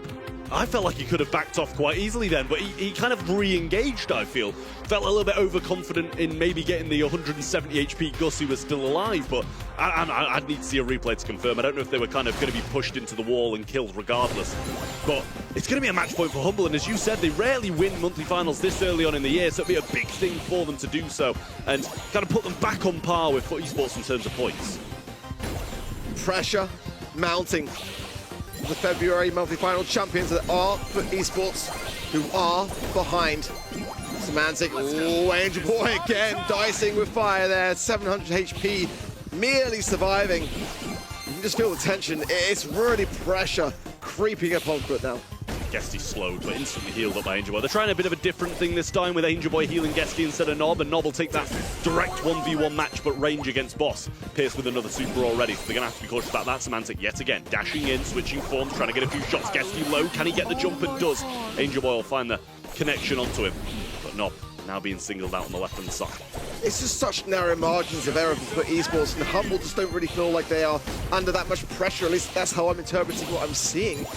It's these moments here that if Angel Boy and Guesty can keep Semantic in this corner, they can maybe get something done, but Lukey just really at the range game. Boss as well, the lovely cookie popper gadget there onto Nob, almost securing his death, but no one's gone down yet, which I'm surprised at. Well, just with that slipstream manages to evade the Pierce super. Still back in spawn. Humble having a lot of pressure against them now. Boss getting hit hard, but Angel Boy moving forward. Semantic low. Might need to switch forms here, but doesn't have it in time. Two of them go down. And three as Foot team wipe Humble with 30 seconds left. But look at this, though. Realistically, this will hit Guesty and one other. And that's definitely doable here. And with the amount of time the Humble have got to be able to push forwards, if they do so successfully, it could be a final moment turnaround here as we approach the final 15 seconds. Well, Humble, chance of a dash in here as Semantic gets a super. Pierce trying to pinch around the side. Gus there as well. Can he get a shield? There's the fan storm down. Guesty caught it with inside it. Angel Boy not being hit, and they can't find anything on him at the moment. Nob needs to be killed, and the other two just take off, go all the way up the map, and we're going to be seeing a double match point up next. That was the play, honestly. I mean, you know, if you can't keep going down, then you've got to start going up, and Humble just didn't really seem ready for it, and they just kind of left a bit of an open gap, and yeah, that was really the play because Nob was really in a terrible spot, and it only required one other, really. Now, double match point. One game to determine who is going to be our March monthly final champion in EMEA. Well, Blue Star again going Humble's way, but it's a question of whether or not they want to keep on playing this defensive game and eventually be caught out and killed, or if they want to actually take the fight to Foot Esports. Looks like they're going to do what I said first and just sit back and play the same game and hope they don't get picked off again. If Humble loses now, they'll be absolutely kicking themselves. For Esports starting to scrutinise this spawn side. Semantic knows he's got to try to make a move, but that Master Fletcher still on hand for Guesty, so quick to the thumbs to use it. And Semantic now not really getting much value as a result. Just kind of dashing in, dashing out, trying to feel out his opponents, bait this gadget maybe. But I think Guesty will only be about getting it back now. Angel Boy trying to go in, find a few shots. It's just nothing's happening. It's just a stalemate. Yeah, well, Humble know that they've got the blue star, so realistically here, if overextend, they will extend their lead. Semantic low here. Angel Boy going to be in a tough spot as well to be able to get out of this. Depending on Guesty, who's low himself. Humble, Boss, top left, he's low. Semantic coming in. This is going to be a matter of time. Can Angel Boy do it? No! It's 4 stars on the blue, and Humble extend the lead by 2. Yeah, I mean, that was... I mean, he couldn't get out, but he massively overstayed there, and it was inevitably was going to go down. Guesty now on the right-hand side, still trying to take the same matchup, but a hypercharge available for Angel Boy now, so bit of speed, can switch modes fast, and that's going to be good in the dying seconds when it comes down to it. Fanstorm used to push them back, and he needed to get that done because he was really pinched in there. Yeah, I'm surprised that Angel Boy with the hypercharge and Guesty just didn't try to outrun it and go for it. Now, 20 seconds is go time for Foot, so they've just got to find Semantic Reticent here. They go to the left-hand side, Guesty low as well. It's 4-4, but the blue still with Humble here, who are pushed into a corner. 10 seconds. Well, both of them low now. Boss joining them in this right-hand corner. They're going to get pinched in massively. Lukey hit hard, but they can't get the piercing shot through. Angel Boy doesn't get it either. Semantic still survives. They get an extra one, and a trade. We'll see Humble win it all. They are going to be your March monthly final champions for EMEA. A massive win for the former world champions. Came down to the wire. Mere seconds separating these two teams. And the gap in the EMEA between Foot Esports and Humble has been very much closed now. These are the top 2 moving into April. You've got to keep your eye on them. I do want to confirm they did just win, right? Because that looked like a very losing player camp. I do like it because they all looked so sad. Like, Boss looked defeated, Lukey was leaning over. Like, you'd have thought they'd be more happy. Proof of their paces, I think, is fair to say. I mean, like, they've just been through the motions and it's been a long day. I mean, I think they can barely believe themselves. Humble has no energy left anymore to celebrate. They almost played the maximum amount of games today, coming out of a 3-2 in the semi-finals already, now making it a double match point, also here in the grand finals. The quarterfinals look kind of simple for them, you know, it was a 3-0 versus Madrid, but after that, they had to play every single set, and we are looking at these last moments once more. Lukey came so close to dying there, but Boss and Semantic were ready to body block. Even got 2 more kills here. Semantic on the Kaze, closing out the game for his team. All 3 members of Humble played out of their minds today, and we see some feelings here from the side of Esports. Angel Boy not too happy here, but they can still be proud of themselves. They did make 1 and 2 in month 1 and 2 so far. I mean, you can't complain about that at all. Like, obviously it's been the flip for these 2 teams, 1 and 2, 2 and 1. So we're going to be pretty tight on points for the top 2, but these seem the front runners for the Brawl Cup qualification at the moment, and I'd be surprised if anybody else is going to challenge them for these spots, because they are, yes, they're 1 and 2 in the leaderboards, but they do feel like number 1 and 2 in the region. The semi-finals were close, so it's definitely, in terms of skill and synergy, getting closer at the top, but these 2 just seem to have the best. We had tons of close matches today, 4 3-2s in the end. I'm super happy about this overall, and EMEA has proven to be one of the most competitive, if not the most competitive region once more. I genuinely feel, and I know we're biased here on the desk, right, but I genuinely feel like EMEA, I mean, look at this. I mean, 4 3-2s, it really has been, just an insane day in terms of closeness. I mean, Foot Esports and Humble are literally separated, in my opinion, by a matter of seconds, as we saw in that game of Bounty. But I wasn't overly impressed with East Asia yesterday. I felt the grand finals didn't really feel like I had that level of caliber that I felt was needed to keep the competition flowing forwards. For EMEA today, I think that the race has now really got a lot closer. I'm just super happy because we do, so far, have a new winner every single region. Let's see if SA and NA can deliver as well. First, before we head over to our next week, and we first want to finish off with talking to the winner of the day. Welcome, Semantic, to the show. Are you out of breath? Any energy left after this 2-3-2 series? Oh, hello. Thank you for having me. I am completely exhausted. You don't believe it. We have been grinding our asses off. We have been working so hard. We got surprised by Foot with the bans and everything. We needed to work everything on the fly. And this time, I don't know how, but it somehow worked out.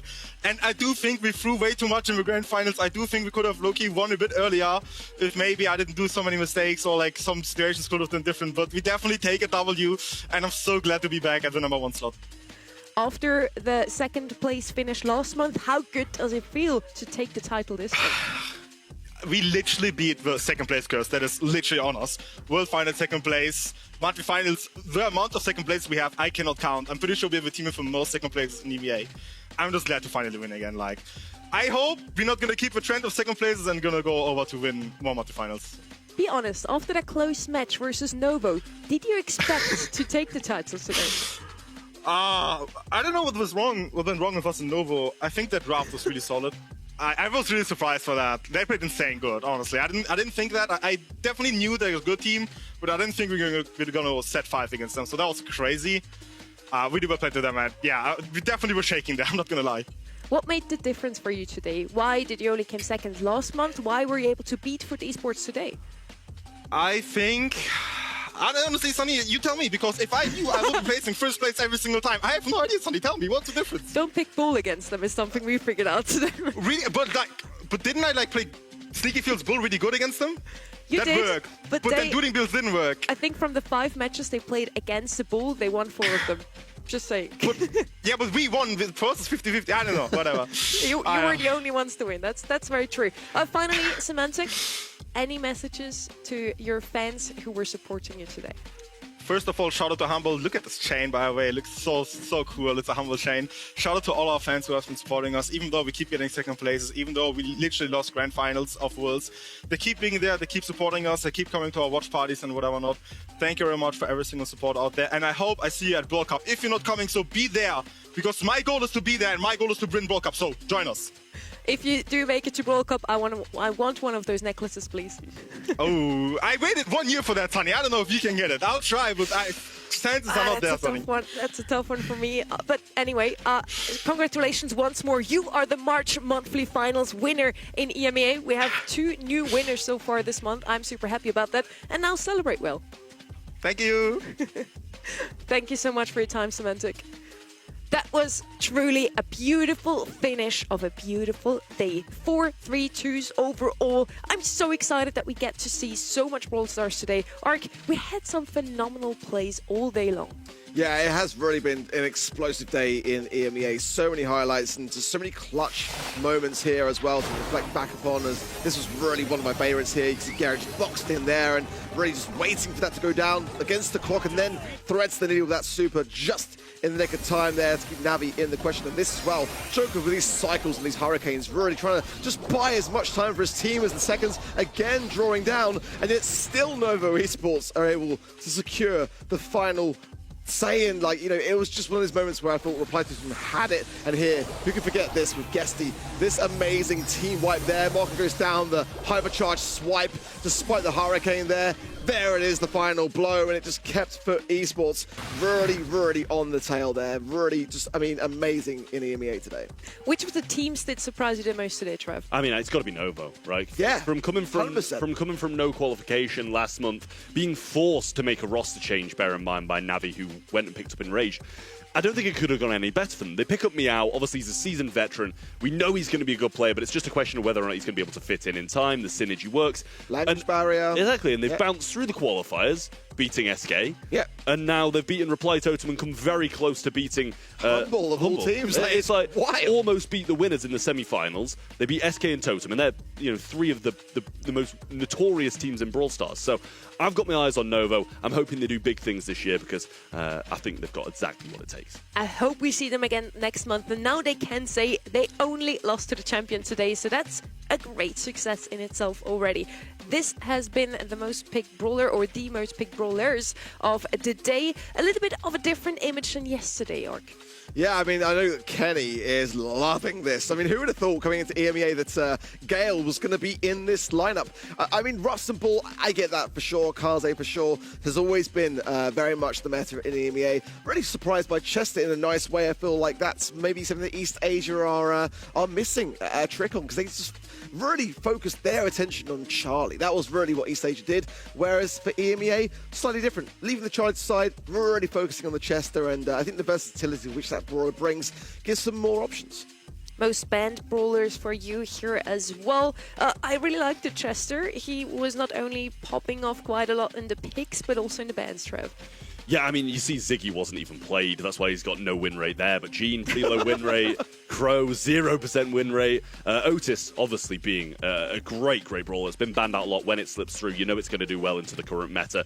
Same with the Chester. It's the most picked, the most banned. I think that says something about the brawler at the moment. Fresh this month, we also have global brawler bans, something we did not ever have in the BSC before. This is your EMEA graphic. Here we have Glowy banned out 6 out of 7 times. Mortis showed up quite often as well. Very different from yesterday. Honestly, Bull and Crow were the most globally banned brawlers yesterday. And then Glowy still had, I think he was banned out every single time except 3 matches overall, or 3 games overall. So those are probably the brawlers you want to have banned out either in the global stage or in the regular bans at the moment. You can see it, but Trav genuinely did the 6-7. I was just ignoring him. Gaslighting. Why are you gaslighting? I need to say this because he's it was gaslighting the cringiest me. He's thing. gaslighting me. And behind crazy. the scenes, That's that crazy. just happened. That's crazy. So, That's crazy. Trev, as we turn our attention to the leaderboard, do you want to mention who's in spot 6 and 7? No, because I listen, he's gaslighting me. I'd never do something like that. Humble back on top, though, in the number 1 spot, and Foot in second, 174. Heretics and Totem behind them on 106. So they're doing pretty decent as well to be in that top 4. Navi, regardless of a couple of first-round exits, are still ahead of Nova, who almost made it to the finals today. Metasport, who didn't even make it today, and the same as SK Gaming, are still sitting down there in 7th and 8th. So we've had some, a bit of changes in terms of who's been in the monthly finals in this region. That's why, those guys who didn't even make it here or have made it to one monthly final are still sitting in the top 8. 2 teams of the EMEA region will make it to the Brawl Cup. But for now, Foot Esports and Humble are looking the best at claiming those tickets. If you want to see them live, you better get yours as well. VIP tickets, unfortunately, already, or let's say excitedly, already booked out completely, but you still can get normal tickets. You still can get the pin that you get alongside it, so make sure to get those there. Any last thoughts on the EMEA monthly finals in March? I mean, just incredible. It really is. And, I think that this region is so incredibly competitive. We're going to see so many teams rolling in and out of the monthly finals, new faces every month, new winners every month by the looks of it, and how close a lot of these games would be. So many 3-2s, and just great Brawl all around. Yeah, super enjoyable. I think the level of competition has really taken a lift despite the same grand final. And there's a lot of people that are lining up now to challenge those big challenges. I feel like we may not have seen the end of our roster changes as well. I feel like there's going to be more controversy, more drama, and more great Brawl Stars. Thank you so much to all of you at home for tuning in today. We see you next weekend for South and North America.